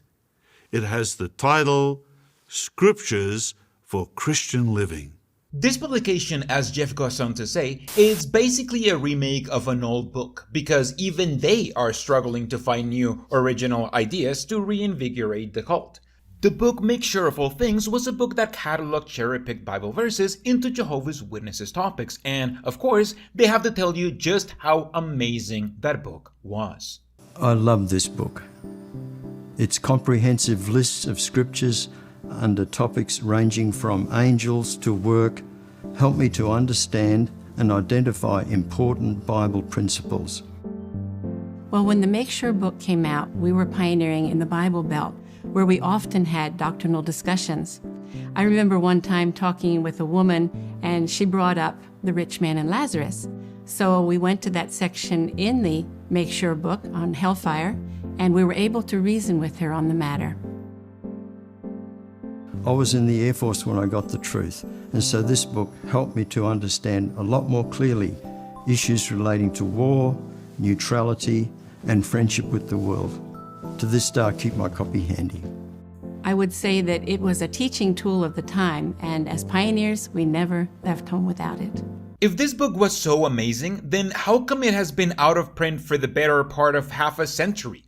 Jehovah's Witnesses used to sell books, so that's why they used to produce so many, since followers were to buy every single book that the religion produced. Now that the religion doesn't sell books anymore because no one does, the religion publishes fewer books than ever to keep members engaged, and reminds them that books are available digitally, so they don't have to spend any money printing them. Scriptures for Christian Living, which we'll refer to as SCL, makes it easy to locate Bible verses and accounts to help you deal with challenges and to encourage others.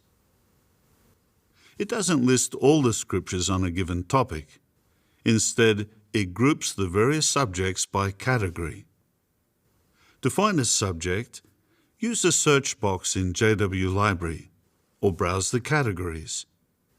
SCL is divided into 7 categories: challenges, conduct, congregation, daily life, family, spirituality, and qualities.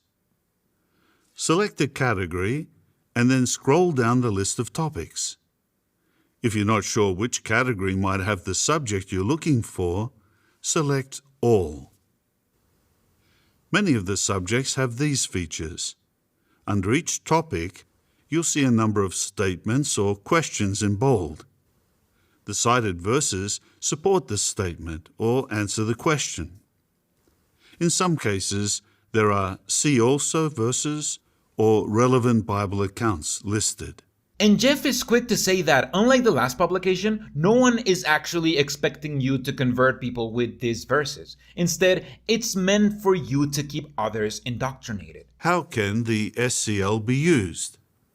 Unlike the Make Sure book, which was designed primarily for use in the field ministry, SCL is designed to guide us as we face the challenges of living as true Christians. Elders, you'll find this new publication to be a valuable resource on shepherding calls and when developing talks. Family heads, you may want to use the material as the basis for some of your family worship sessions.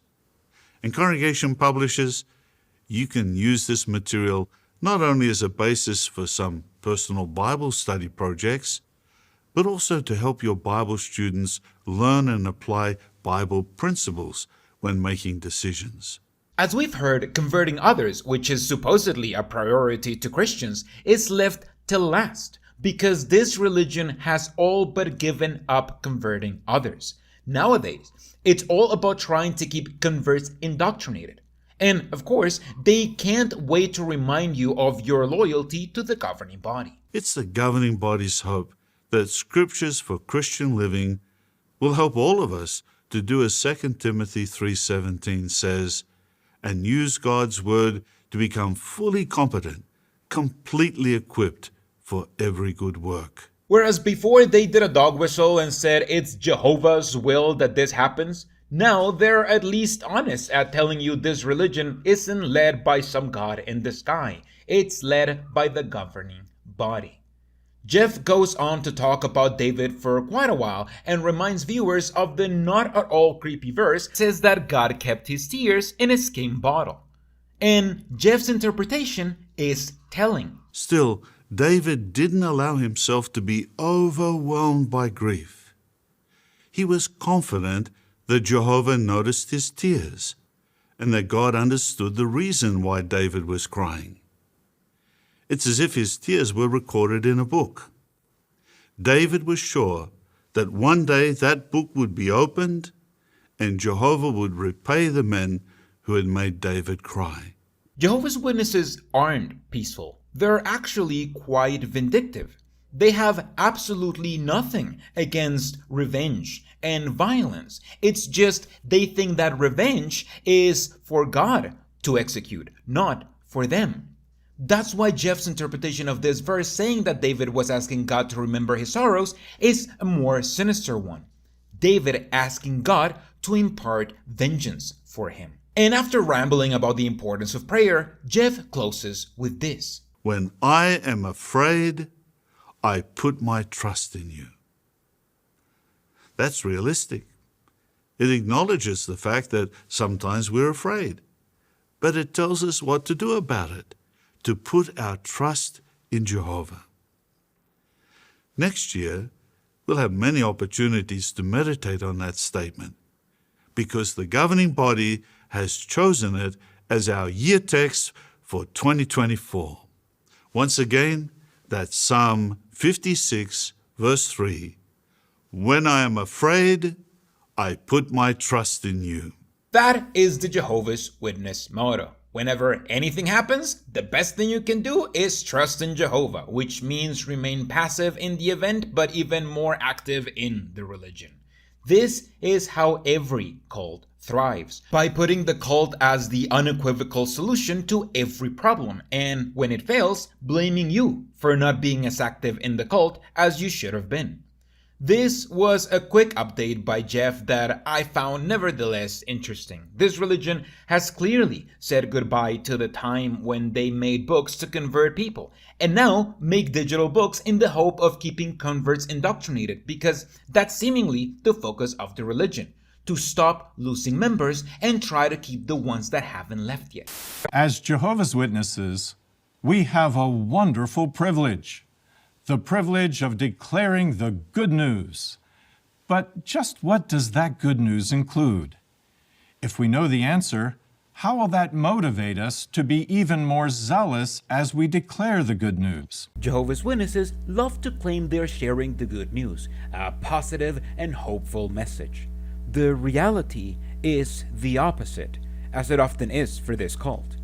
The news they're there to share with you is that Jehovah is going to destroy you and everyone you love unless you and everyone else become exemplary Jehovah's Witnesses. That's the message. It's a threat more than a message of hope.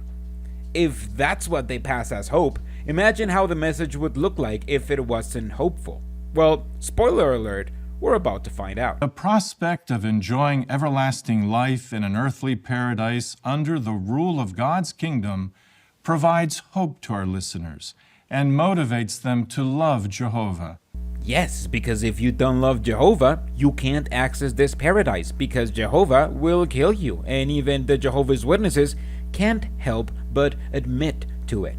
Evidently, the everlasting good news also includes a judgment message. What is the hour of judgment mentioned in this verse?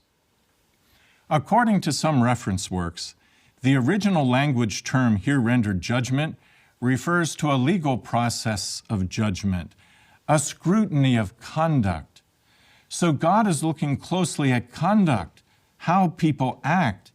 That is the basis for judgment. Kenneth is too much of a coward to go into it here, but the conduct that God is looking at is whether or not you're a good Jehovah's Witness. And Kenneth, for the first time, kinda acknowledges that the good news are only good for people like him, not for the people they're preaching to.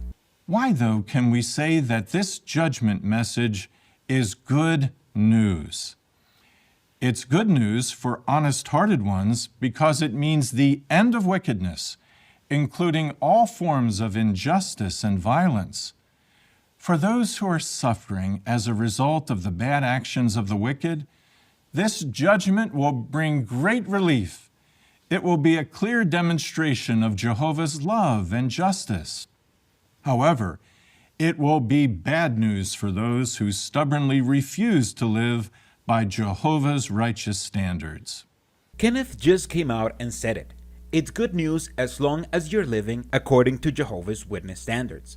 It's bad news if you're anyone else, because then you'll die. But let's see how they justify it. Imagine for a moment that you knew that a dangerous storm was bearing down on where you lived. What would you do? Wouldn't you try to be as prepared as possible so that you could successfully weather the storm? Wouldn't you warn your family, friends, even neighbors, and try to help them to do the same? In a similar way, we try to help as many people as possible to prepare for the impending execution of Jehovah's judgments on this world. This is the narrative they love to go for when they talk about Armageddon, as if Armageddon was this natural event that's completely unavoidable. Whereas, in reality, Armageddon is a scheduled mass execution done by God and the anointed, like Kenneth himself, executing humans one by one. But now, let's move on to a dramatization of how the Jehovah's Witnesses envision the future.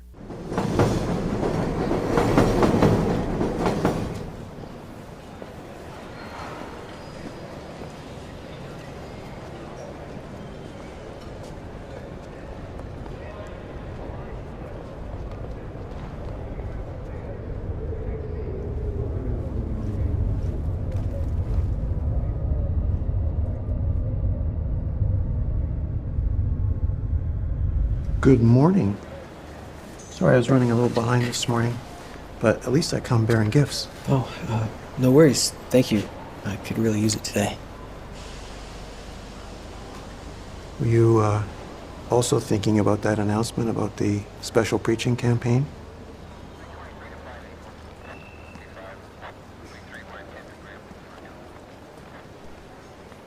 Yeah, I was. Don't take what I'm gonna say the wrong way, but don't you think the message we'll be preaching is pretty harsh? No, I wouldn't say that, but it's definitely very direct. I mean, people already get defensive whenever you challenge their beliefs, and this is gonna be next level. The Jehovah's Witnesses believe that right before Armageddon, there might come a time when they need to proclaim that the time for converting is over, and tease the world, telling it that they're about to be destroyed right before Armageddon comes. Now, this traditionally comes after the destruction of Babylon the Great, which they interpret to mean every religion but their religion. However, that part has been said less and less, and I don't know if it's a coincidence or if they're trying to move away from that on purpose to be able to proclaim that now.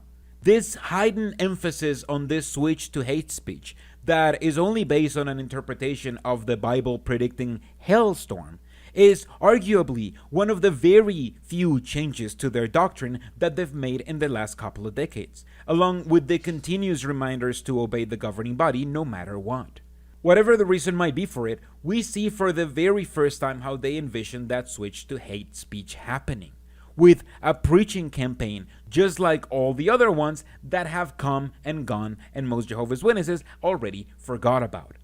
And the way to get over the fear of switching to plain hate speech is using the cult's favorite technique of indoctrination, comparing yourself to others. This isn't going to be the easiest message to deliver, but you know, it's not the first time we've done this. Really? Absolutely. I don't know if you remember me telling you that my family's originally from Quebec, and my dad was part of an incredibly hard-hitting witness back in the 40s. I looked this up last night. He had to distribute a tract that called out the local religious leaders as hypocrites. What were they doing? They were inciting their followers to mob violence against the witnesses, telling them to vandalize our properties, even getting brothers falsely arrested and imprisoned. Wow. And they had to distribute that tract during the violence. They had to. Jehovah wanted to show how unjust their actions were. But I remember my dad telling me, he said that initially he was pretty terrified. Yeah, I mean, that's how I feel. I'm terrified. He's talking about a 16-day campaign where the Jehovah's Witnesses started distributing a self-righteous pamphlet talking about how Canada's eyes were on Quebec because of the opposition they face for being a weird pseudo-Christian cult. It's so obscure because back then, the Jehovah's Witnesses didn't mind speaking against government outright, whereas now they can't even show us an example of how that future message of hate would look like. And now they double up by expecting Jehovah's Witnesses to compare themselves to Bible characters that never existed. It's normal to feel that way. I've been thinking about it myself. And I thought of an account in Exodus. It's where Moses tells the Israelites to splatter the blood of a ram on their doorposts in order to avoid the effects of the last plague. And I thought about how some of the Israelites might have felt about doing that back then. That's all Moses told us.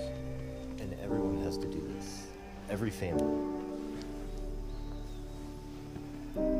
Rams are sacred to the Egyptians. Yeah, this would be an affront to Amun-Ra. How are the Egyptians going to react?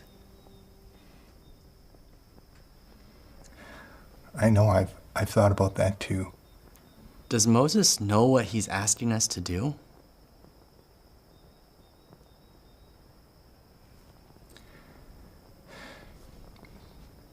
Brothers, I don't know if we have anything to worry about. We don't have anything to fear. Think of how Jehovah's protected us with these last plagues. And as for the blood, it's not a matter of offending them. It's a matter of protecting us. It's showing whose side we're on. Jehovah's side. Looking back, what the Israelites did was actually good news. It meant their deliverance. And it's the same with any message we bear today. Let me show you one of my favorite scriptures. In Isaiah chapter 41, verse 10. It says, "Do not be afraid, for I am with you. Do not be anxious, for I am your God. I will fortify you, yes, I will help you. I will really hold on to you with my right hand of righteousness." The fear we feel is natural. But remember, Jehovah was with the Israelites.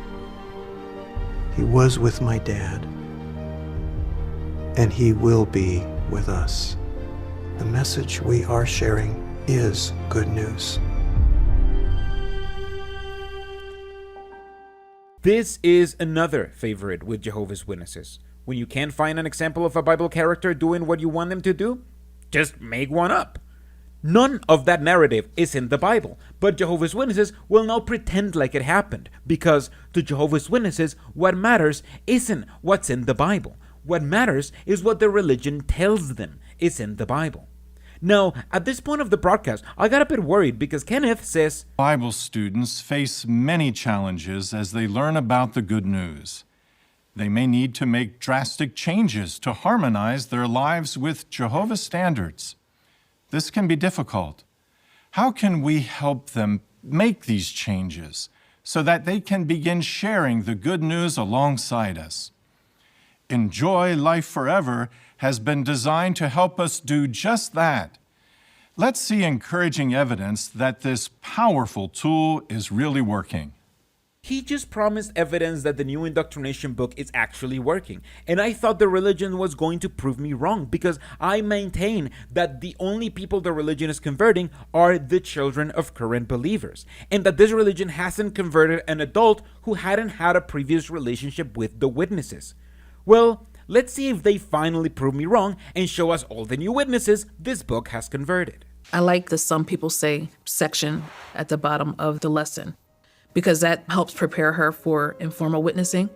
It helps them to formulate in their own words how to defend their faith, or how to preach informally, or use those opportunities to share what they just learned.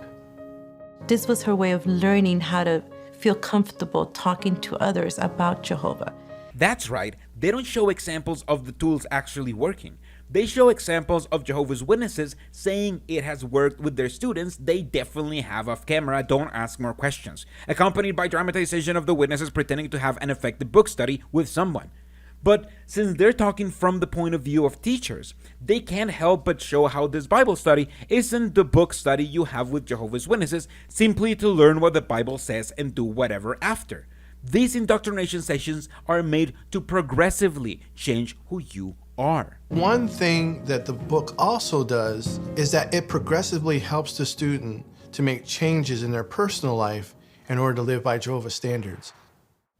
You know, the section review is a series of questions that usually has a key question or a key verse related to that lesson.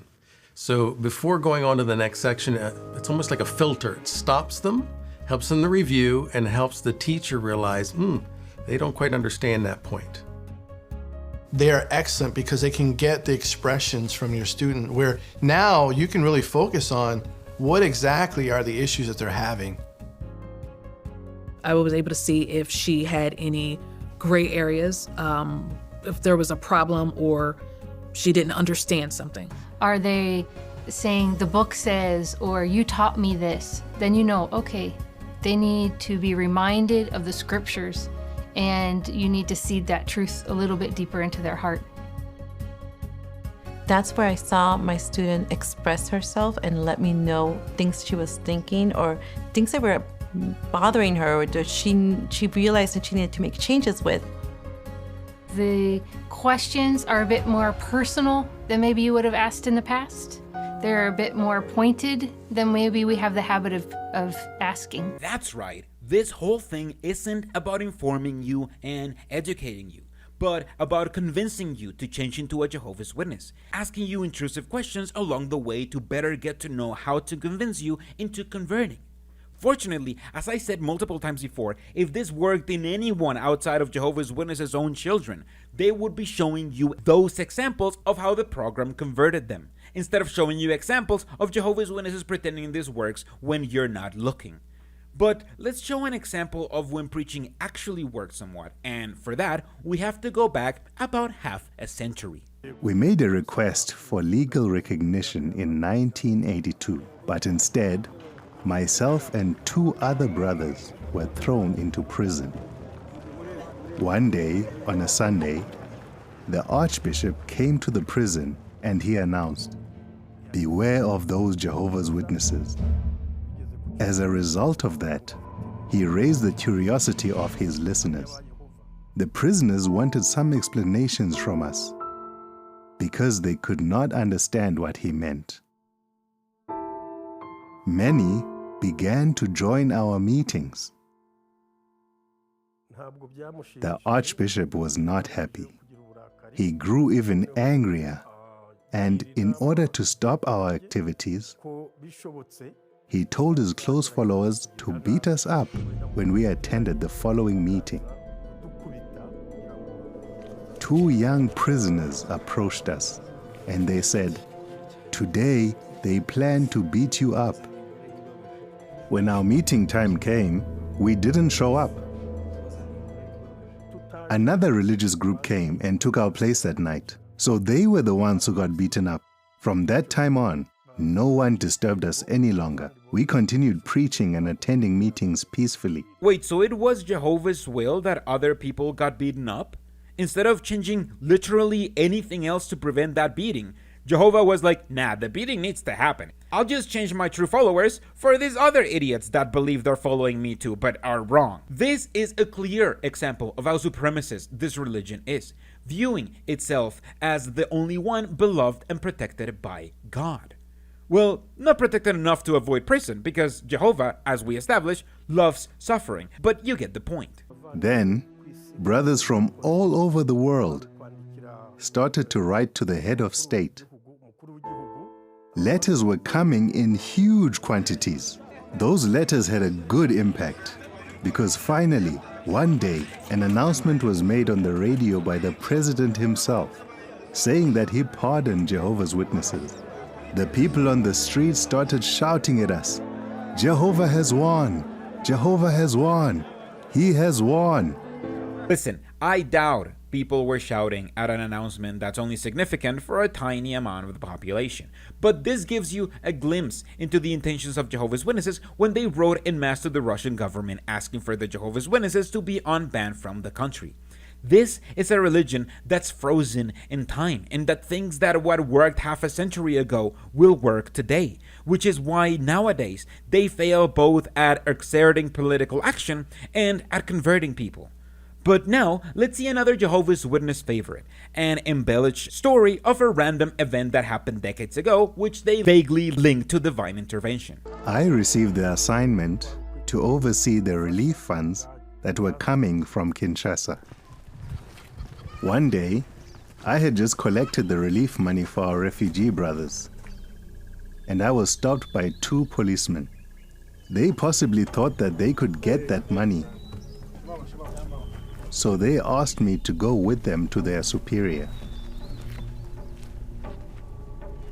As we were walking, I remembered a prayer that our daughter Deborah said during the genocide.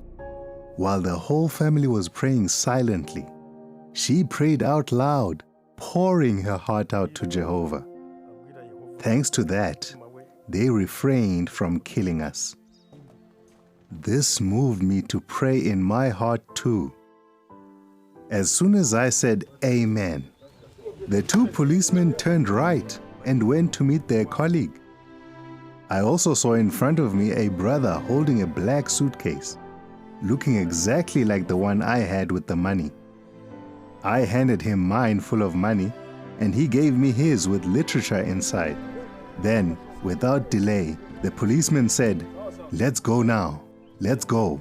We walked all the way to the chief of police, but they found nothing. They were holding their chins in their hands, saying, "This is a miracle. How could the money we saw turn into books?" In all the trials I've encountered, I really saw Jehovah's powerful hand. This is obviously a fortuitous event, but as someone who may or may not have had illegal substances confiscated in the past by the authorities, I would also almost start believing in God if someone had bailed me out like this then. So, of course, the woman comes along, and notice in verse 7 how Jesus introduced or started this conversation. He simply said, "Give me a drink." He didn't dive into some deep spiritual discussion, but rather just started talking to the woman. Well, what lesson do we learn from that? You see, if we're interested in witnessing to others informally, perhaps all it takes is just greeting them, saying hello, and of course, if they're not even willing to start talking to us, it's very hard to go much further. So that's the first lesson. This is an excerpt of Jeffrey Jackson doing again what the Jehovah's Witnesses love doing, finding lessons where there are none. By reading this example of Jesus saying to a woman, "Give me a drink," Jeff is able to extract not just a reading, but a whole lesson in informal witnessing, a cult term that is found nowhere in the Bible, to pretend the whole thing is Bible-based. How did Jesus handle it? Well, he just focused back on the spiritual message. As we mentioned, as recorded in verse 10, he started with water, God's gift, and living water. And then if we look at verse 14, he speaks about drinking water that you would never get thirsty at all again. And then he introduces the concept or thought of everlasting life. So obviously Jesus had in his mind a plan of action or a little outline how he could develop a certain theme, and that was to do with water leading to everlasting life. This whole thing is Jeff going into pedantic detail verse by verse, either telling you extremely obvious readings or telling you extremely obtuse readings that you can only get if you're a Jehovah's Witness, like saying Jesus was doing informal preaching at the time with a pre-planned outline just like Jehovah's Witnesses do today. You see, although Jesus knew that she was living in an immoral relationship, still, that wasn't the focus. He gave her an opportunity to express herself, and then what did he do? He commended her. So in a similar way, it's good for us to always try to find points that we can commend persons for, even if they say something that is totally opposite to what the Bible says. We can at least thank them for expressing their viewpoint and being honest about it. So let's skip the rest of this boring and repetitive speech to go to everyone's grandma's favorite section, the music video. The signs we see are clear. The end of this world is near. But how will they know? Our fear we must set aside. Look to God and pray to fan the flame and let it burn inside. So let's keep it burning bright and spread His glorious light. We know we can't hold back. The signs of the end being clear are just people protesting. And when that happens, you have to remember how your religion has been persecuted in the past for being a weird cult, and further indoctrinate others. Got it. Let's instead continue watching the drama they started last month about Abraham's story with a Jehovah's Witness twist, meaning they add a lot onto the Bible to make it like they pretend it is.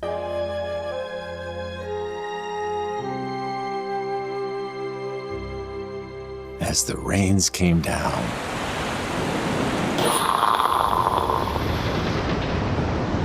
there they were, 8 souls, safe on the ark. Jehovah protected Noah's family. That's why we're alive today. And you know, that's not the only time. There have been many things that seem scary. But Jehovah always makes sure His promises come true. Think how He helped to protect your mother when Pharaoh wanted to take her as his wife. Think how He sent angels to save Lot. Abraham is here retelling all of these biblical stories to his son, which never actually happens in the Bible. He even tells him about Lot being saved, and I wonder, will they ever do a drama about Lot where they show how immediately after this, Lot's daughters got their father drunk and took turns sleeping with him? 'Cause I somehow doubt it.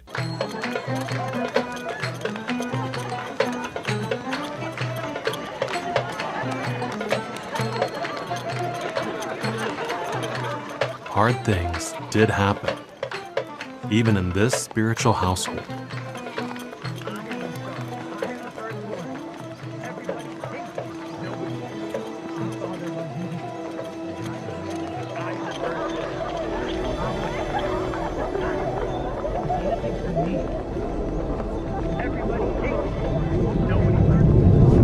This wasn't just a sibling rivalry. Ishmael's abusive behavior had broken Sarah's heart. Please, please, please, drive out that slave girl and her son.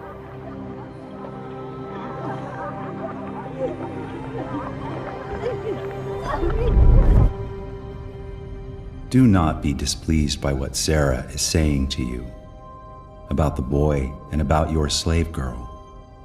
Listen to her. For what will be called your offspring will be through Isaac. As for the son of the slave girl, I will also make a nation out of him, because he is your offspring.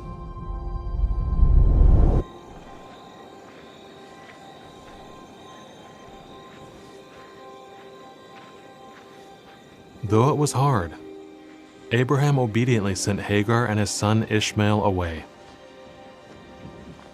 trusting that Jehovah had his eyes upon them.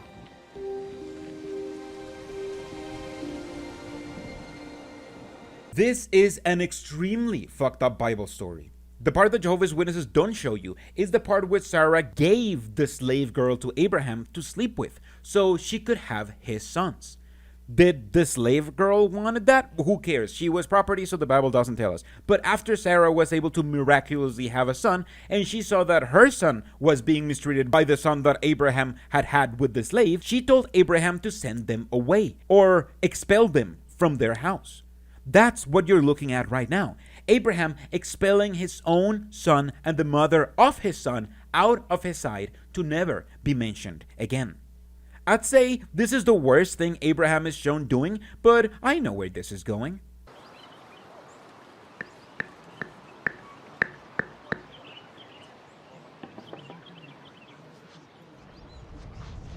Abraham.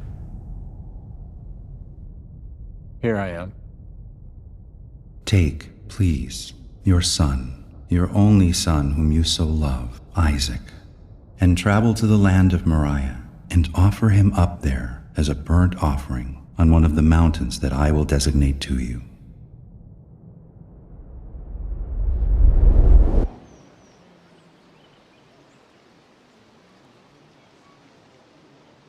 In the past, Abraham had asked God questions about some of his judgments and decisions.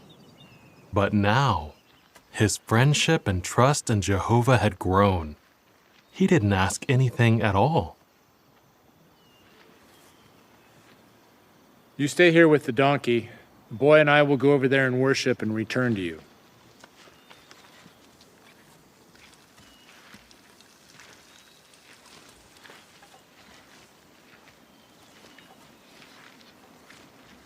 Father. Yes, my son. Here are the fire and the wood, but where is the sheep for the burnt offering?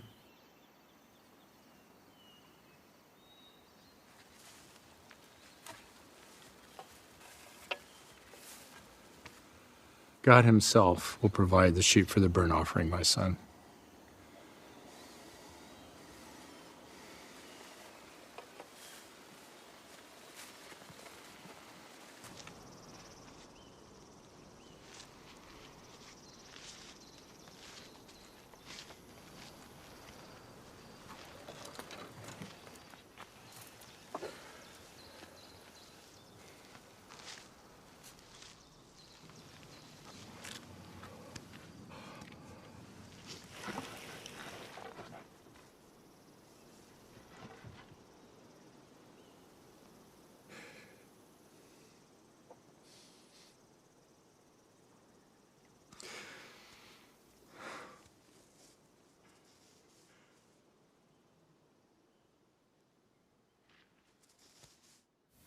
Abraham!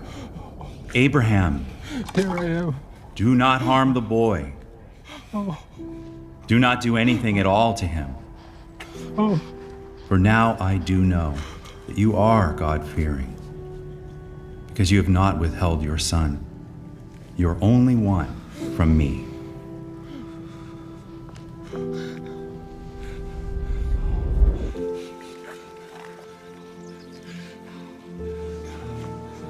This has to be one of the worst stories in the Bible, but it teaches us a few things about the Old Testament God. This is basically the story of a man that's hearing voices in his head to kill his own son, doesn't question them, and only stops when the voices tell him to stop. There is no righteousness in killing your own son. It's a purely evil act. And someone who is willing to go that far for their own God is a villain, not a hero. However, God tells Abraham that only until he was about to kill his son did he know that Abraham's devotion was true? Because the Old Testament God isn't all-knowing. It's just one of many minor gods, which is why, like every other god, he requires a sacrifice. Oh yeah, Isaac didn't get killed, but as we already established, God doesn't skip suffering if he can inflict it. The fact that Isaac doesn't get killed doesn't mean nobody gets killed for Jehovah today.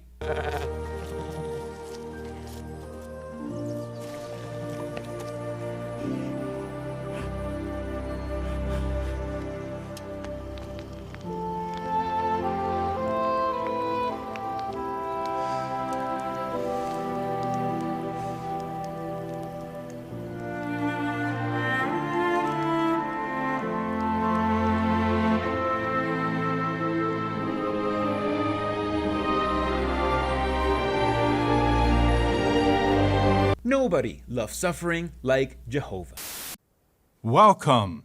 We've been waiting for this, and here it is, the first piece of content made by the governing body after the departure of Toni Morris. And Ken starts by reminding you how loving it is that they decided Jehovah reduced the hours for being a pioneer. The memorial season is here, and the invitation campaign is underway. And with the new hour requirements for pioneers, many of us can now share in the pioneer work. We've received so many cards and letters from brothers and sisters who are thrilled with the new hour requirements for pioneers. One sister wrote, "As a mother, wife, homemaker, part-time worker, and caretaker for elderly parents, you have absolutely no idea what the update did for me today. I have tears even as I am writing. We are all so tired right now, but want nothing more than to faithfully serve Jehovah and stay active in reaching people in these last days." The announcement to reduce the pioneer hours was such an answer to prayers. It was so faith-strengthening and a complete reassurance of Jehovah's love for all of us. Thank you so much.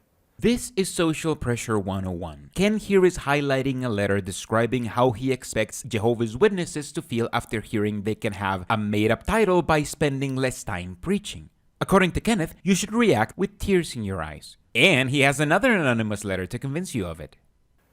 Another sister wrote, "I just wanted to take a minute to tell you how happy I was to get the new information on auxiliary pioneer hours. I cried.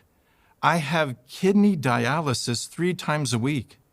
It takes a lot of my strength, but 15 hours? I can do that.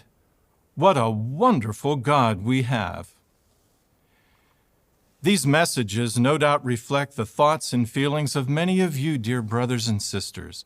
Since the pandemic, Jehovah's Witnesses slowed down on their spiritual routine. Since they could only congregate online and write letters, for the very first time in Jehovah's Witnesses' lives, they had fewer responsibilities without being shamed for it, because everything was suspended. And Kenneth is here to tell Jehovah's Witnesses that the wait is over, and all the nonsensical responsibilities are back. Theocratic schools have resumed in person. Worldwide, more than 430 classes of the School for Kingdom Evangelizers and more than 170 classes of the School for Circuit Overseers and their wives have been approved for this next year. Additionally, elders have begun attending in-person classes of the School for Congregation Elders. It's no surprise to see they're back on it, since they've been begging for elders for quite a few years now, and they must want to prevent losing the few elders they have. Remember, these schools are basically intensive indoctrination courses where you're expected to study not the Bible, but mountains worth of doctrine and organizational policy. And Kenneth has one more pointless thing that will soon become available for all Jehovah's Witnesses. We're very pleased to inform you that beginning June 1st, 2023, tours of many Bethel facilities will resume worldwide in accord with local circumstances. Initially, for health and safety reasons, the number of persons permitted to tour Bethel will be considerably reduced. If no significant difficulties are encountered, the number of persons permitted to tour Bethel will gradually be increased. Kenneth pretends here that there are still health concerns, like Warkill isn't the last place to lift COVID restrictions in the entire world. Seriously, which significant difficulties is Kenneth expecting to encounter? He doesn't know I'm saving up to go up there and make a video about it. But instead, Kenneth wants to talk to you about the latest natural disaster to get worldwide coverage to try to figure out how he can get some clout. Our thoughts and prayers have also been with our brothers and sisters in Turkey. The magnitude 7.8 earthquake that struck on February 6th has taken thousands of lives. No doubt you've been wondering how our brothers are doing. We have Brother Ercüment Kadim with us to give us an update. Thank you for joining us, Brother Kadim. Can you tell us the latest on the situation? Thank you, Brother Cook. Over 500 witnesses live in the affected areas. Sadly, one elderly sister died, as did a brother along with his wife and their 2 small children. Thankfully, no other brothers or sisters were killed or injured. Once you wake up, you find it kind of disgusting that the only numbers they care about are their own. There's no thought or prayer for the almost 5,000 people that died in this horrible disaster, and the countless people in desperate need of any kind of help. To them, it's all good because, fortunately, their religion is extremely unsuccessful in Asia, so only 2 people died. But there's more.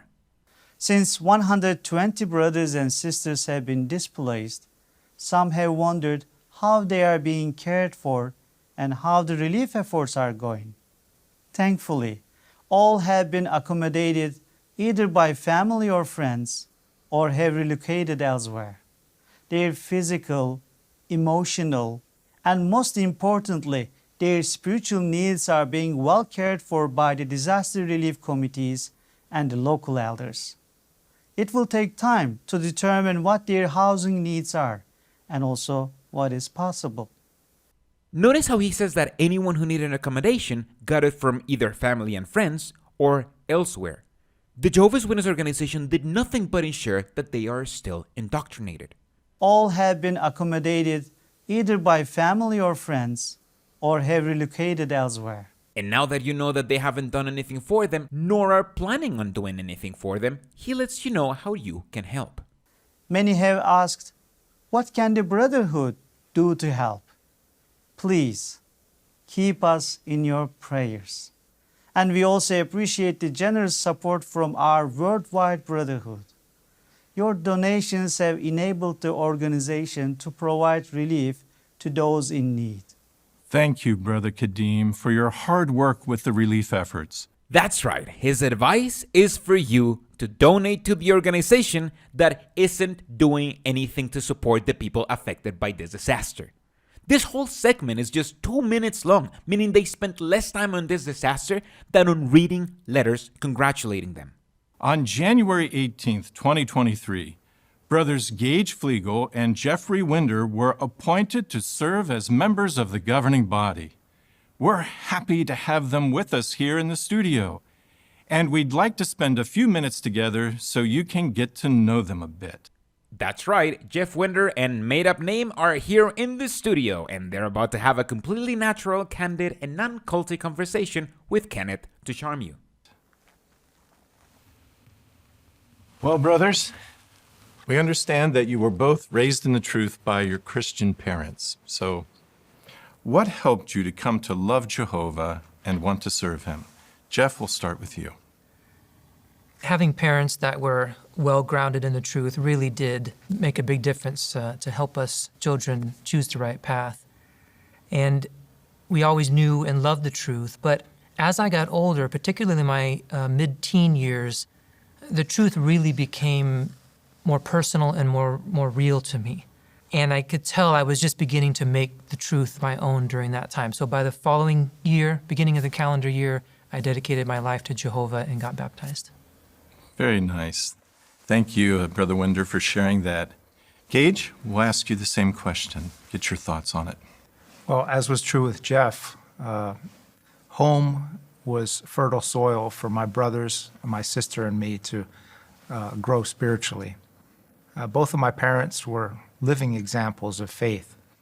My father took advantage of the opportunities to teach us about creation and what this revealed about Jehovah's qualities, his personality. I have precious memories of getting up early and watching the sunrise with him. My mom, she started regular pioneering when I was 11 years old and has continued to this day. Her constant example of putting Jehovah first was definitely made a deep impression in my mind. And I was able to join her in the regular pioneer ministry my senior year of high school until I was able to go to Bethel. Both Gage and Jeff were born and raised in their religion, and they both highlight how important it is to make sure your children are indoctrinated if you want them to live a happy life inside the religion. And they also want to tell you what motivated them to work for free at the cult compound for the rest of their lives. Motivated you to pursue full-time service and Bethel service. And Jeff, please. For me, a good association played a big role. As it turned out, at the circuit assembly that I got baptized, several other young brothers from our congregation got baptized as well.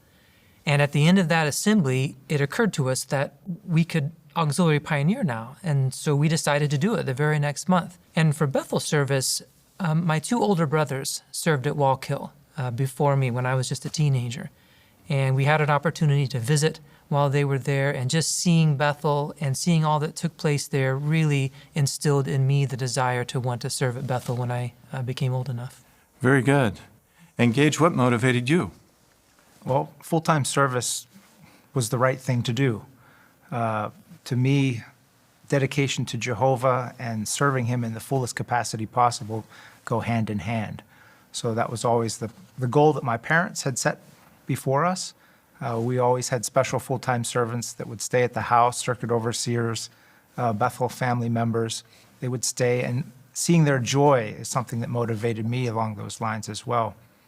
At age 12, I was able to attend a Bethel meeting at the regional convention back at that time, and so it became crystallized in my mind that that's the direction I wanted to go. Very good. They both highlight the importance of being surrounded only by fellow cult members to ensure you believe the only way to be happy is to spend as much time as possible working for free for the organization. After all, Gage did say, dedication to Jehovah and serving him in the fullest capacity possible go hand in hand. This is nowhere in the Bible. Nowhere in the Bible says that God needs you to serve him at Bethel or at any organization. But as a Jehovah's Witness, you're constantly gaslit by the religion telling you your only purpose and source of happiness is to spend as much time and effort as possible working for free for the religion. What have been some of your assignments at Bethel, and how have you benefited from them? Jeff? Well, I began Bethel at Wallkill, and my first assignment was in the cleaning department. And for me, starting Bethel service in cleaning was an excellent way to start, because Bethel can really teach you some very valuable qualities like obedience and patience and humility. And starting off in a support department like cleaning, I felt like it really gave me a good head start in developing these qualities that would be useful the rest of my life. After that, I was transferred to the farm department, and I worked in what was like produce processing at Wallkill. And again, just a lot of fun. Good brothers and sisters that we worked there, spiritual men and women, a lot of hard work, but one that I thoroughly enjoyed. And it was about 3 years that I worked in that department. Wait, what is wrong with this photo? Really, look at it. It looks like somebody did a bad job at photoshopping Jeffrey's face onto this photo. I looked at this photo for longer than I care to admit, and after careful consideration and getting bored, I think it's a product of someone at Bethel trying to restore this photo so his face is more clear. But man, didn't Jeffrey take more photos of himself when he had hair? And then I was transferred to the office, and that began a period of about 22 years of serving as a secretary for various brothers and various aspects of the work there at Wallkill. And during that time, I had the privilege to work along with brothers that had served Jehovah for years, had deep experience and wisdom and knowledge on how to administer the work at Bethel, and that really molded me and taught me things that I drew on in future assignments, and I continue to draw on today. And of course, during that time, you and I had the privilege to work together for about 10 years in the Bethel office. In 2016, I had quite a surprise when we were transferred to Patterson, and I was asked to work with the Audio Video Services Department. And I knew nothing about making videos or audio products. Jeff has quite the record in Bethel. He started cleaning the bathrooms like any other Bethelite, to then work at the propaganda factory, to then move up into the corporate world of Bethel. A very interesting work, but such a huge privilege to contribute to the production of spiritual food. And I really came to love the brothers and sisters in that department. And then in 2020, another big surprise when I was asked to transfer, we were asked to transfer to Warwick, and I was asked to work in the Personnel Committee office, again with just a solid group of very skilled and devoted brothers in that office that I've thoroughly enjoyed. Which is when he started meeting members of the governing body. He then was transferred to the propaganda studio, and then to the Personnel Committee office before being appointed a member of the governing body. He comes across as a humble and serviceable guy who's fully indoctrinated and easy to work with. Perfect material for the governing body. Well, thank you, Jeff, for going through that background with us. We enjoyed hearing that. And Gage, now for you, what have been some of your assignments and the benefits that have come from that? Well, I started working in the bindery. I worked at the bindery for 8 years, and that taught me the value of being punctual, working hard and getting the job done, even if it was very hot. Conditions weren't always the best. And also the value of working with people of different backgrounds, different cultures, completely different from what I was accustomed to, and working together in unity and peace. Then I was transferred to the service department, an office environment completely different from the bindery, but I learned there the importance of getting all the facts before commenting on a matter, the importance of many advisors, consulting with different brothers before sending direction out, and also the practical value of Jehovah's Word, whether it's a personal issue, whether it's a family issue, whether it's a congregation issue. Jehovah's Word is practical in all of those scenarios. Gage finally talks about his experience working at the service department. The service department is the department that the elders call when they deal with CSA cases. While Gage is waxing lyrically about how it was all about asking other brothers how the Bible should be applied, what he actually did is to check if any elder related to a CSA case was obligated by the law to report it. If they weren't, they were instructed to not talk about it with anyone in or out the religion to protect the image of the religion. Make no mistake, the service department does file the abuser's name and details on their database, along with any horrific thing they may have committed, but that database is exclusively for internal communication and is never meant to be seen by anybody else. He was part of the worst department of the Jehovah's Witness religion. And then in 2015, I was asked to work with the teaching committee office. And there I learned that not simply preparing delightful words for the International Brotherhood, but also the importance of accurate words, preparing that for the Brotherhood, and seeing Jehovah's Spirit make sure that the completed project came about. I don't think I need to address Gage's claim of only producing accurate information. After all, I made this channel around how they don't. Which reminds me, have you subscribed already? Now, they're invited to share a cherry-picked verse from the Bible to pretend it has helped them stay indoctrinated. And while Jeffrey has a pretty generic answer, there is. In recent weeks and months, we've really come to hang on a couple of verses in Isaiah 26. And particularly with this assignment, I know that I could not accomplish this assignment on my own.